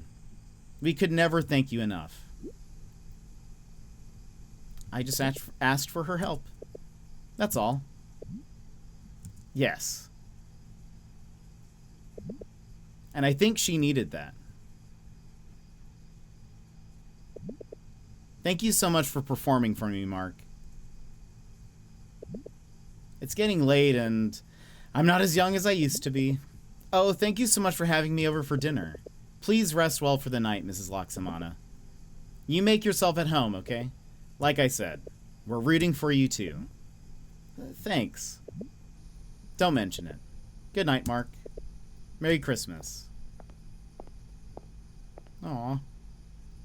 We had just spent Christmas Eve by ourselves. We had just had, like, I think a sandwich or a can of tuna or something, and but Nicole and her family invited us over, so we got to just have like a really nice dinner and a fun time. And so that was a lot. I liked it. This is Nicole, obviously.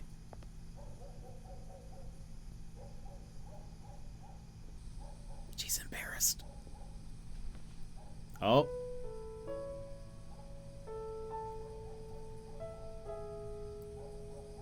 This is a song she wrote. W Mom. The parents have been wonderful. I want Jet to narrate my life. Your voice is so smoothing. Thank you, Dorcal. They're seriously so lovely. Yeah, they have been. Bed at 5. Does seem to be kind of... There's still light outside. There's a scary face at the bottom left of the screen. It's me! I'm the face.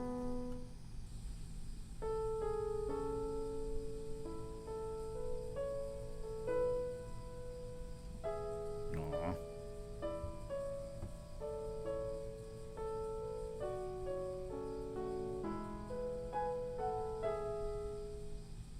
It might be lights from the decorations. That makes sense. You go sleep. Good night, everyone. Have the best stream. Dorcal, thank you so much for coming in. Appreciate it. Have a good night. And Danny Foz, or Danny Foz. Did I say thank you for the follow? Thank you for the follow. I still remember how we played this the first time. It was really something. Yeah, we make a good team. We should play together more, you know? Probably compose a song together, too. Hold your horses, mister. You can barely play, let alone compose. But I know you can help me with that, too. We can do anything. Even beat Dark Fiends? Even paint posters. These are references to things that have happened earlier. Even master darts? Yeah. We'd be partners. She's blushing? By partners, I mean, not like, are you ready for audition day then? I like to think so. I'll be checking me out. Hey, that's mine. Good try, but me out doesn't even sound like you. You'll be great. Hey, I'm just saying. But I want to make Mom proud. I know what you mean. I learned to play from my grandparents. They taught me everything I know. I was scared of letting them down, but they were always just so happy to see me play. You're right. You should send her a video. You know, she always loved playing.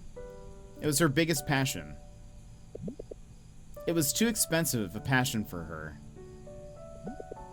She joined a choir as a junior pianist.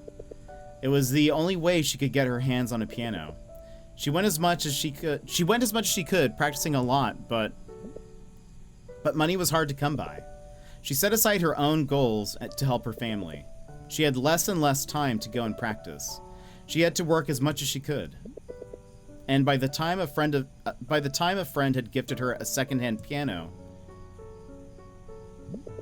she'd given up on being a professional musician for something else that pays. I'm sorry. I can't imagine what that must have been like. It's okay. She continued to play as a hobby.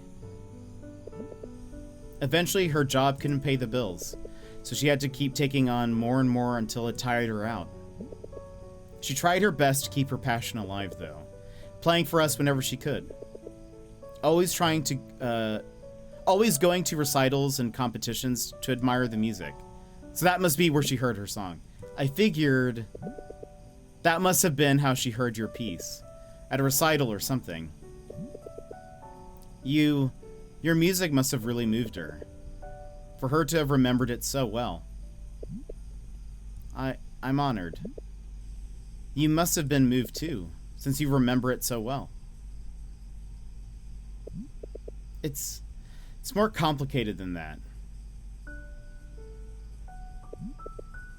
Mark, your father and I... Oh! We have to go to work abroad. What? I'm so sorry, my love. It's so hard to leave you, but... we want you to be able to follow your dreams, to live comfortably. We have to do this... to provide that for you. Your father and I, we had big dreams, but it's hard to achieve everything you want if you don't have the means. We want to give you the means. But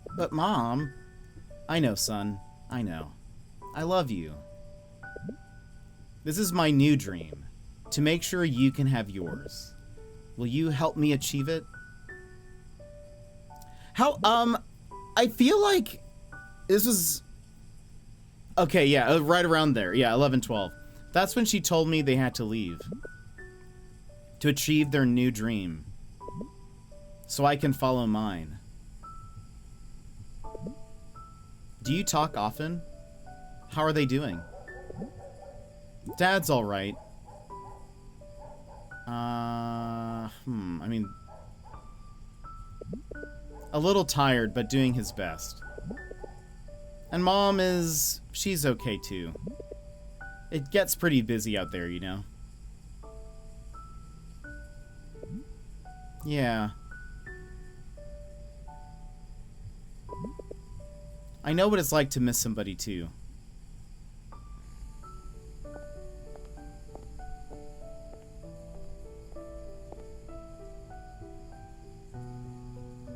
Jake. From State Farm. I wish I could talk to him again. We used to get up to all sorts of mischief. I remember one day, we secretly set all the clocks in school to ring at 11:11 a.m. We got into so much trouble for that. My grandparents had to pick us up. They were a little angry, but they also found it a little bit funny. We spent a lot of time with them together. We spent a lot of time with them together while my parents were at work. I'm sure they miss him too. You know, Jake would have said the same thing about following your dreams. He was always cheering me on at contests, so proud of every award. He always wanted me to go far.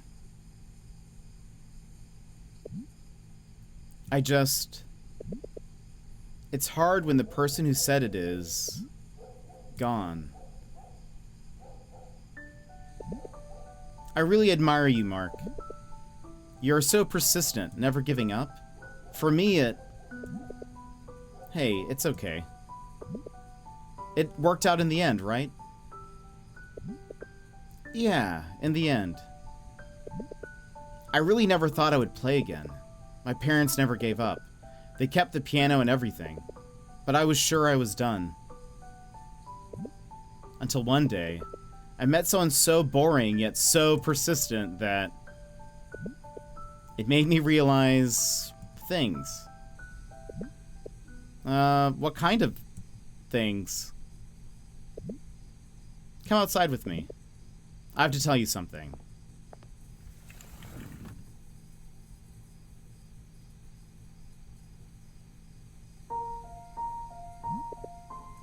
What is this? Why are we here? It's beautiful out here. Yeah. You know, Mark, when I first met you, I felt something. Exclamation points. Like I already knew you. Like you were familiar. Huh? What is that supposed to... Remember that time when we first saw each other?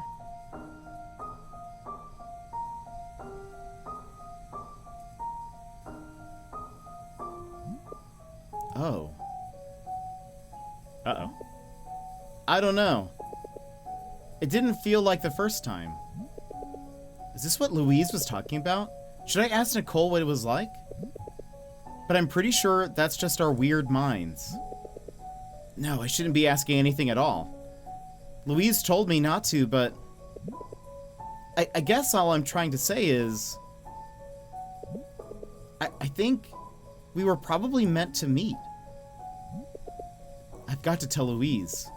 Wait, talk, Mark. She's waiting for you to respond. Yeah, I felt it too. Like, you know, I already knew you or something. I'm glad.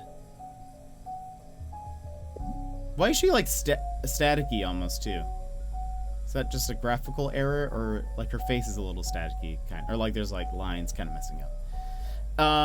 Nicole, could you come here for a second? Your grandpa wants to see you, but we don't know how to do this video call thing. They're still up? Why now? I thought you wanted to see your relatives? Come on, hun. Just help me set this up. Just tap the button that looks like a camera. Which one? Oh my gosh. Oh, the camera app? Ugh. Oh boy.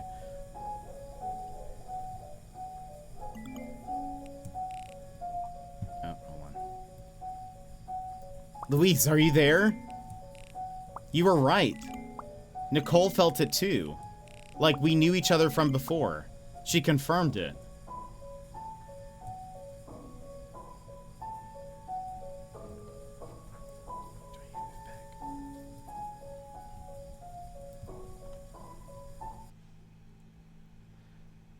I always get this question from my parents. Chapter 5? Okay, that's probably a good place to stop. This is the last chapter. This is the last chapter of the game. I think it's 5, right? So we should probably stop here.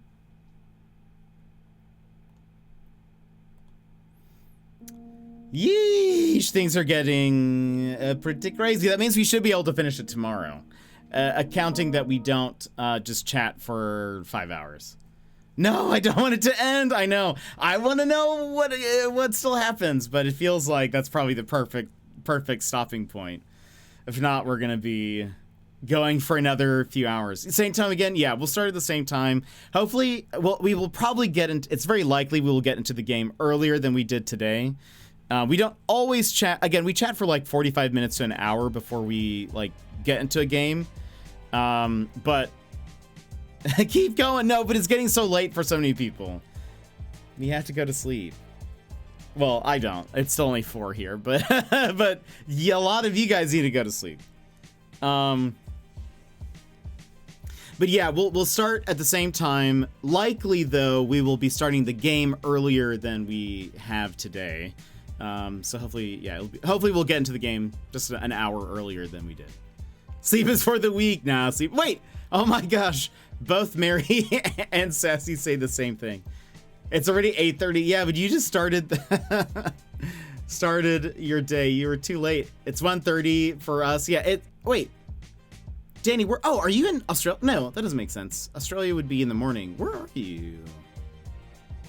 1:30 p.m. UK. Oh, wait, isn't it? Would it be morning? Like early morning? Wouldn't it be like 1:30 a.m.? It has to be so... Yeah, it has to be so early for you, I'd bet. Yeah, like some of you probably need to go to sleep. True, I didn't sleep. Yeah. I feel... Yeah, this feels like... Vix, welcome in. How's it going? Also, I have nothing to do for the next 7 weeks. So, yeah, look, we'll continue this tomorrow. And I guess finish it tomorrow. We'll finish this tomorrow. Friday, we'll play something else. I don't know what yet. Haven't decided. We have a couple of games we could play. But we're starting a bunch of... 1:30 a.m. Okay, I was like, wait a minute. 1:30? Who's at 1:30 right now? Because I'm in Alaska, which is far west coast U.S. So there's Hawaii, which is an hour before me. So that'd make 3:30. And then there's just like, you know, the ocean for a bit. And so I wonder what time is it? Hold on. What time is it in Tokyo? 9:30. Okay, interesting. All right. So yeah, I was about to say, I was like, I know the Aussies. We have quite a few Aussies here. And so I was like, I know they're just starting their day. So somebody, if it's 1:30 for somebody, they're like somewhere in the ocean somewhere. I'm not really sure where. Okay, okay, that makes sense. I was gonna say, I thought the P was PM, but it was 0. Makes sense. At the end of the game, I'll tell you something. Excellent. That sounds great. We're almost in the same time zone, Danny. It's 2:30 here. Oh, nice. Yeah, so we'll continue this tomorrow. Means we'll finish it up. And then I'll look to see what we play Friday. Next week, there's a bunch of puzzle games that come out, and so, right? No, there's one puzzle game that comes out next week. Yeah, the 17th. So maybe... I have another story game that I want to play, and I've been trying to figure out where it's gonna go. I really want to play Banishers Ghosts of New Eden. And I've been trying to figure out where that goes in the schedule. Because I know it's a longer game, but I don't know. I wanted to make sure there's enough, like, space and time, but I don't know. I generally have no clue what Alaska's time zone is in relation to me. You're East Coast, correct? If so, you're 4 hours ahead. We are 1 hour behind West Coast. Alaska is its own time zone. It's dessert time here. Yeah, I'm on phone. Oh, that makes sense. Yeah. No, you're totally good. It totally makes sense. Yeah, so I'll figure out what we play next. I really want to start Banishers, but I just don't know where. Okay, for some reason, I thought there was more of a gap. Yeah, I think a lot of people sometimes also think that we're maybe with, like, Pacific time, but we're our own little thing. That's why there's so many Aussies that hang around here sometimes, because the later I stream, or like right around mid-stream, they're like kind of waking up for the day. So they get to hang out with me. Pedro. Oh, look at Pedro. I find it easier to remember Alaska time than Pacific's because you've been here for so long. 4 is an easier number than 3 for some reason. Ah, right, that makes sense. Oh, yeah, it's. I feel like the math seems easier. I don't know why though. So I don't know. I don't think we'll start. If we start, Banishers won't be until next week. But I'll have to figure out how we balance the next games going forward. Because we have a puzzle game coming out next week. And then we have 2 puzzle games coming out the next week. But Banishers is kind of a longer story game. So maybe, I don't know, we just have to pepper that in. I don't know what we do. I don't know. I hope you guys enjoyed Banishers. It's a little bit more action-y. There are some monsters and stuff, but it's fun. Operator, Linkito, Skim comes out next week. So, I don't know. But maybe we do it. Maybe we start next week. Really want to play some Banishers. There's other games I want to play, so. And Banishers might be a good balance, actually, now I think about it, because Until Then is like pure visual novel, just about. And then Banishers will have some action and fighting and all of that. So that'll be good. We're like, in Banishers, the premise is that, like, I think it's like you are somebody who helps people pass on to the other side after dying. But I guess sometimes there are people who don't, like, go over to the other side, and they become monsters, and you need to banish them. But there's sort of like a story with, I don't know if it's the person's wife, but I think your wife is a ghost, and you're helping each other. Like, you're both banishers, but there's like a lot of drama, I think, kind of there. It looks very interesting. It looks like it could be a little sad, but it looks good. It's made by Don't Nod, which are the same people who do like the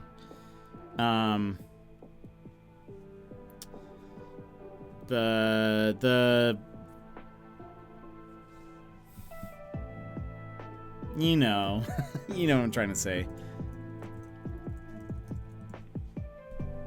What's the Life is Strange. Thank you, Fuchsia. Love your background, by the way. Thank you. It's Animal Crossing. Do you also play Animal Crossing? I'm gonna have to get through the operator before you do somehow. Yeah, I don't know. We'll start it. Maybe we won't, like, you know, blast through it, but I don't know. The thing is that the operator starts and then Linkito does. Maybe we will wait for the operator. Maybe I'll start with Linkito and then move into the operator afterwards, because I really want to support the dev who made Linkito. Yeah, there is actually also a little record player. Nope. There we go. Did it a while ago, but I'm a PlayStation gamer now. That's totally fair. I also play on PlayStation. Not Animal Crossing, obviously, but I got you. Thank you, Fuchsia. What do you play on PlayStation? So yeah, we'll do that. I'll start like, I don't know. Maybe I should put Banishers, Ghosts of New Eden. Maybe to prepare you guys. Maybe I'll post the trailer of Banishers in the Discord. Hunt ghosts as two memorable characters in a story-driven action RPG where your decisions carry dramatic consequences. Hold on. Torn between honoring your oath to the living and saving your departed partner, how far will you go for love? That sounds pretty good. I think that sounds pretty good. It's on Steam. We're playing it on PlayStation, but 2,500 reviews, very positive. But we're fighting monsters, so if you're somebody who's like, I don't want to, it's a little spoopy or something, that's fair. But I don't think it's a scary game. I think it's just like the monsters look like monsters. But it looks very like, it's definitely about their relationship, I think, is sort of the main thing.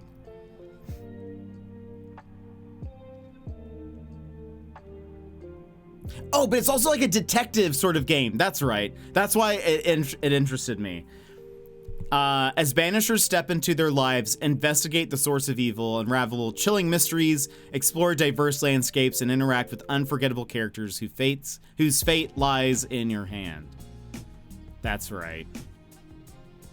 That's why I remember being like, why did I want to play this? Is I heard that it was like a very compelling story between the two characters, but also,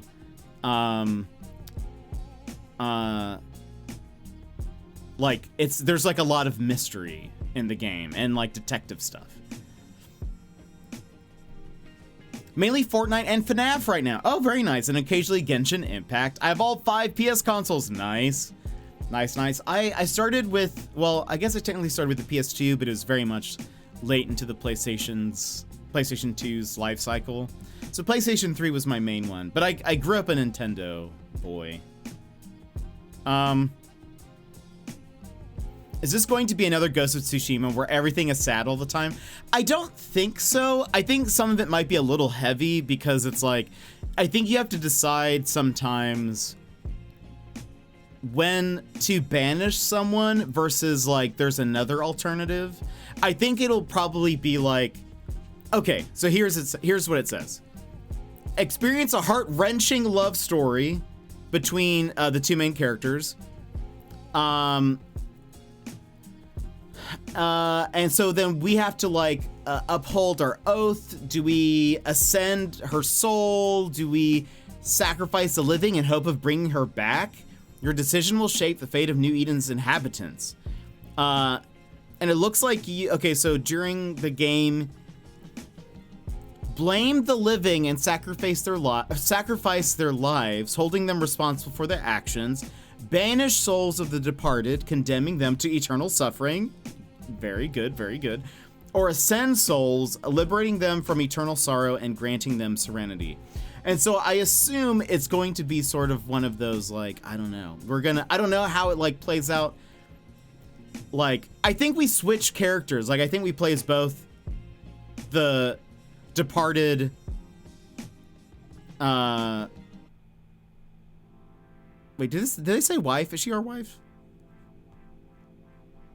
They're just a couple. We switch between the woman who she's dead, I think, or is a ghost.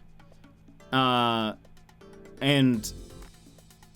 I think it's sort of like we have to sort of decide what happens. Anyway, it looks very interesting, but I'm very curious. But I want to start it, so we might start that next week. It's gonna be sad all the time. Maybe. OMG, same. I still have a GameCube and Wii. I have my GameCube somewhere. And a Wii. I know where the Wii is. It's just in a box and storage, basically. You used to have a SNES for all Donkey Kong. Oh, love it. I grew up with actually an Atari, and then we regular Nintendo, then Super, N64. I got a Genesis at some point.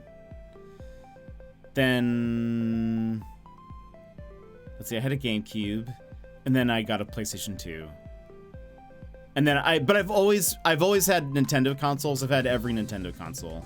I mean, except for the Virtual Boy. But then I just started adding PlayStation stuff. And now I have a Steam Deck, so I'm able to play stuff on Steam.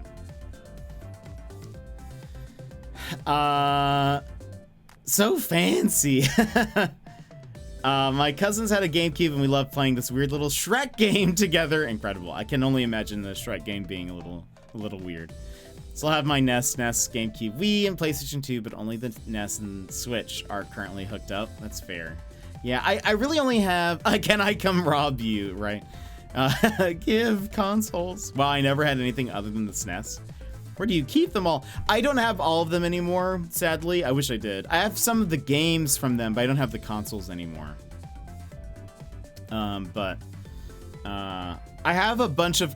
the only ones that are hooked up currently are my PlayStation 5, Switch, and Steam Deck. Everything else is kind of packed away. Or like on a shelf to display, sort of, but that's kind of it. Well, friends, this will be it for us today, but thank you so much. I won't rob you, Sassy. I'll bring some food round, though, and we can have a party. Oh, that'd be amazing. Love it. Just come fly from Australia. We also had a Genesis, Sega CD, and TurboGrafx. Wow. Also have a Game Boy SP, but no charger. Yeah, there'd be a troll who was carrying a bag full of treasure, which left a trail of gold and stuff behind it, but being kids, we just said he was pooping out the treasure. Love it. And an Atari 2600. Yeesh. That does sound like good times, Mary. But all right, friends, we're going to stop here. We'll continue until then tomorrow. We'll finish it, so get ready for that. Friday, I'll figure out what we play. I think next Monday we'll start Banishers. Should be a good time. We'll figure it all out. Maybe, I don't know. I don't know what to do. We'll figure out. Because then if we play Linkito on Tuesday, I don't know. I'll figure it all out. Too much to bear. Thank you for being here. Thanks for the stream. And thanks everyone for being awesome. Daz, always good to have you here. Always good to see you. Thank you for hanging out. Have a good time zone, everybody. Danny, thanks for coming in, hanging out with us. I promise I spent tons of time outside touching grass. But yeah, too much to bear. Thanks for being here. Friends, before we go, let me just give a couple of thank yous real fast. Someone followed off stream again. Werty Data. Thank you so much for the follow. Alex, hold on. Brad, thank you so much for the resub for 18 months. Bina for the 7 stream streak. Morton for the 3. Unitus for the follow. Farron 285018 for the follow. Danny Foz, thank you so much for the follow. And Donut Damage, thank you for the raid earlier. Grass, what is that? Thank you guys so much for being here. I very much appreciate it. I will see you guys tomorrow for more, so I hope to see you then. I hope you guys have a wonderful evening or rest of your day, and I will see you next time. Bye-bye!